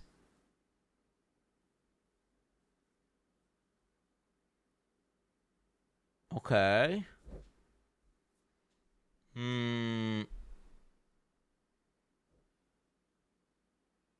Level 7. What about this?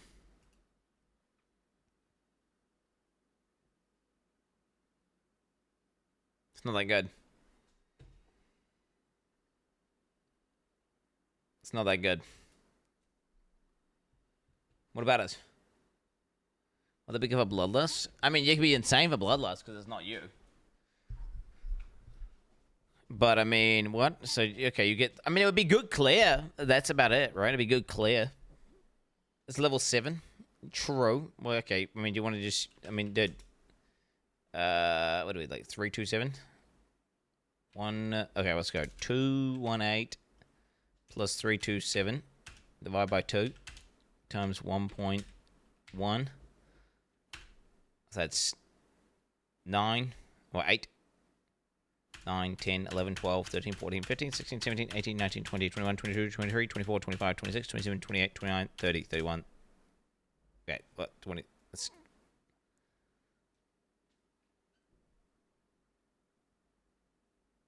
Not that good, bro.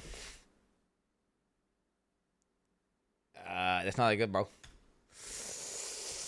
That's not that good, bro. I'm gonna be honest. I still don't get it. Like, I mean, it'd be good for bloodlust. Okay. And if that's wait, this is not added to your weapon, right? There's no way. Wait, that's not added to your. If that's added to your weapon, it's completely broken. That'd be retarded. It's not. This is just saying, look, this is how much flat damage the ability's got. It does this times 20. It is not, you idiots, chat. This is like, oh yeah, you just get an extra two-hander on at all times. Oh, it's like, yeah, you get 2.5 two-handers on for free on your one-handed weapons. That's not how it works. That's just the flat damage for the fucking... Chat, you're cooked, mate. Was it 2.7k? What did I just have? Was like 2,700 times by 20 or something. It's fucking... But then you just say, like, bleed. You bleed. Right? And then it impales. It's fucking ass, bro. Like, it's good for fucking bloodlust. I don't know what to tell you. It's good to have an impaling enemy, I guess. It could be good for... Wait, it could be good for having impales in the enemy. For, like... That could be decent for the bleed scaling. It's 100% of base. Yes. So it's just times 1. Where's the other graph stuff? Wait, where did we get that from? I want to see the graph stuff. How do we see these graphs? Items. PoEDB. What does it remind me of? PoEDB. Ooh, he sold Brother Herb. Yeah, wait, what the fuck? Why is it Brother Herb DB? What the fuck's going on here? GGG.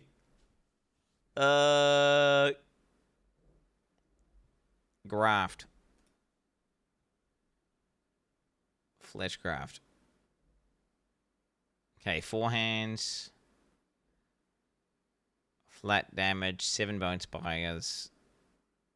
Yeah, I don't understand why people think that. Unless there's some sort of interaction there that I'm not, like, which I don't, that is the case. That doesn't look like there is an interaction there.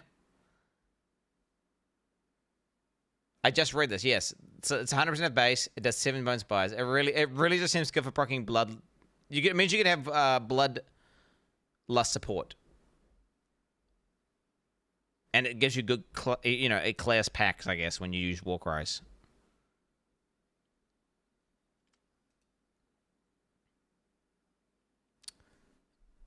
How does it work? When you're missing life, this graph will apply a buff that takes some damage. Cast time 1 second. Cooldown 20 seconds. Base duration is 8.4 seconds. So if you had CDR... Let's see it, chat. Okay, wait. That, right? Okay. With CDR and increased duration rolls. I don't know if you can get both of those. If you could have this at 100% uptime, well, that could just be like 4.5k EHP at all times on like a character that's like this on a character that is not at like a petrified blood character that has ES. You on the other hand, you can't CDR. You can CDR it, bitch ass. You can CDR it. The item itself has CDR in it. We've already seen it on Ziggy's videos. I'm not talking about CDR on my character. I'm talking about CDR on the graft itself. Bro, we just watched a video where he had CDR on the fucking graft. Shut the fuck up. If you can get 2 mods, one that extends the duration and one that reduces the cooldown, there's a chance you could have like 80% uptime, 90% uptime on this. Could be pretty broken. But it would not be good for anti-one-shot if you weren't playing a Petrified Blood build or something, right? Because of the fact that it takes 1 second to go off. So if you were getting bursted, it's going to take 1 second to go off, which you already did in 1 second. It could be okay, though. I could see it being decent in, like, an Uber fight, though, right? So you're fighting, like, Uber X-Arc. You've been hit by some balls. Your HP's not full, but you're not recovering fast enough. And then after a second, it's up. And now you've got, like, an additional 4.5k damage you can absorb. Could see it. This is the Giza one.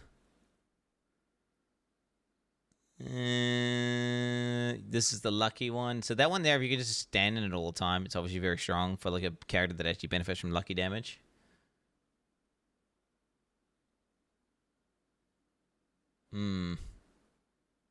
Dance in the White, seen this. Fallen Crystal, seen this. The Great Avalanche. What is this? What is this? When you use an offering skill, this graph will summon an army of Hiveborn breach monsters to do your bidding. These summoned monsters have their physical damage converted to cold and have a chance to apply brittle on hit.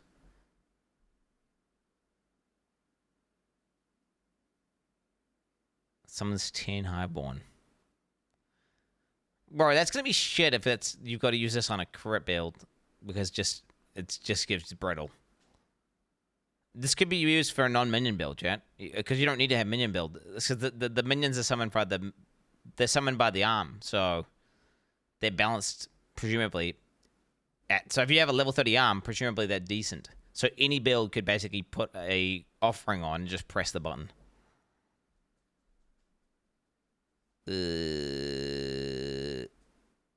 Jack Blades XX is Quin69. Is he a Benny Banner? No, he's not. Interesting. Interesting. Innovating Grasp. When commanded, this graph will summon forth a field of hands. Each in the clutches and innovating orb of lightning. When the enemy is near a hand, the orb clutches will detonate, dealing lightning damage and sap on it. Oh wow, sap. Creates 40 hands, so it creates 22 hands. What the fuck? 12-second cooldown. These are some D4 skills, man. On God. By the way, I'm not hating. The D4 skills can be fun, but like that's all that reminds me of every time I see this shit. Like a one-link non-customizable ability that just goes off. Right? Like, I don't know. Just something about it just cracks me up. Ah, yes, you summon the tornado. Oh, the lightning orb hand button. Yes. And, you know, you don't... But, hey, you know, whatever. YOLO. I'm excited. I'm excited to try it out. Fuck it. PoEDB looks so sus. What the fuck, man? What the fuck, man? PoED, what are we doing here?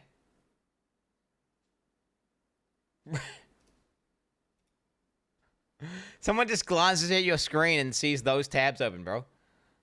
Graft? Like, the death. I don't think what you would have. Like, what would the tab say? Fisher. Like, slamming fishers. Or some shit. Like, I don't know. Easy to explain. Yeah, look at just PoEDB, guys. Interesting logo. Okay. Patch notes. We need to speedrun some patch notes, chat. Dude, we got 15 minutes as well to this podcast thing.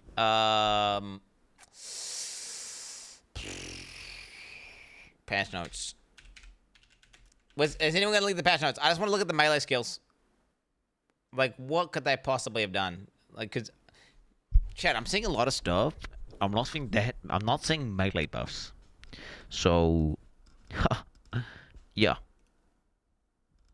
What are we talking about? Drowning orbs? No longer drown the player faster when they have the debuffs expire 100% faster. What is that? Holy fuck. Oh yeah, I got Ziggy fucking D. Special now runs 40% damage. Cheer from Austria. Oh wow, look at that. Battle suppress nerf. Fatty fat ass. True and real. If I get banned, you know why, chat? Shit, should I ban this guy? Shit, just listen to me. Shit, I am about to pop off on this guy, shit. Like who, I don't know, shit, maybe I should unban racists and ban this guy, shit. What do you think? Get banned, retard. Okay, Bones and buffs. Try hard 7. OP. Hey, we got Bones and buffs. Clown Quin? Never, bro, never. Much love, Quinny. Love your content. Cyclone? Dude, it's Vengeance, but I swear to God. If they didn't buff Vengeance, I'm so pissed, by the way. 21 months WTF am I doing with my money aware? If they did not fucking... Chat, here's the script. He's gonna go in and raw dog a build. He'll make a tanky dog shit build that uses 2019 tech, die 3-4 times in the span of 2 weeks, call the league dog shit, and move on. No, that's not the case at all. You're always wrong about this, by the way. Every single time you're wrong about this. Your predictions suck. Literally. Another bleed build incoming. Twitch chat predictions are like a broken clock. you're wrong the complete majority of the time, and then once every now and then you just like say the obvious thing that's gonna happen, and it's actually right. Your chat predictions are fucking turbo, turbo, and they're like, yeah, chat, I predicted this thing. Like, no, you're always wrong. Like, I was gonna do this for one day, and then like, no, get the hell out of here, bro. Was Clown Week a lie?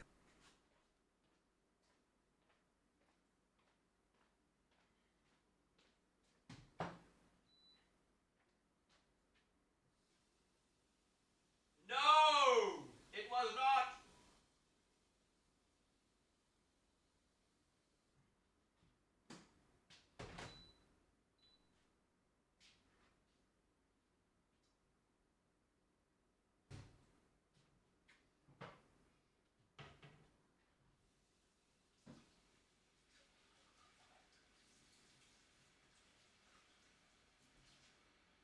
Sup, bitch.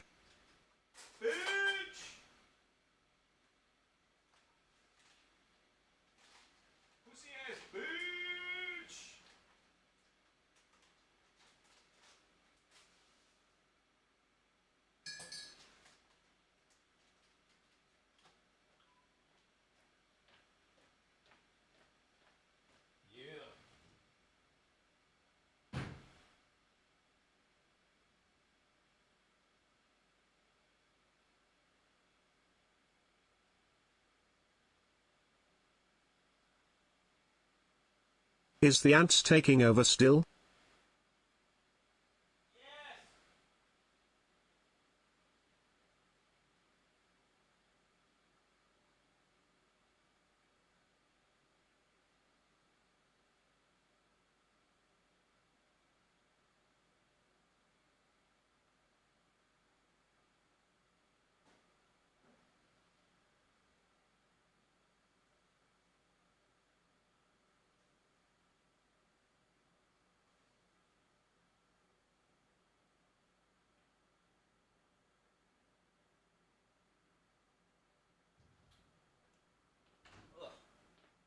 So look, see what the ants are doing?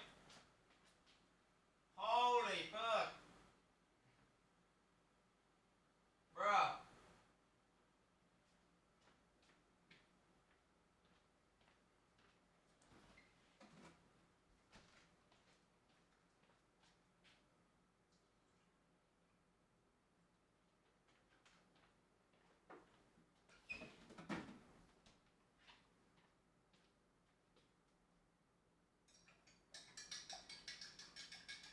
You see that? Oh wow.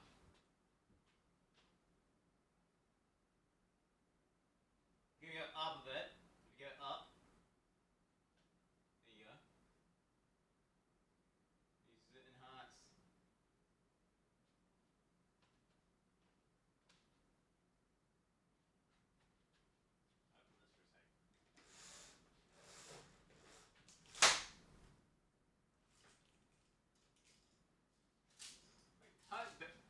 I'm open. Bro, open the thing up so you got more light to see the ants. There you go, look.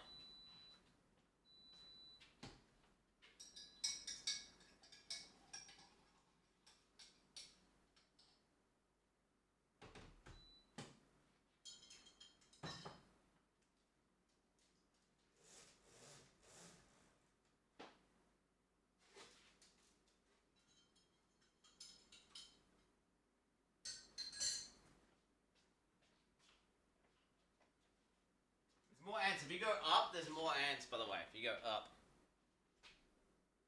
There's lots of them. They all got, if you keep going up, they'll see way more ants. There you go. And then you kind of trail off to the left up at this. Rose literally got breach in his cupboard. Classic. Fucking ants are taking over, boys. Hey, anyway, guys, we gotta look at this. Oh shit, how long have we got this fucking thing? Dude, we got 8 minutes. I probably should check my Discord settings are actually correct as well. Discord. Very important. I don't give a fuck whatever other people are doing, bro. I'm gonna do whatever I want to do. I don't care what. Quinn, may I ask what size t-shirts you are wearing? In any case, you look like a German sausage in a microwave that is about to explode. PoE League is is upon us! What will Quin69 play this league? Bleed! Juggernaut! Melee! Whatever the build, the result will always be the same! Streaming PC audio. Cock. Okay, good. Works. My video. Test video. Not working. OBS visual camera. Start visual camera. Oh, let me change that. Scene.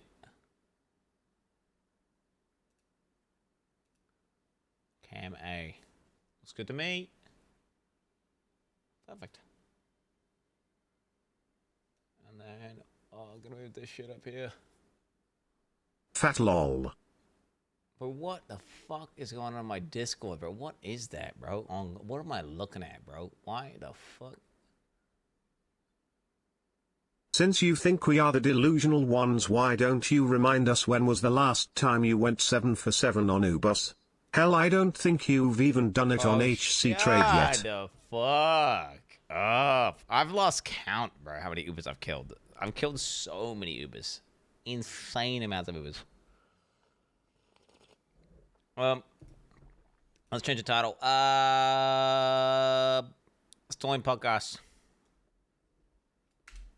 With Mathel. Steel. Image. Zizaran. Don't know how to make it work, but whatever. Oh, I fucked it up. How do people do that shit when they stream together, by the way? Do you know how to do that? I see everyone doing it now. Everyone's doing this shit where they stream and it's like somehow combinates the chats. How do you do that? You go stream and then go knock. Are we gonna knock, dude? Are we gonna knock it up? Dude, dude, imagine Zizaran's chat. All the chats in the same chat. Should we combinate? I'm gonna get them to combinate.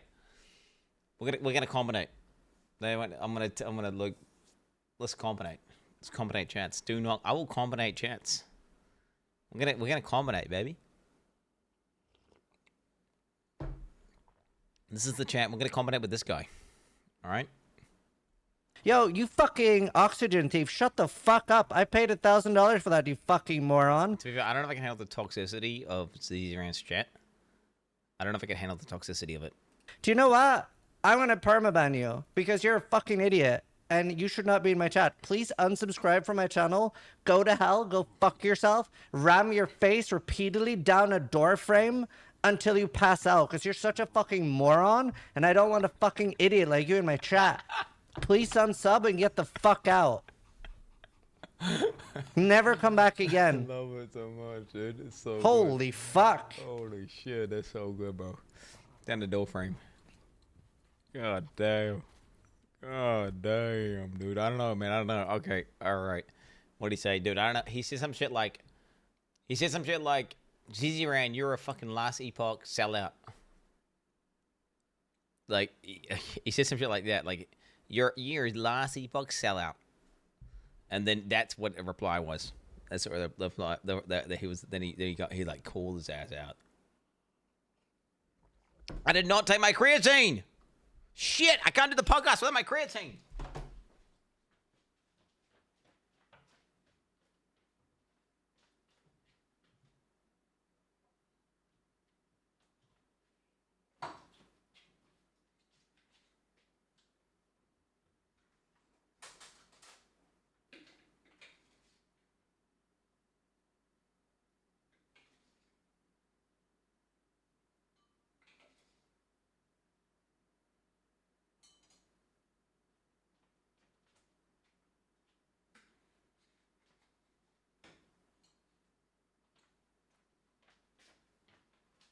This? Does it? That. Creatine, baby, creatine. Let's go. Let's go.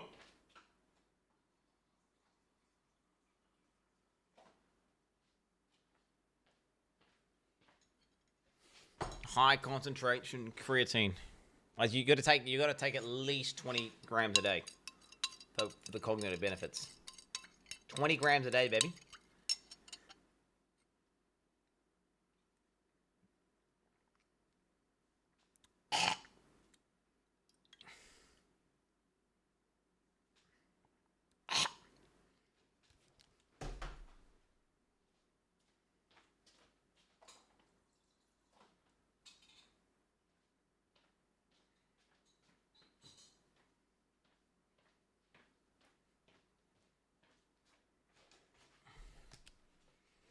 Okay. No, you don't put it in your coffee. It gets all gritty, bro. It makes whatever you have gritty. I'd rather just tank it down and that be gritty.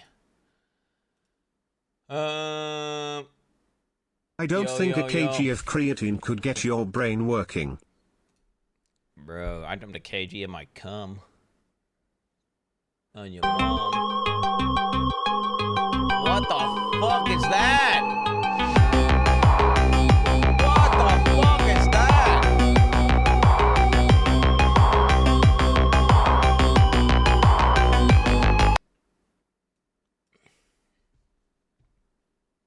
Holy shit. Holy. What was that call noise, bro? That was crazy. If you got some sort of MTX on your Discord, Zizaran. No. I got like a fucking EDM banger when you call me. Oh, really? Okay, interesting. Okay. Popping out. Yo, are we doing collaboration stream, by the way, guys? Oh, whoa. Whoa, what are we can do. What is going on in this fucking call messages here, bro? Huh? 1 sec. Caught.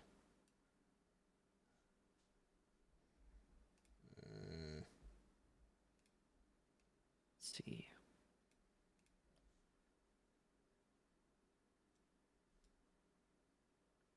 Well, 1 sec. Well, I'm gonna deafen for 1 sec, boys. Yo, does anyone know what's a good soundtrack? I'm about to.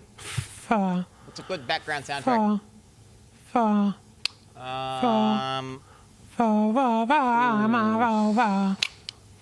Still got to see myself. 1 sec. Valheim? Swamp playlist? Valheim Swamp? Risk of Rain? Risk of Rain 2? Is it really good background music? I'm gonna put it super low anyway, I guess. Ugh, fuck the creatine. Oh, the creatine. That was too much creatine, raw dog, bro. Okay, I can't see my preview roll, chat. Hello. Is that looking good? Cam working as well? Yep, looking good.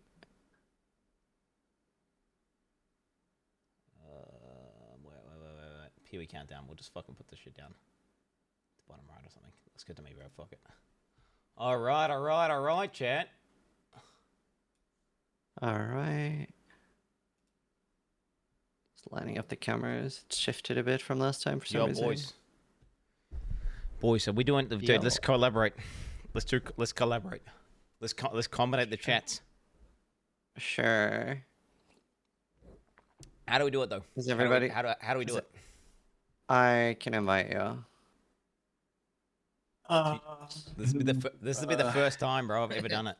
So I'm excited. You haven't combinated with someone before? Never done it. Oh shit! All right. I'm ready. Well, I've done. I mean, and not not on Twitch anyway. Oh yeah. Steel, are you live? Nah. I was like, fuck it, because I'm actually sick. So I was like, fuck it. You're sick? Shit. I know. What a dog shit is. All right, so I sent you an invite. It appears under your notifications. Okay. Zizaran wants to collaborate. Click to accept. Can you collaborate with him anyway, by the way? You can collab. We can definitely combine the chats. I've seen people streaming with offline people, so you that's what we're about to do. Oh yeah, get Steel in there, boy. Get Steel. I want to steal my offline chat. Twitch. That might work. Twitch may record video offline sound. chat? I don't know. Let's find out. Recordings will not be shit. Wait, what? Are we doing stream together, or what are we doing right now? Saying we're gonna record me and shit, bro. What is this? Yes. And just mute the thing because we're using Discord anyway. Share chat is on. Okay. Wait, what the fuck? Wait, Zizaran, I don't know what this is, bro.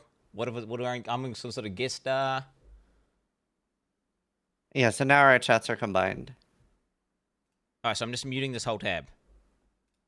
Wait, so this is Zizaran's chat right now. Oh my god, share chat, what the fuck? What's both? Oh my god, I can see them. Wait, we're gonna comment with Mathel too, right? Where's the Mathel? I want to see the Mathel chat. They're gonna love it, bro. I'm so excited to see the Mathel chat is scared of the Quin chat. Let's see the Mathel chat.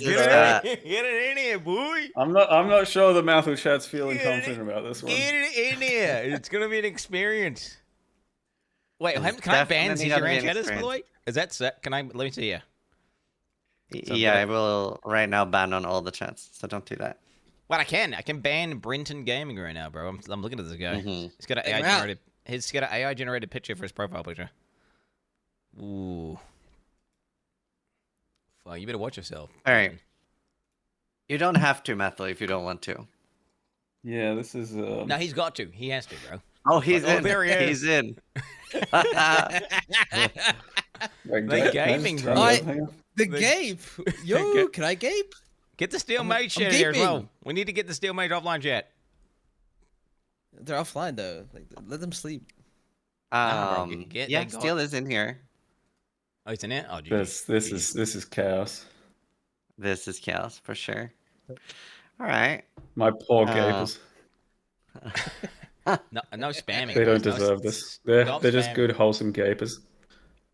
All right. Before we start gaping, how's the volume on everyone? Chat, is Steel good volume? Cock, gape, commit gape.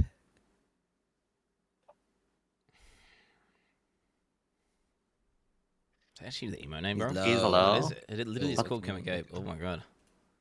I'll turn you up a little bit. That's a vulgar emo. Yeah. All right. 20% up. Okay. I put you at 100. Yeah. Commit gape. We good? Commit gape. I up. Better. Fucking ads. Better? Okay. All right. What about Mathel? Also Kermit Gape. Forever Kermit Gape. Test. Other test. Good. Okay. What about Quin? Boba. Someone rise up, boys. Rise up. We don't want any of that vulgar Kermit stuff in the chat. Too loud? Too loud? Nah, no shot, bro. No shot. Yo, chat, is this better, by the way? Yo. I don't know. I feel like it didn't change. Okay, I'm turning your ass up, bro. I've somehow made Steel Mage just the whole screen now. I'm not quite sure how to undo that. That's fine. Left click somewhere. There we go.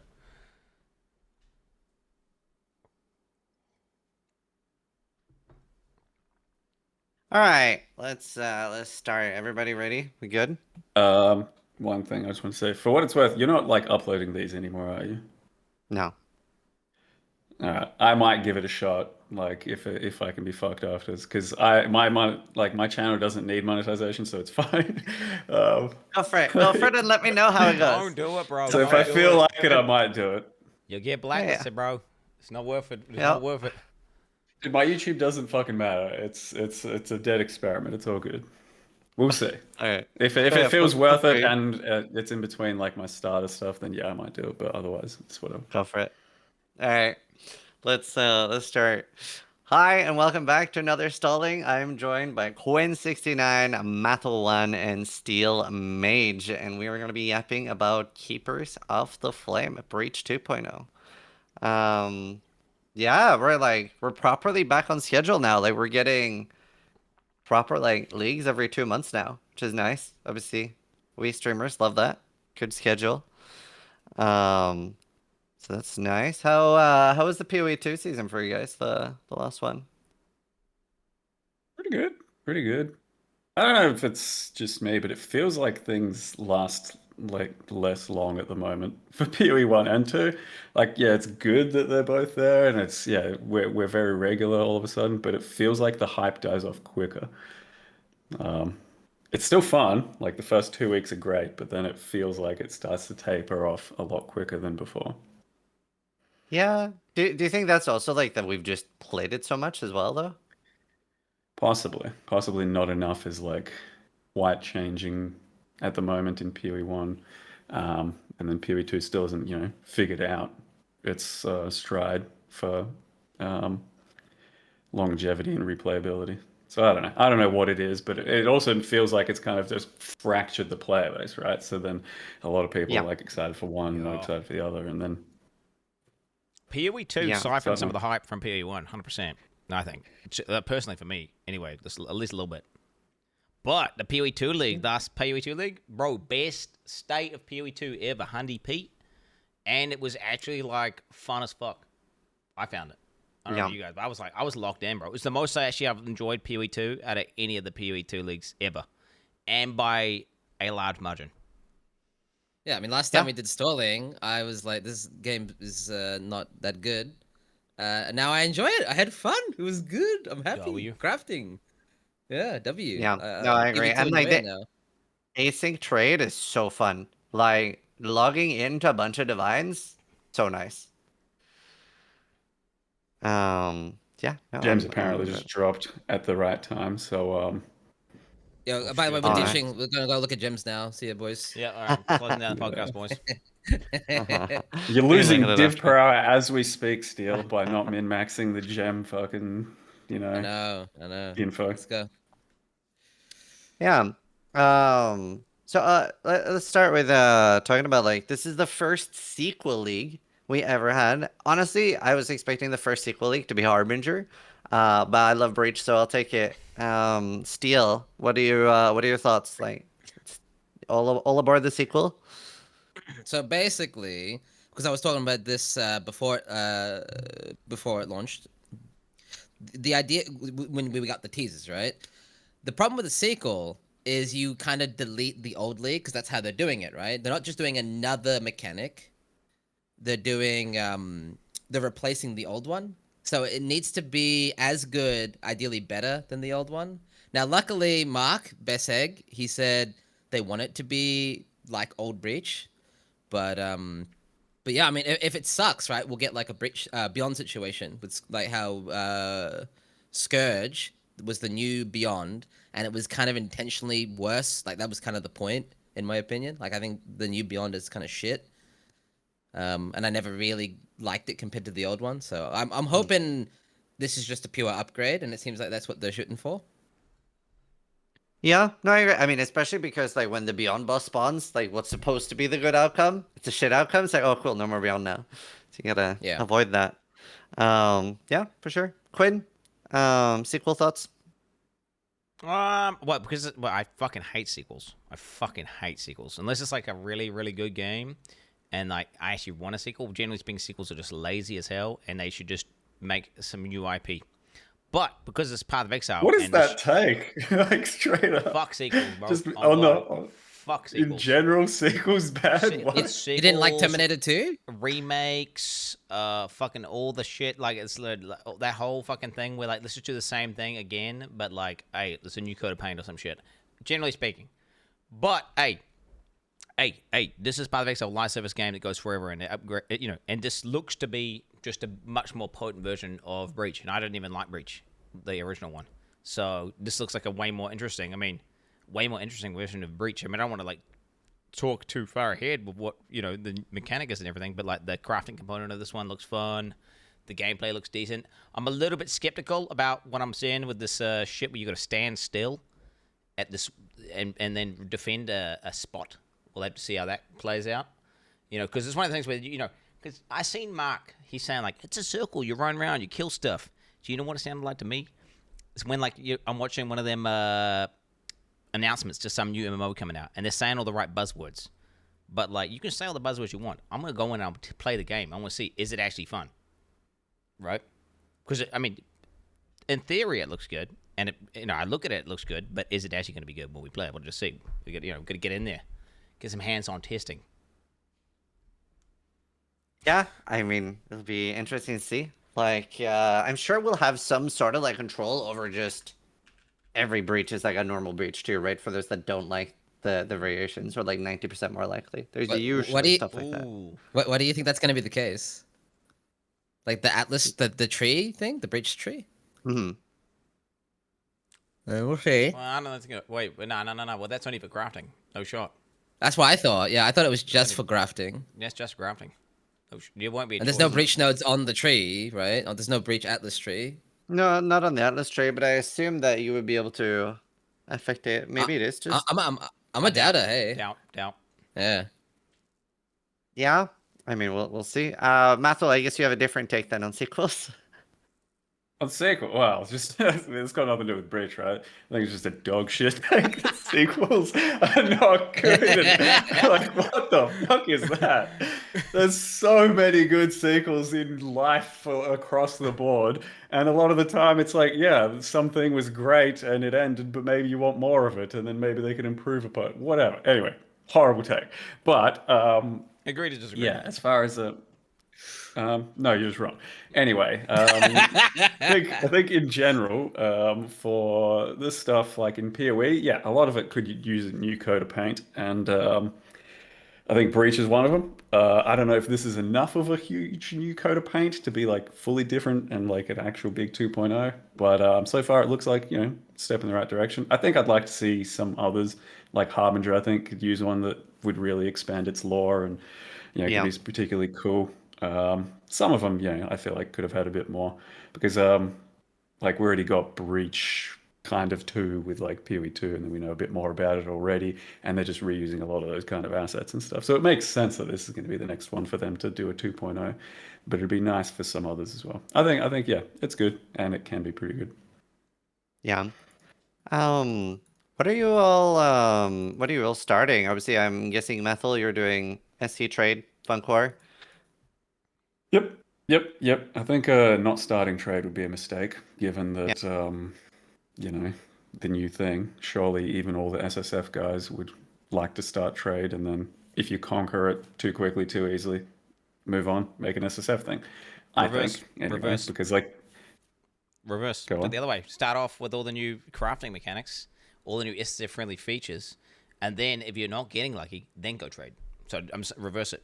Are there enough SSF like friendly features? It's just the league mechanic, right? The league mechanic, well, the way you can basically spam craft stuff, get a lot of 5 links, 6 links, tons of uniques, and, you know, potentially, like, I don't know how strong it's going to be. I'm really hoping it's not going to be a Crucible fucking thing where they balance the entire mechanic around Trade League and they make it super fucking rare because, it, you know, and so everything you get is dog shit, or if it's actually going to be good. We'll have to see. I'm praying that, like, they're actually just making, you know, because they seem to just be, like, saying, hey, PoE 1 is, like, the fun core. Like, we're just doing retarded shit right now, and you just, you know, we'll put the most OP broken shit. Like, look at that Mercenaries League. It's so disgusting. Look at this new league that's coming out. Looks pretty dirty. And we're going to see, like, are they going to let us SSF enjoyers actually print some strong items? Because I think there's a good chance they will. Probably. You probably have some strong stuff. But, like, the whole point of view here is that the new trade shit, it's just, you know, like, revolutionary for, like, trade and enjoying the game. And with, you know, the community fucking stuff, the aspect of it and stuff. That's huge. And to miss out on that on day one is kind of unfortunate. And it's a lot better to start out with having everything at your fingertips, blasting through, enjoying it, and then if you want, go into that restart and that challenge. Whereas if you start up with that challenge and miss out on the entire fucking trade situation, you're already far behind the economy. Let's say you start on SSF, right? You crush everything. There's pretty much no chance for you to restart on trade, because what's the point? You're just going to crush it even harder, right? You're not going to. No. Well, the thing is, you're never gonna have that in HC trade, right? So I'm looking for the lens of HC trade. And actually, you know what? By starting on SSF, you're actually allowing them to build up a stockpile of stuff, so you actually have a selection of gear, because you can buy stuff of people who've quit the league. Because the issue with HC trade is half the people have quit the game in like the first week or two, right? And then all the shit goes offline. Whereas now, all those random little niche uniques and stuff might want to buy, you can now buy them while they're offline and corrupt them or whatever, or do whatever you want to do, which is pretty nice. I mean, yeah. This is just from a hardcore perspective, Mathil. You probably wouldn't understand, unfortunately. I agree with There's Methel. nothing to say there. Like the first few days of hardcore trade is so cool, especially like a thing that's going to be very different now is like base types are already a very big thing, right, with recombinators and hardcore trade. Where you can make, like, if you're one of the first people in tier 17s, you can make like 200 to 600 chaos per map, right? Like a lot of those like ID6 bases earlier, like 20 to 30, 40 C per. And now those are gonna sell like cupcakes, right? You're just gonna have an 86 tab, and someone's gonna come by and buy 5 or 6. So I definitely agree with Methel. I just really want to be part of that early fun economy on day one. But this is really interesting. In a way, there's no hardcore anymore. There's hardcore SSF, then there's medium core, which is hardcore trade. Because when you die now, you go to softcore. But what's the huge change there is, let's say I die on a really expensive character, right? Some things which might be more expensive on softcore than hardcore, right? I die on like a 50 divine character. I can now sell that on softcore trade and move my divines back to hardcore. I no longer lose all my gear. We don't know like how much you get back or what the ratio is going to be. Right now, the trade ratio on that is 6-1. So 60 divines on softcore is 10 divines on hardcore. Might be 15, might be 10. And I see a lot of people in chat saying question mark, what, how? If you go to pathofexile.com and go to the forums, you'll see that the bottom one, I don't know if I can show it, but the bottom one is called Standard to Hardcore Trading, warning unsafe. The reason it's unsafe is somebody has to go first, right? So let's say that I'm like, hey, Methel, you for some reason have 10 hardcore divines. I'll give you 60 on softcore. Methel's like, sure. I traded my 60 divines. He just fucking ignores me. And Methel's like, thanks for the money, kid. So like, obviously that can happen. That's why it's unsafe. And you might be wondering, why couldn't we do that before? That's because you aren't allowed to swap from standard to Keepers of the Flame. But now it's going to softcore. So yeah, it's kind of medium core now. Yeah. I don't know. I mean, I think it's cringe overall is all I'm going to say. But yeah, go on still.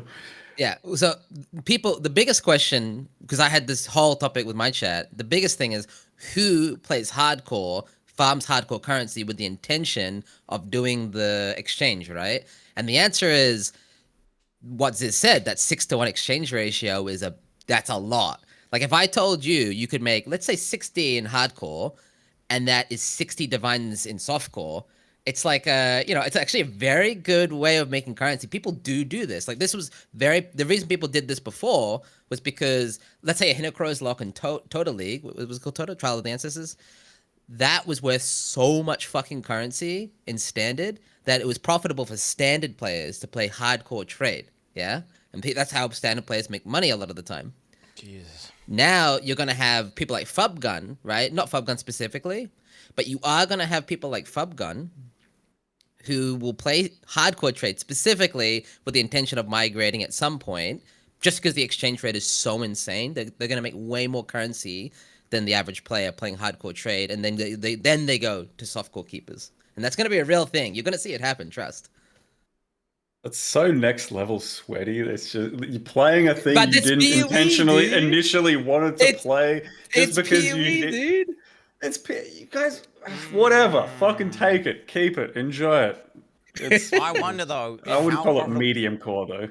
Isn't it like relative though? Like, isn't there just way more currency going around in the fucking softcore trades? So then everything's just like selling for more. So then just more currency, liquid. You might not get as much money from like raw currency drops, but items just sell way more. And you could just, corner another market super early and make fuck tons of currency on just softcore trade. Am I crazy? Man, It's just another way of making currency. That's all. The thing is, right? The point is, right? There'll be a demand because hardcore players who die are gonna sell their gear for good money, right? And they're gonna this softcore currency to them is worthless. Like if I have a mirror on softcore keepers, I don't give a fuck. Yeah, fuck that. And I'm going to exchange that for a divine on hardcore. I don't give a fuck. So what's going to happen is you're going to get that favorable exchange rate for these very niche farmers. I'm not going to say they're not niche, but they will exist is the point. And that's why it's going to work that way. Especially if the ratio gets really crazy, right? Like we don't know what it's going to be. Like it's 6-1 right now. Imagine that it's 15-1. It'll be nuts. So you're okay with basically cheating to, even... enhance your. Well, you're. I guess, as he said, it is kind of medium core at that point, like because Yeah, you're that's why I'm calling it medium core. You're buying into a system where you barely get punished all of a sudden. Why yeah, so hardcore SSF is the only true hardcore now. So yeah, that was my point. That's my point. Hardcore SF is the only true hardcore.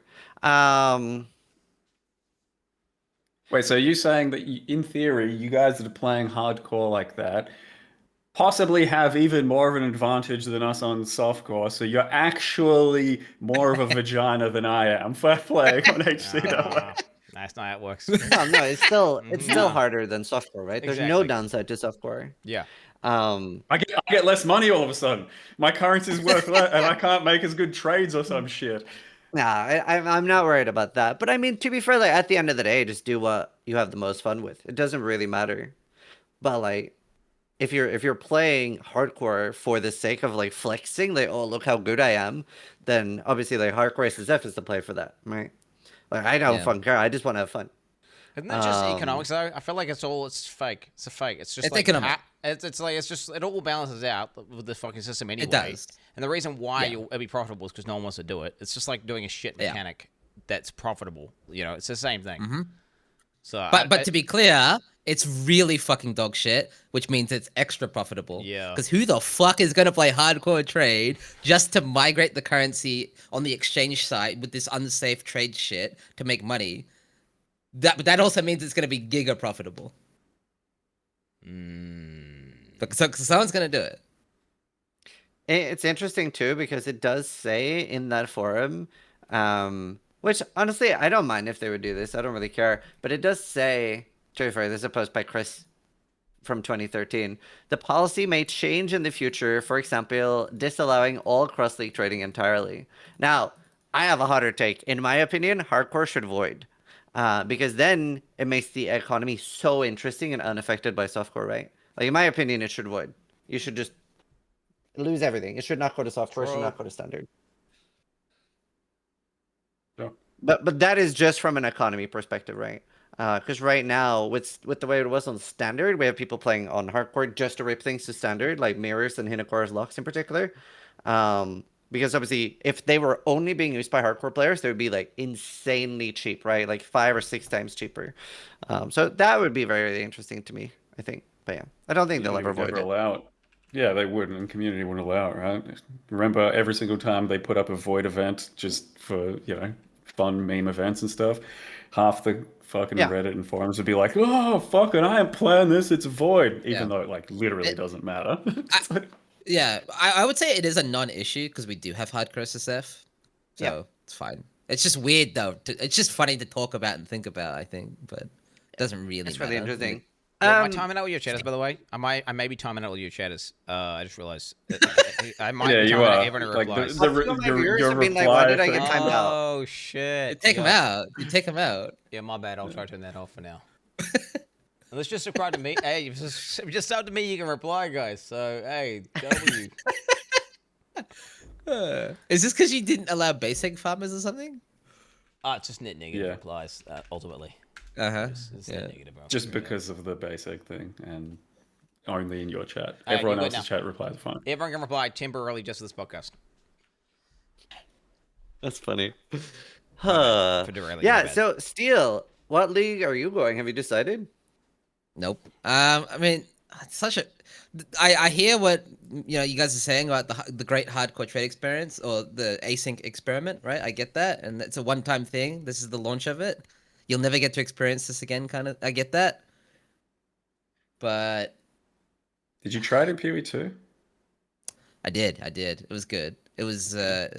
It was nice to do the whole login, wake up, and you get like a billion so divines. You at least know what you're missing out on. So that's fair enough. Did anyone else do any like flipping? Accidental flipping here or there, like might buy some shit and then be like, you know what, I probably don't actually need this, and maybe it's worth a bit more. But I didn't go that sweaty.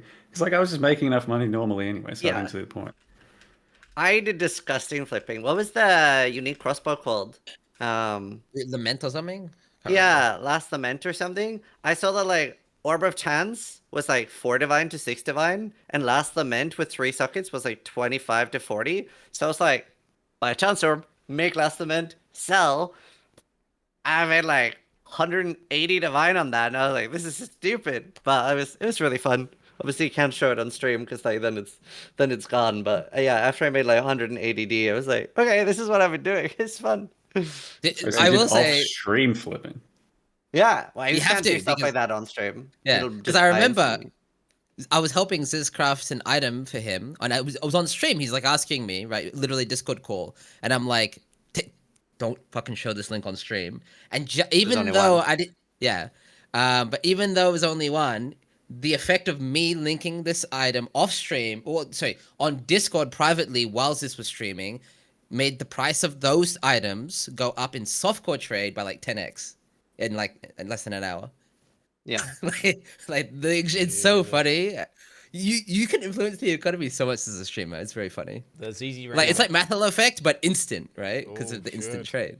I remember, was it a Void First or Starforge you did this with? But you had one in your inventory just to fuck off the flippers. That was great. That It was wasn't just my cinema. inventory. I was like saying, yeah, I'm basically going to do a Void Forge build. And then I got to like level, I don't know, fucking 20 or something.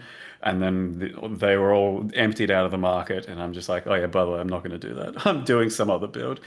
Because, I don't know, it was just one small middle finger to that type of thing. Because usually, yeah, if it's like a unique that's kind of niche, it gets bought out. And then it's just annoying as fuck. And I hate it. A little bit off topic. What do you guys think about people like, specifically Jung here, but even Rue to an extent, but Jung especially, hiding their builds now? Like they're real League starter. They're like, they got the POB and it's secret now because of this. Are they? I don't know. Yeah. Sounds lame to me, but whatever. Yeah. But I mean, it's real though, right? I mean, it's when you start broaching into a competitive game, like a real game. Okay, so like Diablo 3, for example, we used to have to push with secret builds off stream, so you'd go offline for like fucking a week straight, and then you would only log in to farm keystones. And that's because you can't leak your build. And then you leak fake builds to Gabinator, so he thinks he's pushing on the build, but it's actually a meme build. And then he's on the stream trying to fucking do some retarded shit, which makes no sense. Combination Strike, I believe, was the classic one. And yeah, it's just competitive gaming at the end of the day. You got to use whatever you can to win. Yeah, and I'd get that if there was a competition here, but there isn't. So Yeah. If- Are they if doing it just to hope it doesn't get nerfed, or? Well, I don't know if he's actually doing it or not, but he said that it was a very, very niche item that he wanted. And he'll get fucked up otherwise. Could be something like a Sublime. I don't know. Yeah. I mean, couldn't you just not tell people about the item while still playing your build and then eventually buy the item? Or is it just so that's what he's obvious doing. that- That's what I would do. No, I think that's what he's doing, yeah. I don't have any problem with that. Like, that's fine. I mean, even I've done But- that to an extent. I'm like, I have this build up to this point, and then I'll tell you after I play it. What's annoying Yeah. is, do you not find that people like BenQ intuit what you plan on doing in the future, and then they start pre-buying the niche items on HC Trade before you get them, and then they extort you. And then everyone says it's a handout.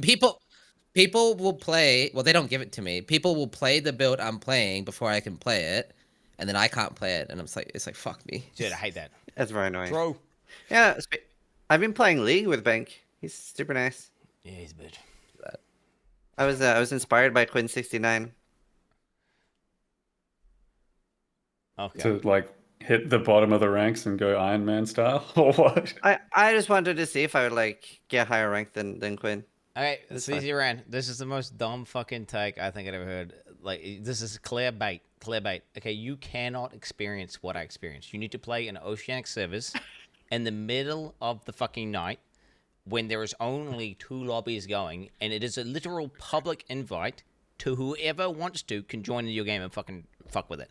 I would go 25 games in a row with the majority of players being stream snipers. And they're on your own team intentionally inting. Okay, yeah, bro? but I think you've also incentivized stream sniping to some degree. Like No. 10 years of streaming. If I go to EU, bro, I'm instantly fucking diamond without even trying. Just like legit. Okay, I don't know about that. Yeah. But I will say to back Quin up here, when Quin was doing his league arc, there were multiple oceanic streamers, not good by the way, that were literally streaming just to Steam type Quin. And they were just giggling and laughing on fucking Discord the entire time. It was pretty fucking cringe. So they had it was pretty streams having bad. Discord, bro. A streams having Discord. I had a guy on the inside. It was fucking. They were coordinating. They had fucking several accounts that all queue up. Is fucked. It was unplayable. Yeah, I know because I was in that. Yeah, I was in one. Yeah. Yeah. I don't think instant diamond or anything. Like, yeah, sure, the odds are stacked against you. I think you would have done a bit better. But yes, it was it was real. It was real. I met someone at TwitchCon EU, just like talking to someone. He's like, oh yeah, I stream sniped Quin. And I'm like, really? Why'd you think? Oh, it's so easy. Like, he was an EU person. He's like, I would just go on there and just say that it'd be so easy to get into a lobby with you. And he'd usually try and win and be on your team and stuff, but it was still super easy for him. Like, how disgusting did he look? Like, how fucking obese and fucking retarded did his face look? Normal dude, normal looking dude. My yeah. God. Sure he was. That's funny. It's fun though. I definitely, after having played both a bit more, I definitely like enjoy Dota more for sure. But yeah, we can get back on topic. It was just a fun little thing. So with the league mechanic itself, we're getting grafts, we're getting Foulborn unique, we're getting breeding. I guess everybody or most people are gonna have a pregnant emote. I know Tai has one already. Yeah, Steel, what are you most excited for about like the new stuff? Well, I want you guys' opinion on this, obviously, but graphs seem to be a balanced version of mercs in a way. I think that's what they're going for. Like, they have utility. Think like the effect mercs had on your leveling experience. I think that's the kind of vibe they're going on. Not the OP shit that you did, Ziz, by the way. That was unethical. But just like the regular default, you pick up a merc, it gives you like some sort of buff that feels impactful. I think that's what they're going for. Yeah. It's kind of limited top end by the mods on the graft itself. You can't scale it like we did with mercs. So I was expecting that you would say breeding now that you are having your own child as well. Like. I'm gonna say I'm at a disadvantage here. I'm the only one that doesn't know how to breed. So, what league mechanic? I'm confused, man. See Cole. You need build guide. See Cole. Okay. So I learned that from Elden Ring. Yeah, just see Cole. Yeah, Steel is pregnant. Steel's pregnant. Yeah. Yeah, sure. Yeah, I'm not fat. I'm just pregnant. Yeah. Yeah, we're all. Soon we'll be able to have like Fight Club stuff. It'll be fun. Yep. No, but as far as the mechanic itself goes, like Quin was saying, I think it'll be good for SSF. It seems like a Necropolis style mechanic in terms of like they're using those weightings and mod tier shit again, so they're bringing that crafting back, but again in a balanced way, because it's kind of limited by the crafting tree. We just don't know if it's going to be balanced still. It could end up being kind of like Necropolis, where you can spec into a certain bunch of shit and just kind of reliably print them out.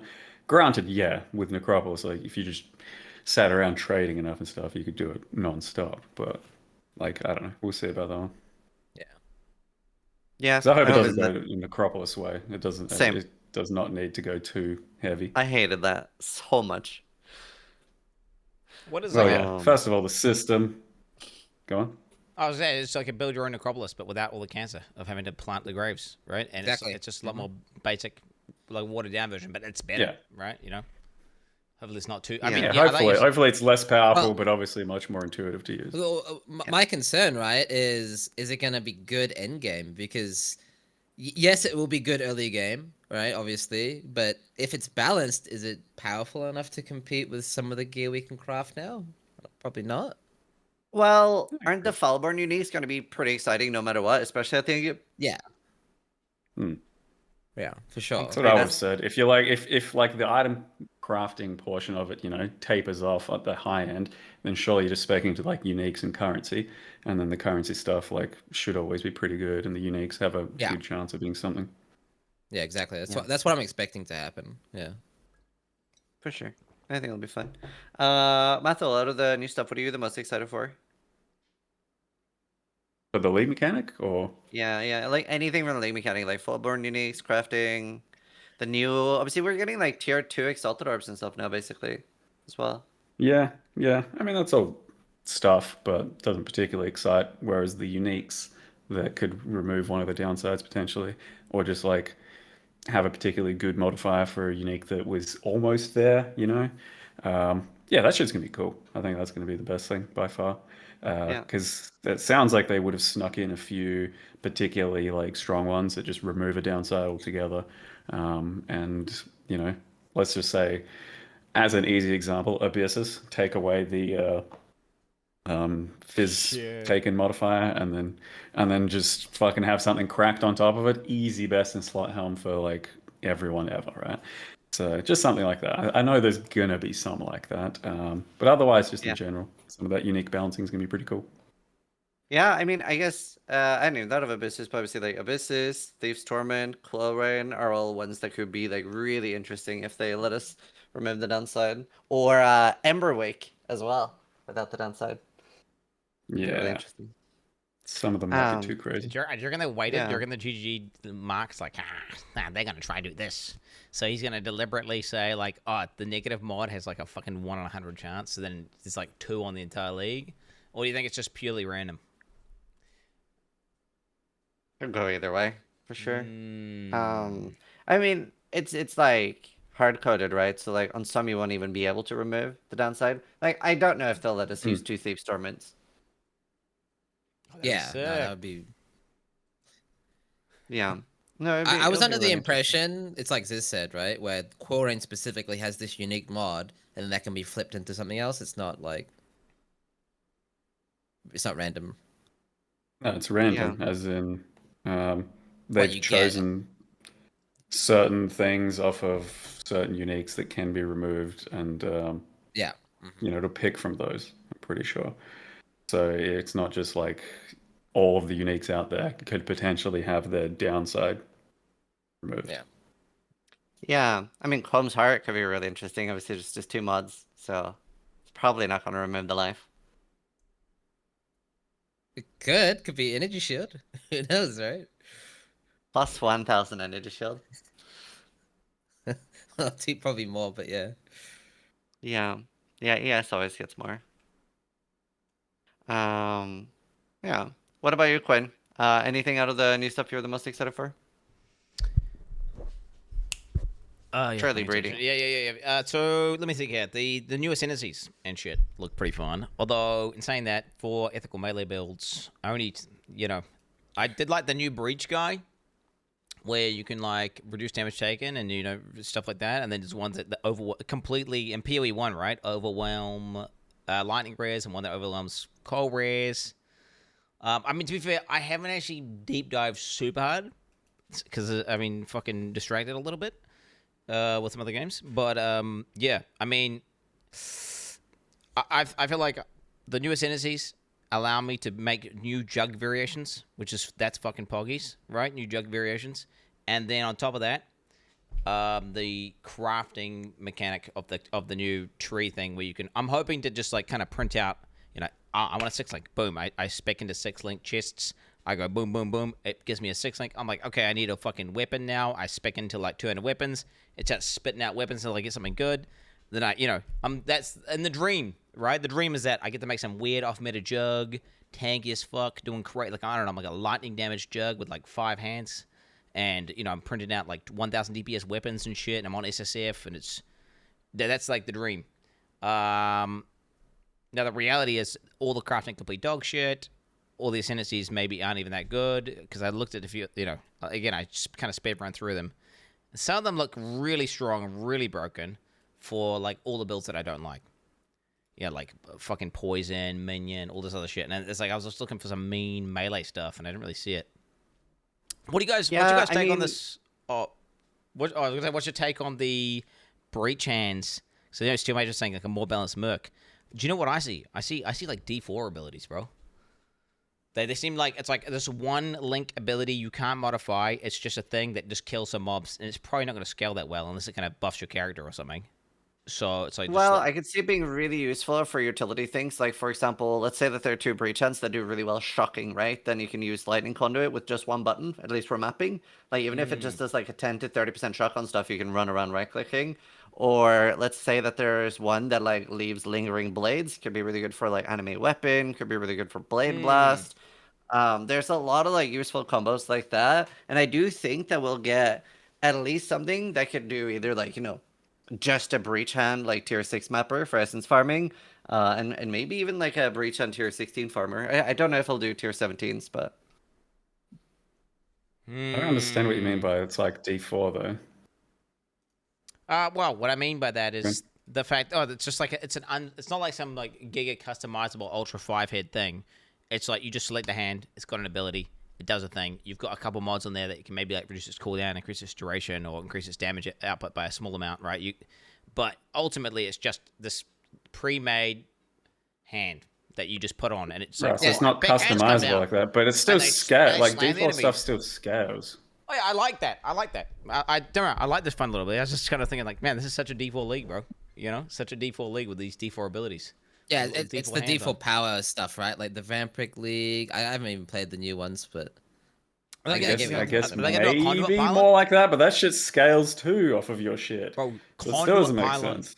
Hand, bro. Imagine this, Matthew. Every 10 seconds, lightning conduits shoot out and zap enemies around you, bro. And then there's a whole meta on just your conduit pylon. It just arbitrarily does insane damage because it's percentage based, and just fucking you just run around, bzzz, kill for 10 seconds, and now you're AFK for 10 seconds. 10 seconds later, now the conduit pylons are going. Like, this is what I'm talking about. Like, because if they're and that's by design. If they're super strong and they do scale, well, they're broken. And if by design they don't scale, well, then they're kind of useless in the end game, and it's completely cosmetic. Do you understand what I'm saying? It's classic D4 design. I mean, I get what you're saying with that, sure. But I just don't see how it relates to the D4 things, except for maybe pylons. But even then, I think it's going to be, just kind of a bit more static. Like, they've chosen a certain power level for them, and they're more utility than anything, but potentially just strong during certain moments. Maybe the campaign, maybe certain mechanics, etc. Also, D4 did the tree inside the tree before PoE. Just saying. Just putting that. I'm just adding the cherry on the top. They did the tree inside the tree. Oh, let's not get twisted. Okay. Yeah, I mean, in a way, so like we've had a lot of mechanics that are very like big power creep and very customizable, and I see that like this might not be as customizable, but I think that can be a good thing. Like we've had, for example, like Freesia was very, very good for like the top 0.01%, especially any that had friends. Like me, Steel, and Bank, and a few other people were like sharing sets, and that was kind of broken, right? So it created like more of a power divide. This probably like equalizes things, especially for people that don't have friends. Because it doesn't seem like something that you're going to be like sharing or anything like that. So that's interesting. I wanted to cover one thing about the league mechanic itself. What do you think the mysterious womb is? I think it is going to be either something similar to legendary potential in Last Epoch, or letting us upgrade boss uniques, because the Foulborn uniques doesn't do that, right? They've said that time and time again. You can't put boss uniques, or you can't get boss uniques from that, and it's a random.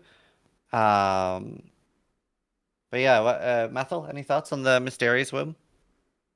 I think I missed that. I don't know what that is. Okay. It's a little one at the bottom. Yeah. I had a more generalized version of yours. I wasn't thinking it was just going to be boss uniques. I thought it would be a way of inputting a unique to gamble, because you can get a different mod, right? It's not just Quilrain turns into area of effect, right? It's Quilrain can turn that mod into multiple mods, I believe, right? Yeah, so my theory is you put in our unique and you gamble on the Foulborn mod. Like a Krangler, yeah, kind of like a Krangler. Yeah. I could see that. That'll be interesting. Like, it's could be so fun. Like, I feel like, and obviously the next topic is going to be news, heals, and supports. I feel like the League start meta, especially for hardcore, has been maybe a little bit stale lately. Like, there's not like necessarily a ton of new league starters that are competing at like a level of Earthshatter. Obviously a bit different for softcore, but I think they've done so well on mid league builds. Like the amount of different things you can play at the end game. Obviously, Mathil does shit tons of new builds, everything. Yeah, Quinn, any thoughts on league starters and end game builds, like, and how you feel about the variety? Well, I haven't read the patch notes yet. I'm like fucking I've just started the patch notes. Okay. Obviously, I feel the combinatorics, right? Just from the new ascendancy points that you can attach to any ascendancy, truly insane, right? So Blade Jug. I mean, bleed jug. You know what I'm saying? But then imagine with some extra fist DR on that bitch, that could be fucking game changing.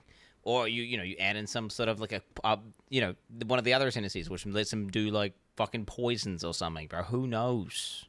Who knows? There's a bunch of different combinations you could make. So we just have to see how impactful they are, right? If they really play out. Because again, I was a little bit emo about not seeing, because I really thought I was going to see something like the melee ascendancy one, but didn't see it. Didn't really see it. I mean, there's some that they did lots of minion stuff. Lots of like tons of minion stuff. Tons of minion. But the Spectre one does work for melee. Like it is like potentially a big boost to melee. Were you talking about the global defenses one or the feral one? The furry ascendancy. The way you get like summon dogs and you get like attack speed or something. Yeah. Yeah. Mm-hmm. Yeah, but then I don't like the idea of. I thought about that, and then I'm thinking to myself, I don't like the idea of having a bunch of minions just around me, and then like the bosses attacking the minions. Is that like a visual pollution? Bro. You'd be worried about getting distracted or something? With all the dogs on the screen, yeah, yeah. I mean, this is. Let me tell you, bro. No, but no, like you know how it is, right? When you got like a bunch of minions on the screen, I get excited about it. Shit. The dog tamer bill, bro. There's a bus full of kids. Relax. Relax. No, man. The story at the end of the day was he didn't know about the kids. So the bus is irrelevant. Don't know what you guys are talking about, to be honest. Yeah, no, that was a slight inside joke amongst us three. Anyway. Yeah, I don't know. Maybe melee's strong enough. Maybe that's all there is to it. It doesn't need extra ascendancy stuff. It's yeah. pretty good. What I'm trying to say is I'm just hoping there's more to the patch notes. I haven't got to it. I haven't scrolled down and been like, oh shit. Because what I was hoping for was a huge buff to Vengeance. That's what I was hoping for. I haven't controlled. You want one spoiler? You want one spoiler? Yeah. They buffed Bone Shatter. Log in, dude. I saw that. Yeah, that's one thing that people did link, and they are saying it's OP now. And I am looking at it. It does look quite potent, but I don't know what. I don't know about that. Just it does look really good. I made like a Jug Bone Shatter Quinn build launch league starter. I've just done Bone Shatter so many times. We'll have to see. Is it? And be honest, is it now that it is too powerful and it's just too unethical now? I don't like it when it's meta. I don't like when something's like other people are playing it. It pisses me off.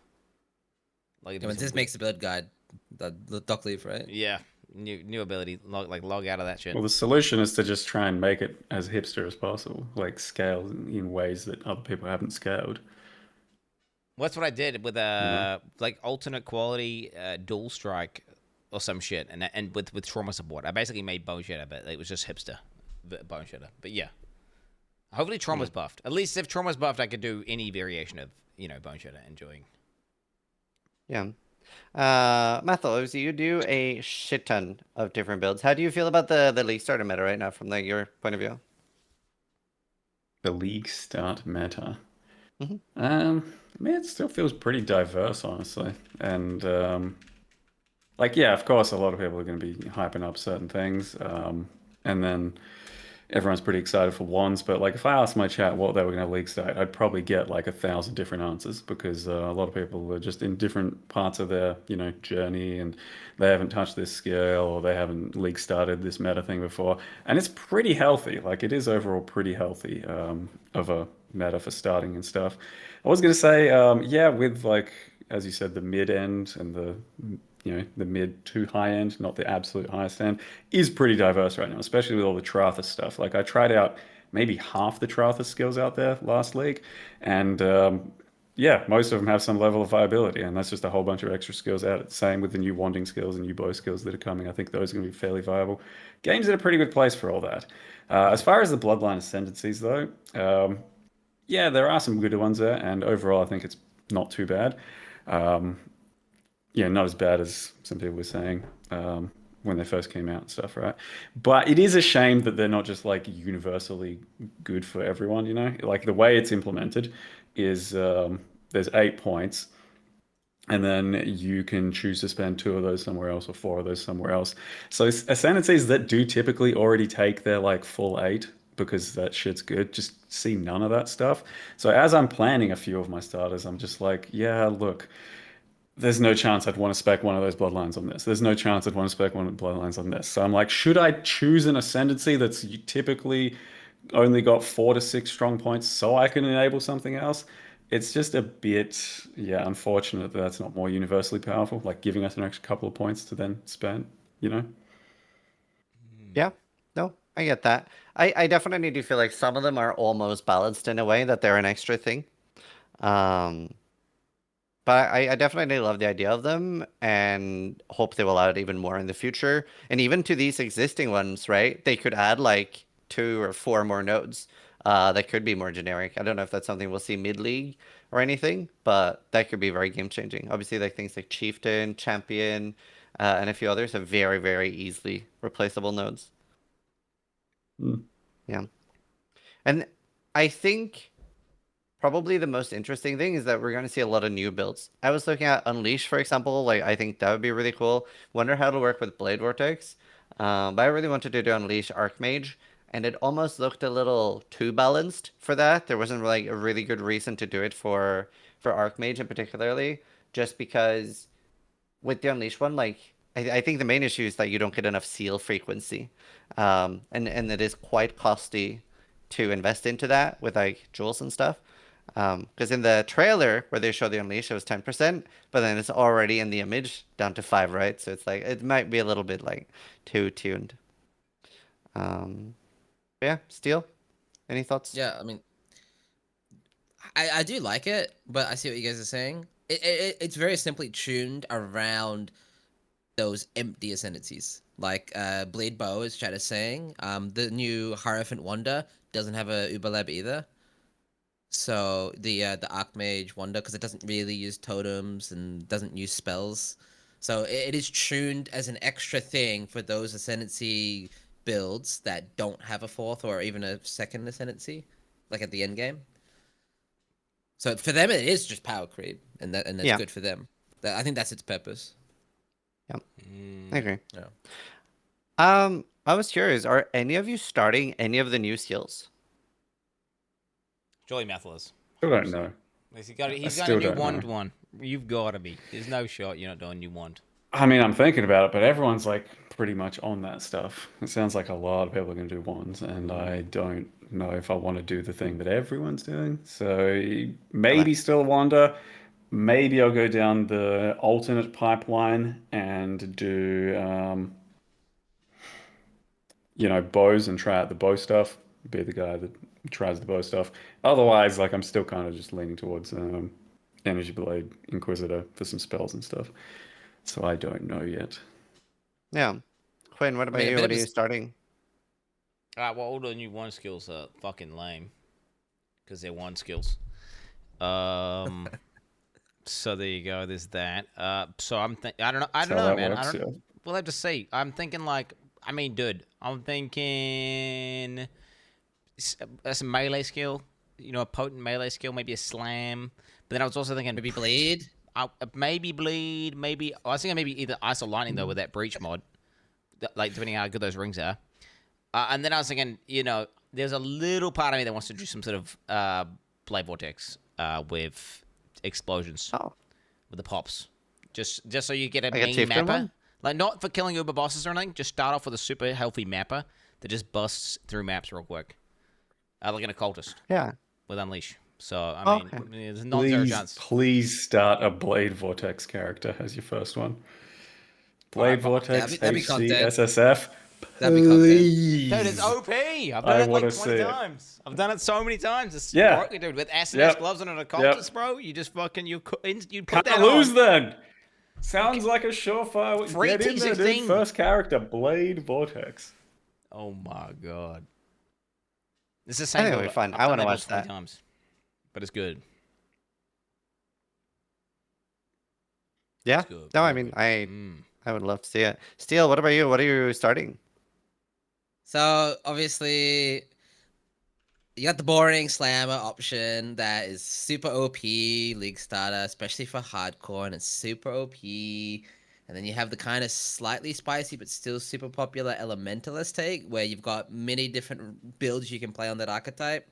You know, it can work for wands, it can work for ignite, cold dot. You know, the fizz dot stuff that Rue and that are talking about.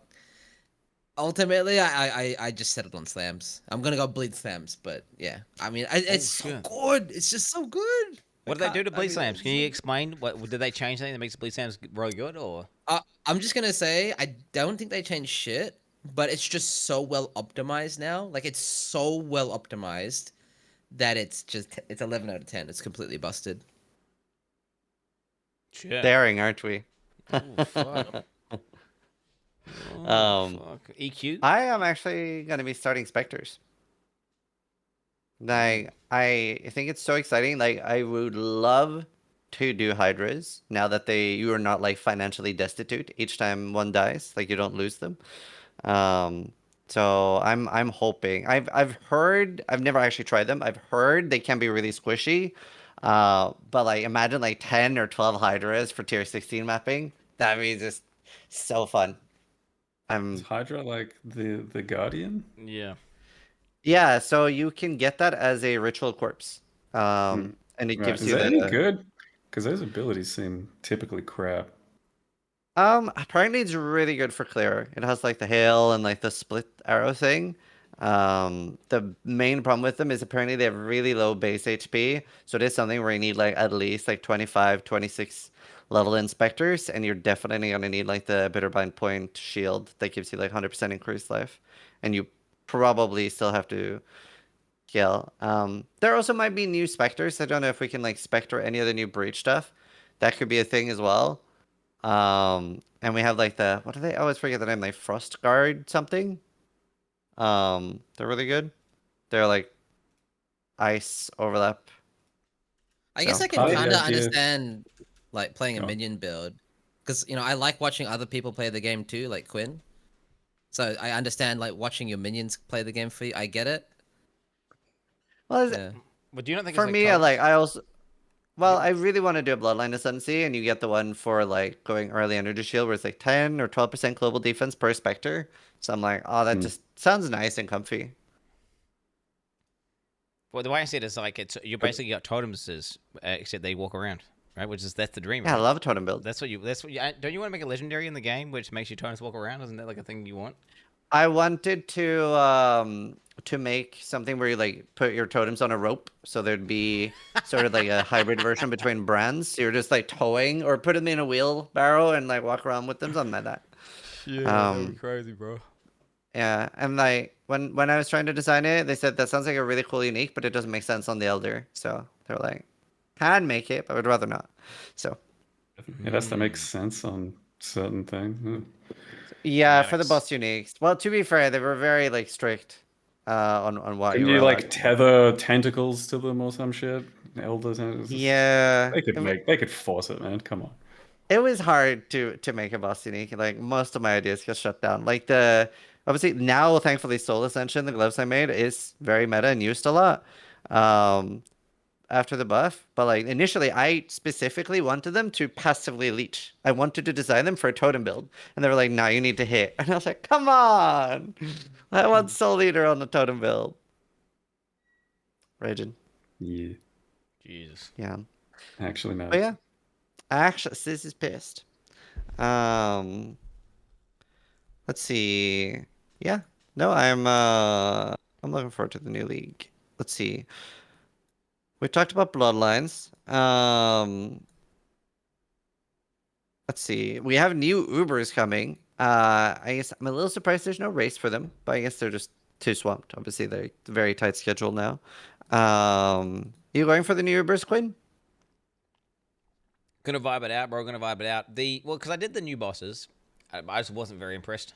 They just felt like PoE 2 mobs that reskinned and it's kind of scuffed. They reworked them though. They rebalanced So them. I'm hoping that So that's what I'm praying. Like from the footage, it looked alright, but like I just hope I hope they don't feel like ass. I'm hoping they feel like actual PoE 1 bosses. Like because let's not get it twisted. PoE 1 bosses, some of the best bosses ever made in ARPGs. All right, especially isometric genre, straight up.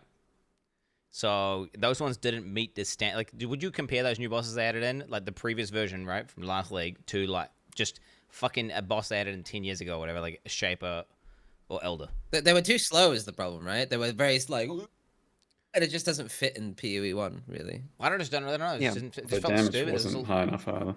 There's all this weird shit on the screen, like this big ass orb things. I don't know what the fuck's going on. Then it just died, and I don't know what the fuck was. It wasn't like, oh shit, he's doing a slam, run. It was like, what's going on?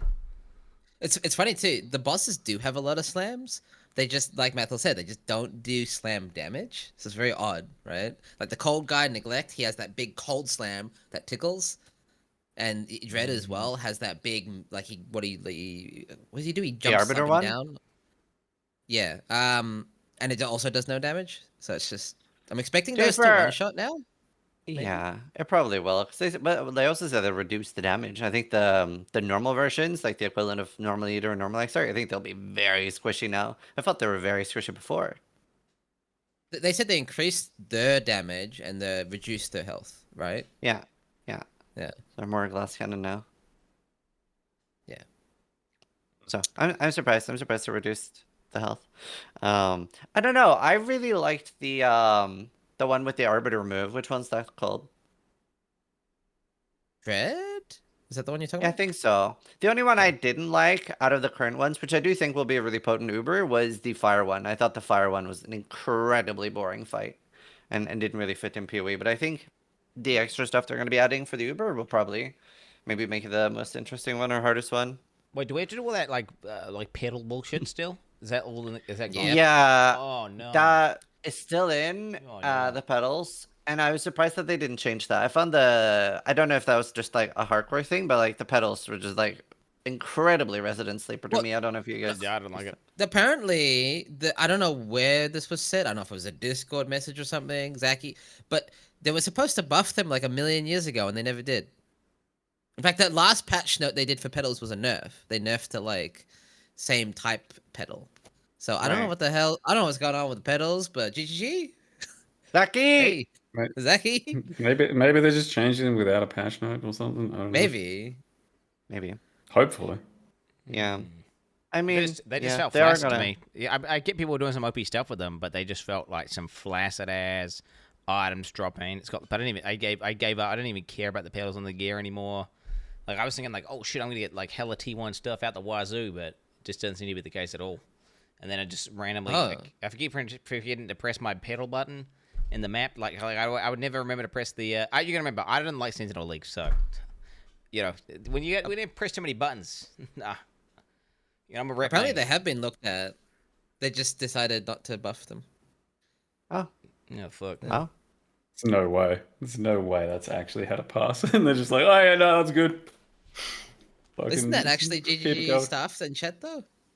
I'm pretty sure that is. Jesus, I recognize that name. Oh, Blakey? Yeah. Yeah. Yeah, there you go. I mean, yeah, I don't know. Hey, it is what it is. Yeah, staff. It's not like 16.5s were bad, so I mean, I get it, but yeah, I mean, they're better than 17s at least. I still don't love all the new yeah. You say we looked, but they need like a bigger thing than changing numbers, so it's not in scope for a bit. Yeah, I mean that makes sense. That makes sense. So hopefully we'll see some love for them eventually. I think a lot of things in PoE right now are in that state, right, where they just have to figure out what to prioritize, right? Like they're very short on time now between PoE 1 and PoE 2. So which, to be clear, good thing. I like the 2-month league schedule where we go PoE 1, PoE 2, PoE 1, PoE 2. I like it, so I'll take it. But hey. Yeah, I did not love 11 months of Settlers. I'm very excited to be back in this schedule. It's very nice. I'll take it. I'll take it. Yeah. So it's is this the first PoE League we've ever had drop on Halloween? They intentionally avoided like these, you know, holiday drops, right? It's just you know they needed an extra week, right? Yeah. You got a cosplay plan, Methel? I've got a concept of a plan. Like it's I don't know, looking dubious. Like I'll give something a shot, like try and make some shit. If I'm not feeling like there's a future there, we could be looking at a solid nothing. That's fair. We're getting to the bottom of the barrel over here, you know, like 40 leagues in, and I'm always till the last minute going, God, what do I do? And then maybe I can do that, and then a lot of the time I kind of force something and something happens, yeah, it's just starting to look pretty bad these days. You know? So I'll give something a shot, maybe. Dress up as Harry Potter, you know, like a wonder, you know. There you go. That'd be great. So I just put some glasses on and do a little thing, and then I'm done. And then just have a wand. Easy.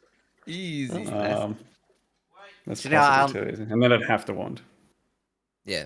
I'll never forget. I was inspired by Methel for a League start once, and I actually did like full on cosplay with like the. I had like my wife do the zombie makeup with the actual. What do you call the stuff that like you attach on top of your face? Not plastic. It's like. I don't know, to like make wounds and stuff on your face. Cum? No, not cum. Latex? Yeah, maybe it's latex. But I had like wounds on my face and stuff. The thing is, that was fine for like the first like 10, 12 hours, but my room gets really warm, so it started melting. So it was like 16 hours in, it was just like going into my mouth. And I was like, oh, this is super fucking not nice. And I didn't want to, like, I was racing, so I didn't want to take time to take it off. So it was just, like, melting down my face. And it was awful. So now I just have, like, this, like, hoodie skeleton thing. Because then I can just take it off when it gets warm. And I'm, like, sorted. Yeah, no, same. Like, I hate having to do anything to do with the paints and stuff. Like, I guess some people sometimes call me out. They're like, oh, any excuse to like take your shirt off or some shit. And every single time I'm despising when I finally choose something that I have to just sit there and paint my entire corpse over, because it fucking sucks. And then it sucks to actually sit there for all those hours as well. It's just an awful experience all around. I wish it was more just, you know, almost every character I look at is some shit that's not doable that you have to paint. And yeah, like I know you've experienced it and it sucks. And recently, I think it was Dat Mods I saw. I think it was last Epoch. He like was full fucking dinosaur and just like full green. And I'm just like, oh man, that'd be awful. Let's see how long he lasts. He sat there for like 20 hours. And I'm like, holy fuck, this guy's a beast. Just because it was awful, like seeing that, knowing how bad it is to sit there with all that, and he just sits there nonstop playing. Yeah, that's nuts. Quinn, you doing any cosplay? I think we should all agree. Let's just no one does any cosplays. We'll just skip the cosplays. Okay, guys. All right. If we all like, you know what I'm saying? Instead of you're skipping the cosplay on Halloween. Listen, man, some dying Twitch channels need this shit. All right. So it is what it is. Someone has to click my stream for some reason. I'm not going to be spurging out and doing some random shit. So it just. I had an idea actually for your cosplay. What's that meme? It's not Sigma. It's like super aesthetic, and they play like the music. Not Ligma. Super aesthetic. No. It's like some fashion brand, and they do like a reskin of everything, but it's just like black and white, and they play some music, and it's Balenciaga. So Balenciaga Harry Potter, bro. So basically you're nude except with a scar. You got the scar, okay, and then you just kind of lubed up with oil. All right, and you just jacked. Like make sure you get a good pump on before you start the stream up. I'm not sure. I mean, obviously, I don't know the reference, I suppose, but you want even less clothes and less paint and everything, and it's just. You just want sexy Harry Potter? Yeah, Bethel? yeah. It's like I get Giga Chat Harry Potter. Yeah, it's good. Some good shit. Super acidic, Nice, bro. okay. Shit. Phil, what about you? Any cosplay? Guess I'm dressing up as Harry Potter, apparently. How about opposite of what Quinn said? We all dress up as Harry Potter. With clothes. I have one right here. What do you mean? What do you mean? Chet doesn't want to see me naked? What? They want to see your Harry preggers, Potter, man. did you skip leg day again? Every day. Still pregnant. Still breeding. Loads of emotes to be had. What the heck? Good times. But no, I don't do cosplay though. I'm too lazy. Ever? That's fair. I don't know one time ever, and it's like Methel said, it wasn't even like paint, but it still sucks. It was a wig. It still sucks though. No, Just wearing like wig, wig and beard. It was too potent, too sweaty. Yeah, I feel that. There's a few other like miscellaneous changes we can talk about for the upcoming league. Heist. I am very happy that they've just fuck it. They're all max level now. We don't have to re-level them every time. And like, yeah, still any special thoughts on that? Yeah. I mean, honestly, I never really minded it at first doing the heist stuff, but at some point, I don't know when, I just never interacted with the heist ever again, unless I absolutely had to. So yeah, obviously this is great. I'll go back and start doing heist again.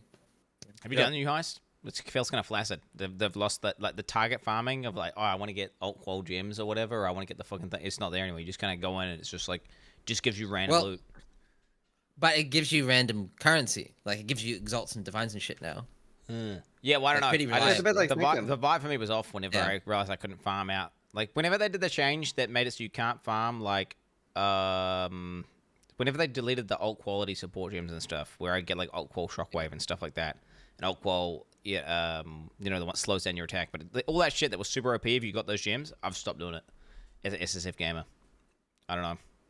I mean, that's Trothan gems, right? Because Trothan gems are there now. Yeah, there you go. Why does it's just I doubt you care about almost any of them. Well, yeah, I just remember like that it was fun getting those like small guaranteed upgrades over time. The difference between having your build versus having your build with all the alternate quality versions of the gems, and then it'd be like some of the builds, it'd be like 50-60% more damage or some shit if you got all the right gems. And that was just, I don't know, I just enjoyed changing that. I really agree. I actually like really miss those. Like getting all like, especially so many of the supports, like alt qual inspiration, alt qual reduced mana, like all of those were like so nice. I really enjoyed min-maxing that thing. Like, it's like I actually do. It's the tweaks, right? Where you get your character and you just start tweaking it. Because you're like, my character's kind of like, it's almost done, but it just feels like not that good. Honestly, you start tweaking. Now that you mention it, that is when I stopped doing heist, when they changed that, yeah. There it is. Yeah. Is what it is. Well, it became less mandatory. But also, it's always just felt kind of bad having to diverge from the main goal of like the Atlas and then whatever's incorporated with that, whatever league mechanics and stuff. So like whenever you do start doing your checklist at the start of a league, like doing heist, something like that is just not in tune with everything else. It's just to completely stop on everything else and go do that. And it just feels bad. Whereas now, at least, you just pick up a blueprint like a Grand Heist and you'd be like, hey, I can just run that real quick. Boom, Grand Heist to see if you get anything. So that's a good change. I like it. Yeah, I like it a lot too. And I think it was kind of needed a little bit because of like Settlers. I feel like Settlers is a very overwhelming presence in the game right now where it is such an insane gold sink. And it feels a little bit mandatory right now. Like, I don't know if everyone feels like this, but I feel stupid as fuck if I don't do Settlers. And it's maybe a bit too much that you can do boats and mappers. Maybe you should have to pick one. I don't know. Like, do you feel like that, Methel? Like, I feel dumb when I don't do it. I've mostly come to terms with the fact that, like, the mapping portion of it is just a bit too much, like for me to not want to do, because like, let's say you just do the boats and just do normal Settlers and upgrade everything. You're playing the game kind of normally and sending out some boats occasionally. If you all of a sudden have to incorporate the mapping as well, you're probably like trying to get gold twice as hard compared to before, and I just don't think it pays off twice as hard. So then, like for me, I've just gone, nah, I basically don't do the mapping portion. And I don't feel bad about losing it because like it's kind of a high roll system anyway. sometimes you get something really good, and a lot of the times it's pretty much nothing. So, like the reward to effort ratio for that one just went a bit too in the tedium direction that I went, I'll just do the boats, and I'm happy with that. Okay. Yo, maybe Quin, it's what crazy, about you? crazy take. Maybe a crazy take, but I think this shit should be disabled unless you speak into it on the others. Just like about like the majority of mechanics. It should be the baseline core, whatever the fuck they are, like the master mission shit. Otherwise, everything else is disabled unless you speak into it. How does that work with the 3 different Atlas things, though? How do you mean? Oh, you mean like Well, where you switch between the you have trees? 3 different trees. Yeah, well, they just figured it out. I'm not the game designer, bro. They just fixed that. Boom. It's not Just that code it hard. in, bro. You are a game designer. True. It's kind of true, though. Give us the take. Give us this fix. Fix it. Just fix it. No mistakes. Oop. Yeah, I mean, I definitely do feel it's a bit overwhelming right now. Steel, thoughts? I think the mapping maybe could be more optional. I don't know. Again, code it. Just code it, bro. But yeah, because the mapping is probably the one that creates a lot of the pressure. I think recombinating is just such a big part of the game that unless you want to straight up remove it, and you know, it's just if they're gonna keep recombinating in the game, it's good that they have the disenchanter and the hideout now. I think that's actually a really big quality of life change that does make settlers a bit better. But yeah, maybe just make mapping more optional somehow. I don't know. Yeah, I'm surprised they kept mappers, to be honest with you. Same. Yeah, I didn't think they would.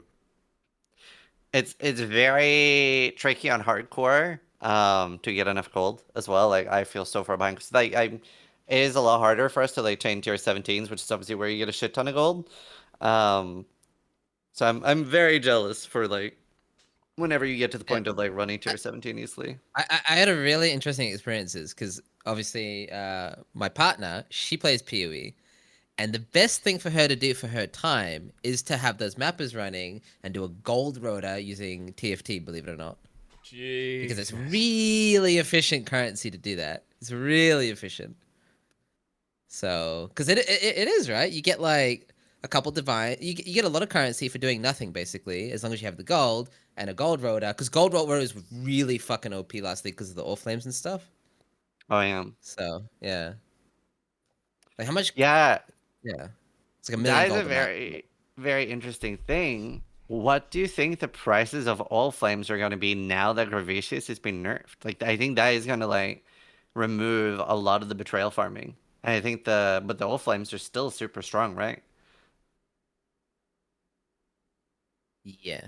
Yeah, they are. I don't even know what the flame is. I didn't really fuck with all flames too much. Yeah. I just usually sold them if I had them because they were like worth a good chunk, and I'm like, I'm not gonna get max value out of this thing. So, yeah, the Gravicious thing being removed, I don't know. Do you think that's enough to just like kill betrayal farms? Because there's still gonna be the Veil X. There's still, you know, some high rolls here or there. Yeah, so I will be rushing Betrayal myself, but not for Gravicious. I'll be doing Burichi for the currency thing. And then I'll be doing Janus for the gold. Because like it's so nice to like kickstart my early gold economy, but for like gambling, it's good for getting like the mappers up or the boats. But yeah, it's hey Annie. That's funny. Oh. I don't know if Quin saw it, but that was good.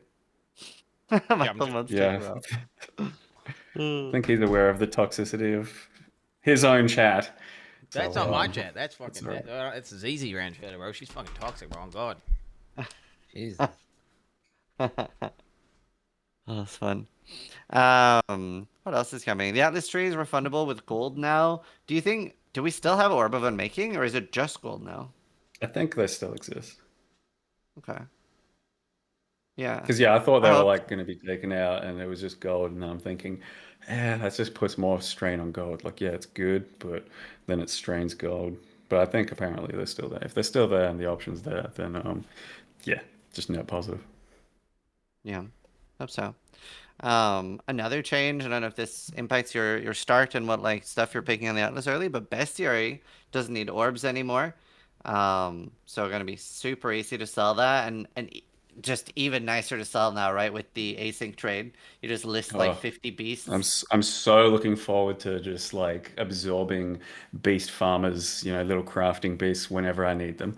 Like it's such a tedious little point where it's so worth doing one of these beast crafts with a certain item a lot of the time, and then you're just like, oh, I've got to do it. Got to go buy it for 5C, interact with Beastcrafter. He goes, how many do you want? You're like, 3. He's like, fuck off. And then you go, oh, okay, fine. I'll just fucking go to the next guy. And then you finally find it, you buy them. And, but it's so worth doing. Now there's Beastcrafting so much better and async trade. We're just going to walk in and fucking beast it up. It's going to be good. Bro, you can be playing on an automated league. For real, on God. Huh? Like the trade league. What I'm saying is, I'm sorry. I'm just quoting the guy. What you said before. They're gonna be. Oh, okay. They're gonna be like with all the instant trading and all the instant beasting, like the pool of, resources. It's gonna be so accessible and so liquid. I mean, bro, you are gonna be playing on true admin mode, bro. Just edit T1 mods, edit perfect gear, dude. Your floor for gear now with async trade is like. You're at 80% perfection with like 2 exalts worth of gear. That's how OP it is now.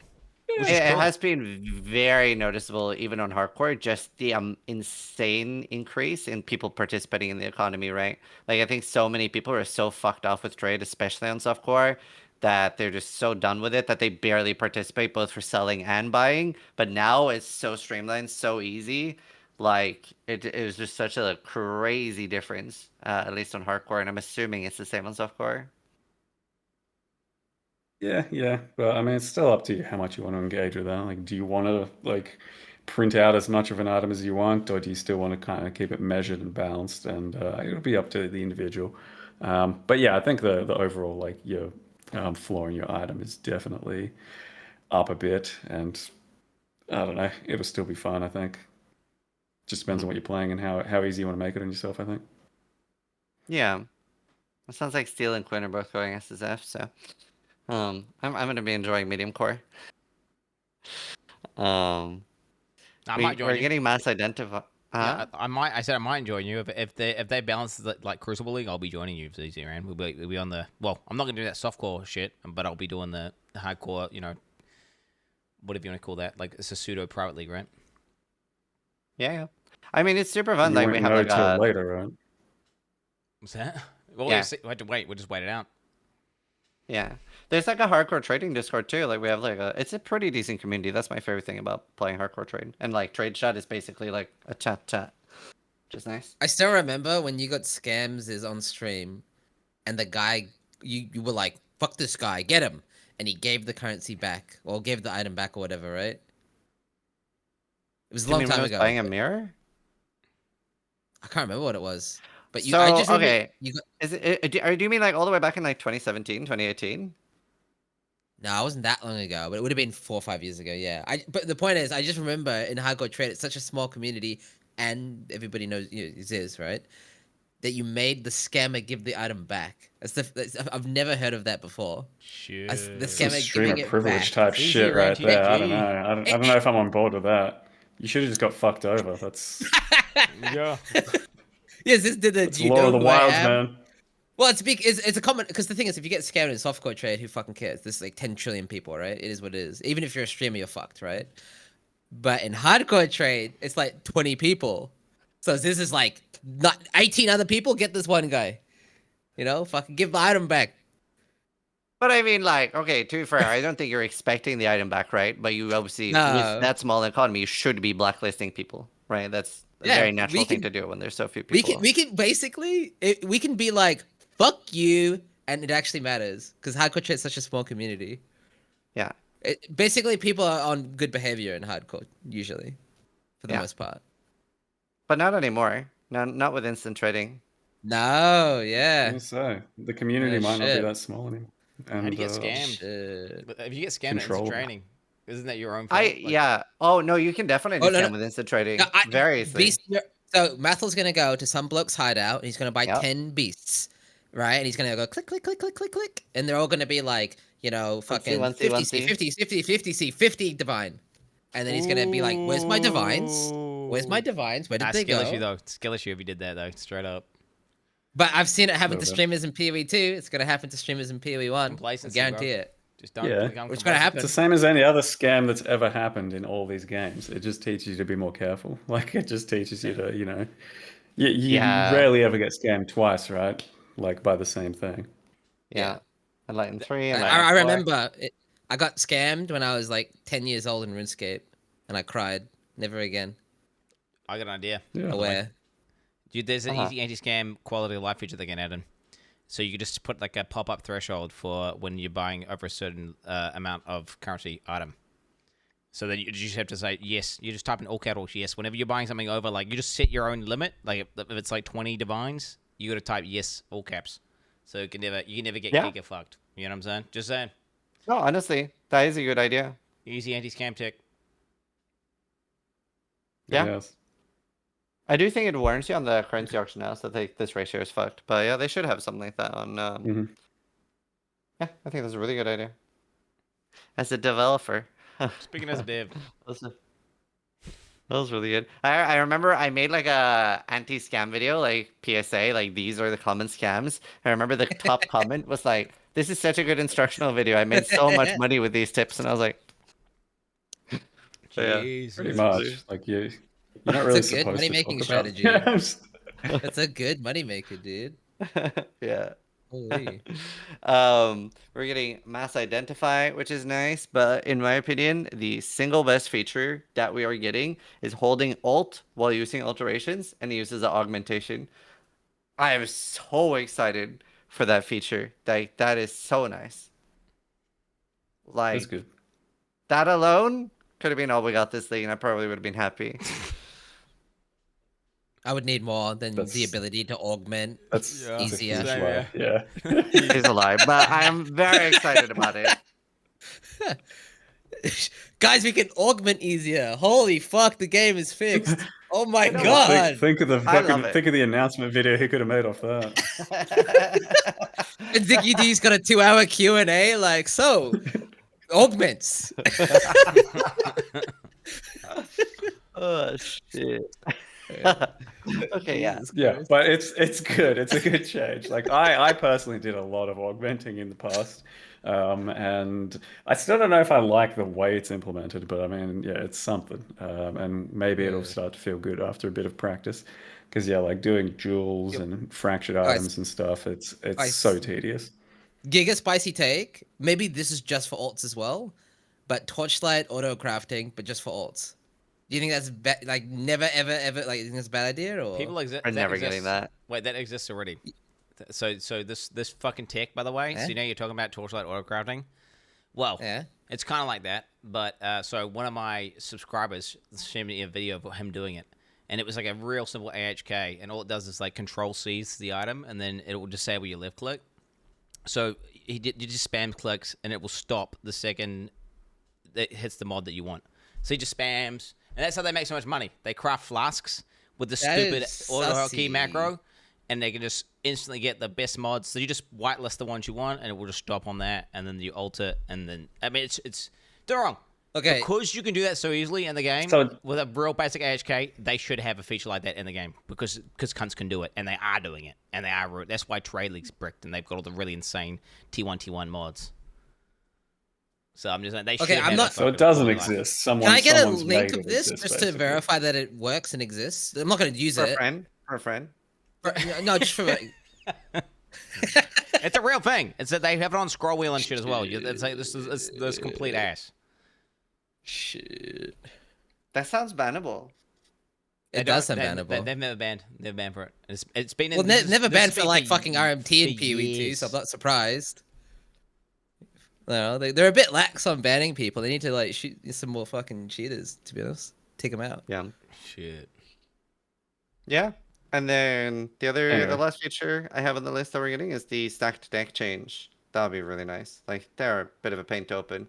Like some people use controller to open them. I usually just put them all the way left in the inventory and go like left, swoop, swoop, swoop. So much nicer now. Stacked decks. Yep. Yeah. But it may raise the cost of them because people are going to be wanting to open them if it's much easier to gamble them. Which means, do you want to open them or do you want to sell them? It's going to make more of a tempting choice at this point. Because at the moment, I think most of the time I still just open them, even if it's a bit of a pain in the ass. But if it's like 10C per or some shit, you're just like, wow, fuck this. I think it's a good change by all means. Yeah. But maybe they should be like soulbound or something. Oh, soulbound. Bro, Play relax. SSF. Everything's 2v3. soulbound. Log in. Huh. I look at that, all these changes, everything will change, even alteration change. All it does is it just makes it slightly easier to craft certain things, and then the price just changes a little bit. And the only reason these changes really matter is if you're just playing basically solo. Because otherwise the economy just offsets. Whenever you add in some insane QOL, I mean, you just look at the market, right? It's why all the items get better and cheaper. Is what it is. For sure.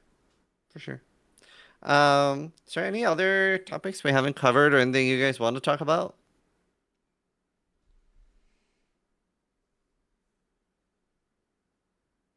I mean, if you really want, we could look at the gem stuff, but I suppose we could do that in our own streams. My it's a better wife's gonna individual kill me. thing. I'm on a timer here, boys. So my wife will kill me. No, it's alright. I was thinking of wrapping up now anyway. We could read the patch notes together because someone here hasn't read them. No, we're good. I'm good, bro. Shit. But yeah, thanks all for joining me for another stalling. I love doing these, so it's fun. And Mathel obviously super passionate. Messages me before every league. He's like, "Ziz, can we do another stalling?" Like I just for it, bro. That was fun. Let's do some shout outs. Mathel, where can people find more of you? And you're also going to be uploading this podcast, so probably. I think it's been pretty above board, right? We did all right. Just a bit of it's just action here. He's a bit risky. Yeah, I know. I mean, I'm curious to see what would happen, basically. Well, it's cunt. It's cunt. That's what. So basically, cunt is on the same level as the N word for YouTube monetization. Just keep saying it. What word was that? Cunt. So you need to. It treats it as the same. It's literally a higher degree than the F slur. Like I could be saying F slur right now, and it would be less detrimental to your YouTube video. So you could do is edit out all the C words, and you're good. Just edit those out. Just go straight to the end of the VOD and edit out the last minute or some shit of I think there's been a few of them, streamer talking. That's the word. That's what Gold's editor told me anyway. He's giving me deep dives. He's like, yeah, C slurs just like an N-word slur. Hard is what it is. I'm so happy I stopped uploading these. Sorry, Mathel, where can people find more of your stream?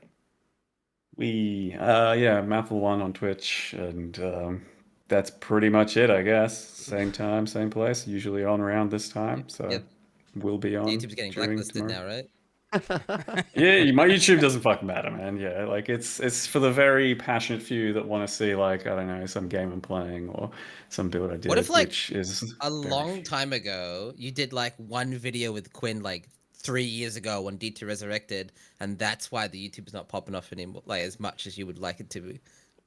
I don't remember if I ever actually uploaded that. Have I had any Quin69 infestations on my channel that ruined it? It's possible. It's possible, but no, it's all good. I think it'll be alright, man. It doesn't matter. Yeah. All right, Quin. What about you? Yo, you can find me in the gym, bro. Okay, getting fucking pump on, boy. Okay. No. I'll see you at Wanganui Gym. Next time I want to watch some stream or some shit. I don't know. My bad. Yeah. You can find him at Burger Boy. Yeah, no, it's Burger Fuel, bro. Okay. Burger Fuel. You can find him at the Burger Fuel. And I'm on a first name basis there, bro. Straight up. That's it. Okay. Excellent. Steel. You can find me chained in Ziz's basement. Never mind, I escaped. Holy shit. Escape. Moving away. Yeah, I'm in that Twitch TV stream. Pog. Yeah, Poggers. Still growing up, having a kid. They grow up so fast. I'm Zizaran on everything, and we'll see you soon. We'll all be streaming tomorrow, and there's Twitch drops, so we're all excited about that. Free money. Yeah. We got we got the 2 gifted something, or what's happening there, boys? Yes, sir, it's a portal. Oh, dude, No, that one are only you works joking? on Are you my serious? Best portal ever! Oh my god, guys, the portal. Bro. Yo, the portal. There's even like a stat track thing for PoE free one just by watching. It's the best That game thing's ever crazy, made. Yeah. Yeah. They're doing such like easy moment to shit on D4 right now. They do such a better job of drops than like D4 does. Bro. It fucking depresses me, the D4 drops, when I'm like over there, you know, because sometimes I want to try it out, try the season. And then I can't even be fucked putting drops in the title or anything, because their drops are just like, oh, here's a staff that looks like a piece of wood on one class. And then you get that for watching for a week. Like, come on, D4. Give me some fucking viewers. There it is. The class specific these are good MPX in is theory. rough. I'm not gonna lie. Yeah, it's rough. When are you two getting tattoos for subs? It's just me and Quinn that did it. Oh Wait, yeah. wait, Where'd what's you up? tattoo Wait, again? Let's Back? see it. Let's see the shit. Oh shit. Oh shit. Oh my. Oh, okay. that is oh, Giga bro, Chad. relax. That is Giga Nah, Chad. One just looks That cool is- though, bro. It's like an actual tattoo, Wait, dude. what the fuck bro. was that, bro? That's That not for actually looks subs. Giga You just Chad. that's Yeah, what wait, we're dude, talking mine about. looks like a penis, bro. Look at it. Fucking Quin's tattoo is so fucking shit. You go to the gym in a singlet ever and just like rep that, or I flexed it a few times. People are like, "What is that, bro?" Like, what the fuck? I'm like, it's a frog in a tuxedo, dude. Trust me. Trust me. You need a reference picture and then like squint a bit, and then that'll work. Anyway, I don't think my chat has brain damaged me enough just yet to do that. Soon, maybe, like, you know, and give it another few years. And Yeah, that's fair. That's fair. Awesome. I mean, I got the baby coming, right? So maybe I'll sell myself. I don't know. Yeah. Could happen. Do it. We'll do anything for money, guys. Log in. Holy shit. No. Oh, Yeah, Kermit gave anything money. for money. Kermit Gave, guys. baby. That's still. Get Let the me tell you. Kermit Gabe tattoo, you'll hit 40k easy. Still And what mate. platform can we find that one on, Steelmage? Please give link. Not Twitch TV. Not Twitch TV, guys.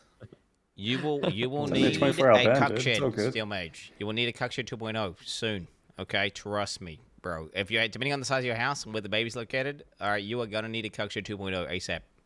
All right, so you better get that fucking gaping tattoo on lock. Do you have an architect that can like? I can hook talk you to up. I got some deets. All right, bro. I'll hook you up. Okay.